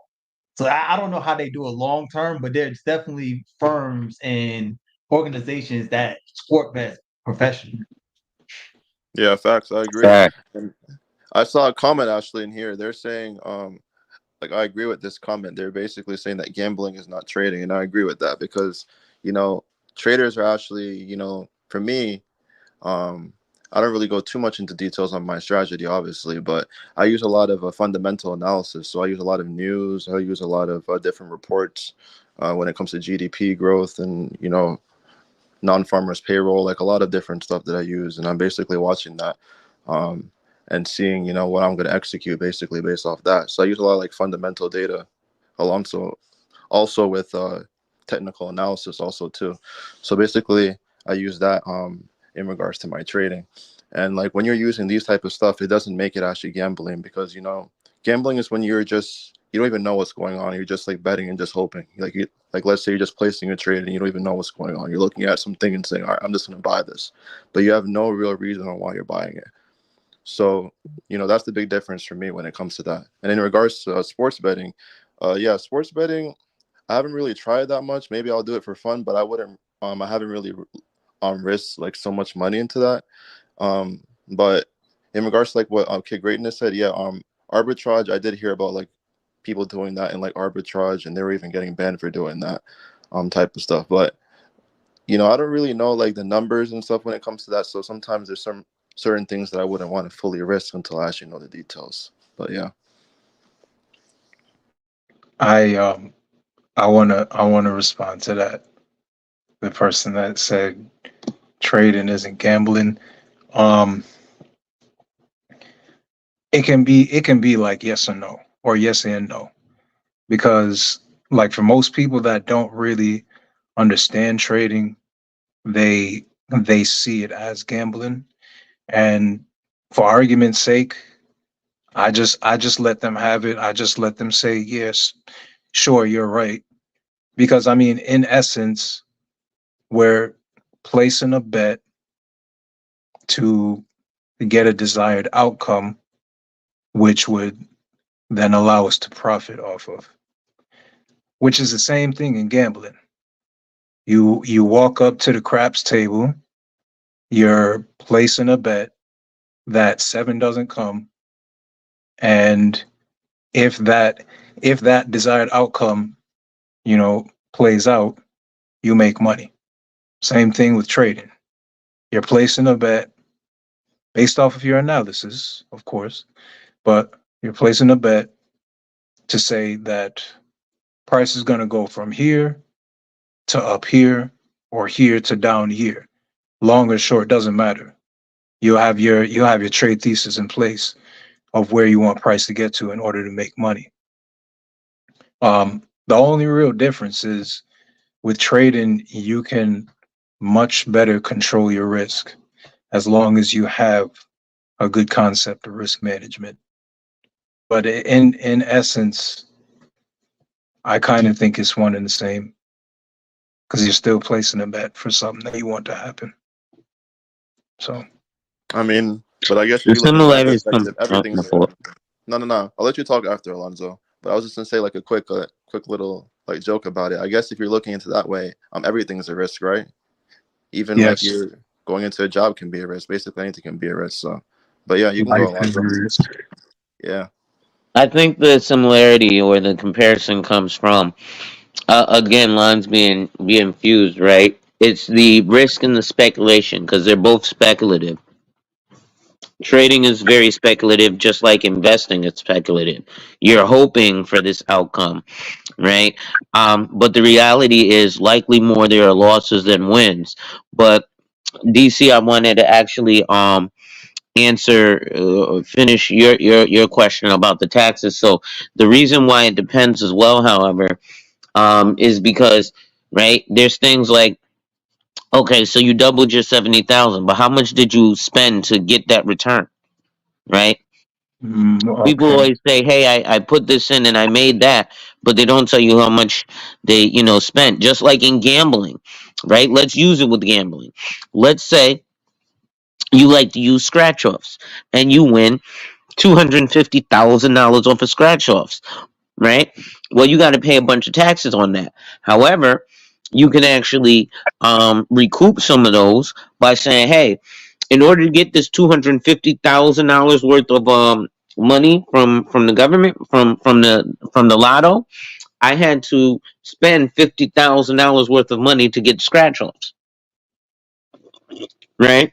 Right. That helps mitigate your taxes. So that's why, again, a lot of times people don't know what to ask, which is why they get taken advantage of, Right. right? Because if you don't know, you don't know. It's not your fault. There's a whole bunch of shit I know I don't know. Right. Right? You don't know what you don't know. Yeah. Yeah. So that's why it's best to consult with, in that situation in EA, because there are a bunch of strategies, but there's so many variables to it. It's just like, hey, I'm invested. I went to Vanguard and opened a $3,500 brokerage account. You know, even though that's not really investing, the reason 10,000 is the minimum, is Mhm. because they need the ability to fill out an SAR, which is a suspicious activity report, which is how the federal government keeps an eye on people who have money who could possibly be a threat for. They actually implemented it in the Bank Secrecy Act, and all that good stuff. No excuses. I'm sure you're familiar with that, having worked in the industry. Um, so there's a lot of craziness, but it is so many variables to those types of questions. It's just hard to kind of just draw. Like I could, I. So what I'm saying is basically the answers that were given aren't completely right or wrong. It just really depends. So there's scenarios that you the idea is take that and go ask an EA, hey, what about this, that, and the third, right? And then when they're sitting down with you and they can actually look at all your stuff, they can tell you what about this, that, and the third for your situation Right. specifically. Just like if I go to the doctor and say, hey, is Ozempic good for diabetics? Yeah, but it might not be good for my diabetes. Right. Well, I mean, at the very least, like that's what I'm trying to do. I'm trying to like uncomplicate and like simplify things because before when I was trying to do options trading for the past couple of years, I had like five different brokerage accounts. I had a I had a Robinhood, I had a Moomoo, I had a Thinkorswim, um, I had an eToro, and what was the other one? What was the last one? Yeah, I can't remember the last one, but like that's five different brokerages that I would be trying to make money from. And I'm pretty much just trying to like, now I'm at the point where I'm consolidating all of that and I'm just trying to put it into futures. Now, the only complication with futures is I don't want to have to be dealing with a prop firm forever. So that's why I started a personal futures trading account. But I just look at I'm not looking at a prop firm as like an entity that's trying to take advantage. Like I'm just looking at them as providing a service for a fee to be able to realize gains on larger amounts of capital, as opposed to only being able to start with like 500 or 1,000. You can Yeah, trade I with agree. Which one are you 50K, using? 100K instead. Are you using Top Step, Apex? Which one are you using? I I am using Bulinox and um, Elite Trader Funding. Oh, okay, okay, got you. And I don't know. Another tip is when you go on these websites and you look at these different size accounts, like say for instance, like the 50K on an Apex or a Bulinox, or a Top Step, they're charging like 150 or 175 a month for access to be able to trade these accounts. Yeah. But if you go on the be careful here, but if you go on the financial Twitter space, um, you can like follow other influencers that like make posts about trading, and a lot of them get like discount codes from these prop firms. And I say the better route to go is just to use the discount codes from them. And a lot of them are lifetime discounts. Yeah, I agree. That's a good wisdom to tell the chat for Yeah. sure. So, and that'll get you like a 80 or 90% discount on a 50K or 100K account. You're looking at 17 to like $22 a month, depending on the promotion for a 50 to 100K account to be able to have access to the gains off of that kind of capital. So I think it's a good deal as long as you know how to trade. You gotta have your analysis down and your psychology down and your risk management down. But Yeah, that is because definitely a way you could start. yeah, I agree. Because I mean, definitely demo trading and trading live are going to be two different things when it comes to your psychology. So, I You agree with you. Yeah, facts. I had a question for No Excuses. Um, so you said that you used to like sell treasury products. Is that right? No, I worked in as an assistant treasurer for the whole city of Philadelphia. So I was involved in our cash in the banks or our excess cash. I was responsible for moving that money to our investment managers, directed under our investment policy, and monitoring how those investment managers perform against certain benchmarks. I see. Okay, because my question was gonna be like how would you say like returns on like T bills or treasury bills measure up against like high yield savings or money market accounts? It depends. I mean, longer term notes like 20-year bonds are going to give you longer yields. Yeah. Um, Money market accounts, I mean, it depends on the Fed rate. So if the Fed rate is low, you're not going to make a lot of money.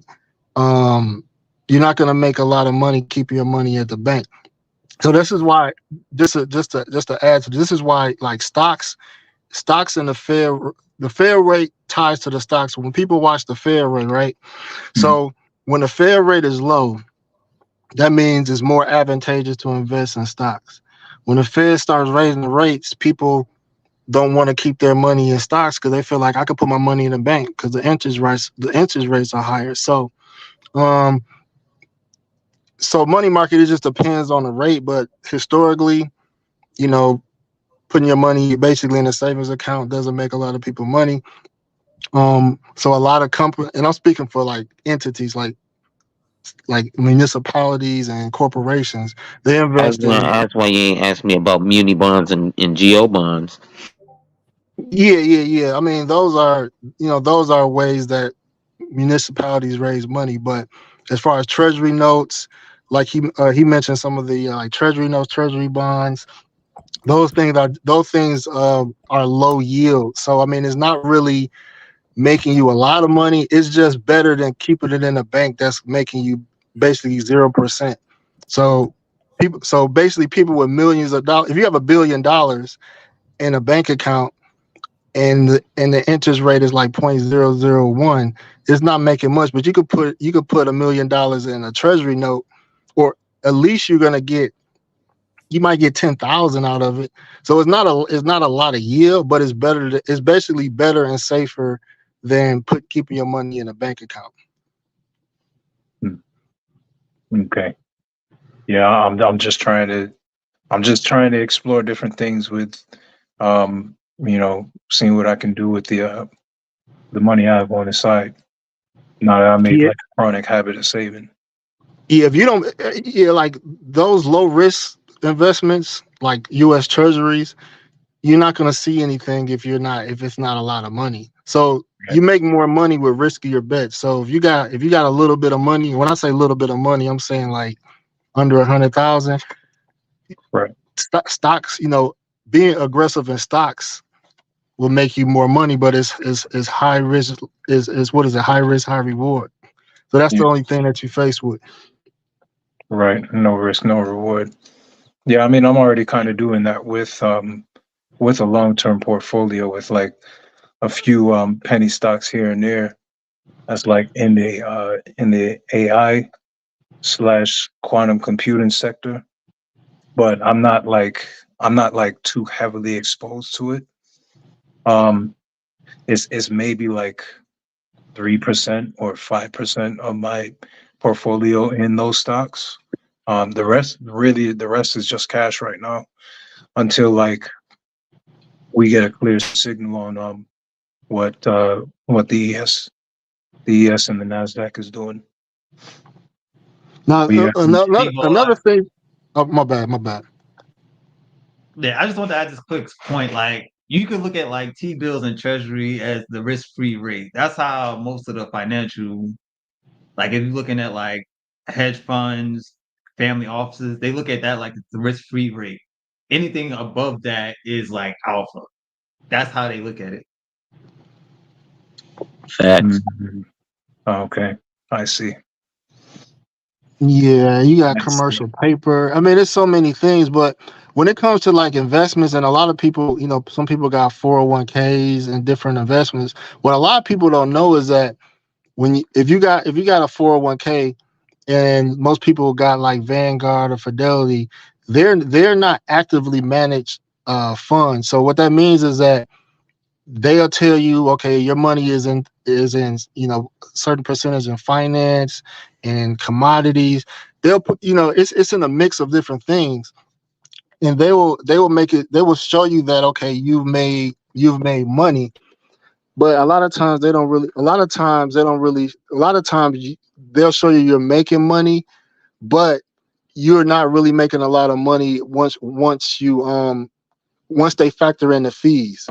You know what I mean? Because sometimes the fees are so high associated to the fund that you'll make money. You'll be making money, but then once you net it out, the investment manager fees is cutting into your profits.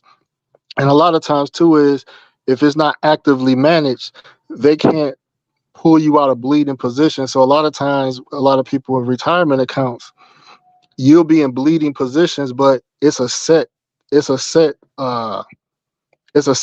investment type that they got you in. So they just can't buy and sell because that's actively managed. So, I personally prefer real estate, but if it comes to any type of investments like stocks, for example, you would want somebody actively managing an account. You wouldn't want it in a fixed fund with different things because they can't really pull you out of positions that are bleeding. Yeah, facts. Yeah, yeah. They're just trying to mirror like it's basically like a sophisticated ETA. I mean ETF. Like they're just mirroring in that market. So they're doing like long term income products. So like treasuries and all that. It's just gonna try to mirror that. So no excuses to speaking facts. But that's on a longer time horizon anyway, though, right? Yeah, That's I not. mean, over 20 years you're gonna make money. That's why it's The considered difficulty long-term about investment. actively managed funds, though, is the 2 and 20 fees, right? And the average person, if we're talking to the regular person, you're paying 2 and 20, right? You're not going to get knocked down to 1% or 0.5% because you don't have enough money, right, for them to lower your percentage, right? Anything less than a million, they're generally charging 2 and 20. So that's going to be 2% of your net worth and 20% of your capital gains, right? Before you have to pay capital gains taxes, right? So when you look at the fees of a passively managed fund, uh, you look at the fact that it's fixed. So because remember, when somebody gets your assets under management, they get paid whether you perform well or not. Exactly. Right. Right. Exactly. Right. That's So why you they're want gonna to be get a their bro. two That's why you percent want to be a annually. broker. Yeah, that's why you go get your license yourself and cut out the middleman. Which is what I'm kind of trying to do with futures. Um, I'm like again, I'm just trying to figure out like what best I can do with the part cash because like for instance with futures, if you have a setup that you can capture like 2 to 3 times a week and you're trading, I like to trade the Nasdaq because it moves. I've done a lot of analysis on it, and I think that if you train on it, it it allows you to be able to handle the volatility of a lot of other instruments. But for now, I'm just concentrating on the Nasdaq. If you So want if to you have start an smaller, say that again. I said, if you want to start smaller, have you looked at Chicago Stock Exchange? What what instruments do they have? That's what I'm saying. Have you looked at the Chicago Stock Exchange? They have it's smaller cap Are you, market. are you It's talking about like micros, not e-minis? No, no, no, the no. mercantile exchange is commodities. It's like oil, corn. It's like Oh, pretty much all commodities. Soybeans. Yeah, yeah, yeah. Those stuff. oh, you're talking about like and you can trade like corn, cattle, beans, orange juice, metals, gold, silver, copper, platinum, all of that. Yeah. Yeah. You need at least 10,000. I don't know what it is. I think it was like $10,000 to even have a seat. To be able to trade on that. I know it's a lot of money to even be able to trade on the Um, no, I haven't really looked into it only because the couple of times that I did try and trade silver and gold, like it left me flat on my face. So for now, I'm just sticking with the Nasdaq. Mm. Well, yeah, check those licenses because you might yeah, get the I think it's the Series 34. There's so many, but you can get it from Kaplan. That's where I go for my licensure. Right. Um, I got my IT certs from, well, I registered for the test on the Pearson yeah, View Test Center. yeah. Everybody goes to Pearson View. CPAs go to Pearson View. Right. Yeah, that's just the what is it, the proctoring facility. So that's just like everybody's gonna go to what you call it AccuHealth or whatever for a physical checkup or whatever it's called in your local area. um, but like the certain training facilities, like if you go to truck driving school, there's a big truck driving school. So for financial services, Kaplan is pretty good. I'm not sure what it would be for IT because I've never studied IT, but like cosmetology is Milady, Milady, right? So that's kind of the I would go to what I'm recommending is that if you want to get those licensures, go to kaplanfinancialeducation.com, and then you can put in where you are and what licensure you want. Okay. All right. I'll look into that. Yeah. But that's what I was saying about being a traveler and being remote. The thing is, a lot of these licenses you need sponsorship. So similar to IT, you got to know somebody. You know, for example, my mother-in-law worked at Morgan Stanley for 30 years, but I couldn't work at Morgan Stanley because she was not high up enough. So I had to get my own feet in the door. But I know this, other kid whose dad worked there um, at the syndicate desk, and so obviously his son was just ushered in. Nepotism at its finest, right? It is what it is. But you get in the door too. I'm older now, but like when I was younger in college, like trying to get internships for like these consulting firms like McKinsey and Company. It's a couple. I forgot which like the four biggest ones. But if you know anything about the field, you've heard of McKinsey. Deloitte. It's yeah, Yeah. Oh, you I talking forgot about what's the the third accountant? one? Yeah, McKinsey, Deloitte, and what's the other one? The big three. I can't Deloitte, remember. Ernst and Young, Price Waterhouse Cooper. yeah. Ernst and Young. It get a lot of people in the door. Yeah. A lot of people in the door. Especially if And you an accountant. KPMG is the other one. I don't know the first name you guys said, but Yeah, Bain. Yeah, I heard of Bain too. Yeah. So that's for you young guys, man. Try to get internships at some of these places to get in the door, because that's where the connections start. that's a You know, fact.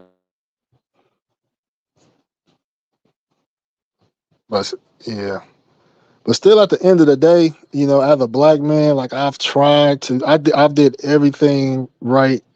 I've worked at Fortune 500 companies, and it's hard to move up the ladder. You know what I mean? It's still not a lot of black CEOs trying to get into management. So I just gave up on corporate. I gave up on trying to climb this corporate ladder. Because if you didn't go to an Ivy League school, if you didn't go to an Ivy League school like a Yale, Princeton, Columbia, Penn, it's just hard moving up those corporate ranks like that. For the most part. So now I realize the game is to have good credit, whether you went to college or not. Good credit puts people gives people so much advantages.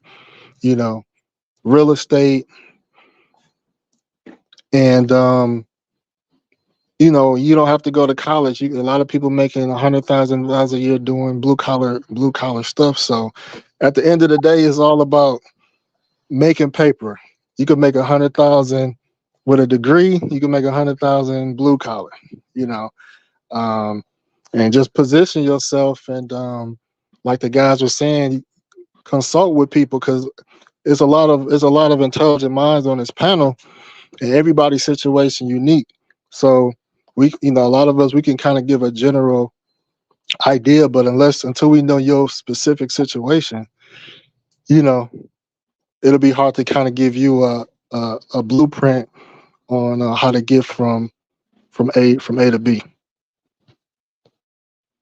Yeah, I would say, um, to add to that, just try to increase your skill set, increase your income, but don't increase your lifestyle. Like don't inflate your lifestyle.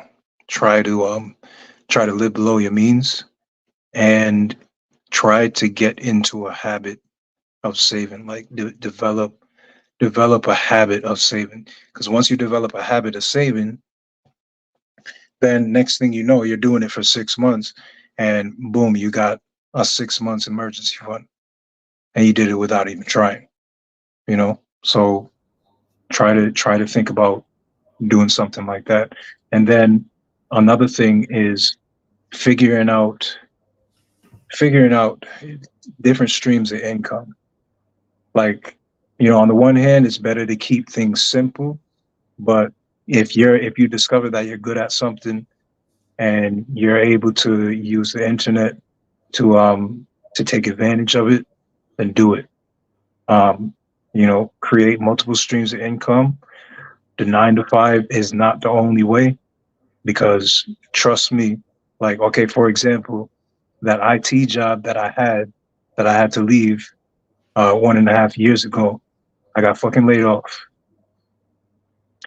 These motherfuckers don't care about you. These motherfuckers only see you as an expense on their fucking balance sheet. You're just a number. You know what I'm saying? Unless you're really like making an impact in that company and you're rubbing shoulders and shaking hands with like directors and VPs and stuff, you're just expendable. So you got to just be as resourceful as you can in this day and age, especially in this day and age. Like, I don't know if you guys are paying attention to things that's going on in this country or things that's going on in the world, but I think it's time that like a lot of people take heed to what's going on and try and build your own. You can't depend on the government. You can't depend on a company. So try your best to do those things and be as resourceful as possible. Yeah, I agree with you for sure. I mean, there's You even like guys, we gotta end the stream. We'll have a follow up stream tomorrow. We'll do just an investment stream tomorrow with a guest. Cool. I appreciate y'all coming through. I'll see you guys next time.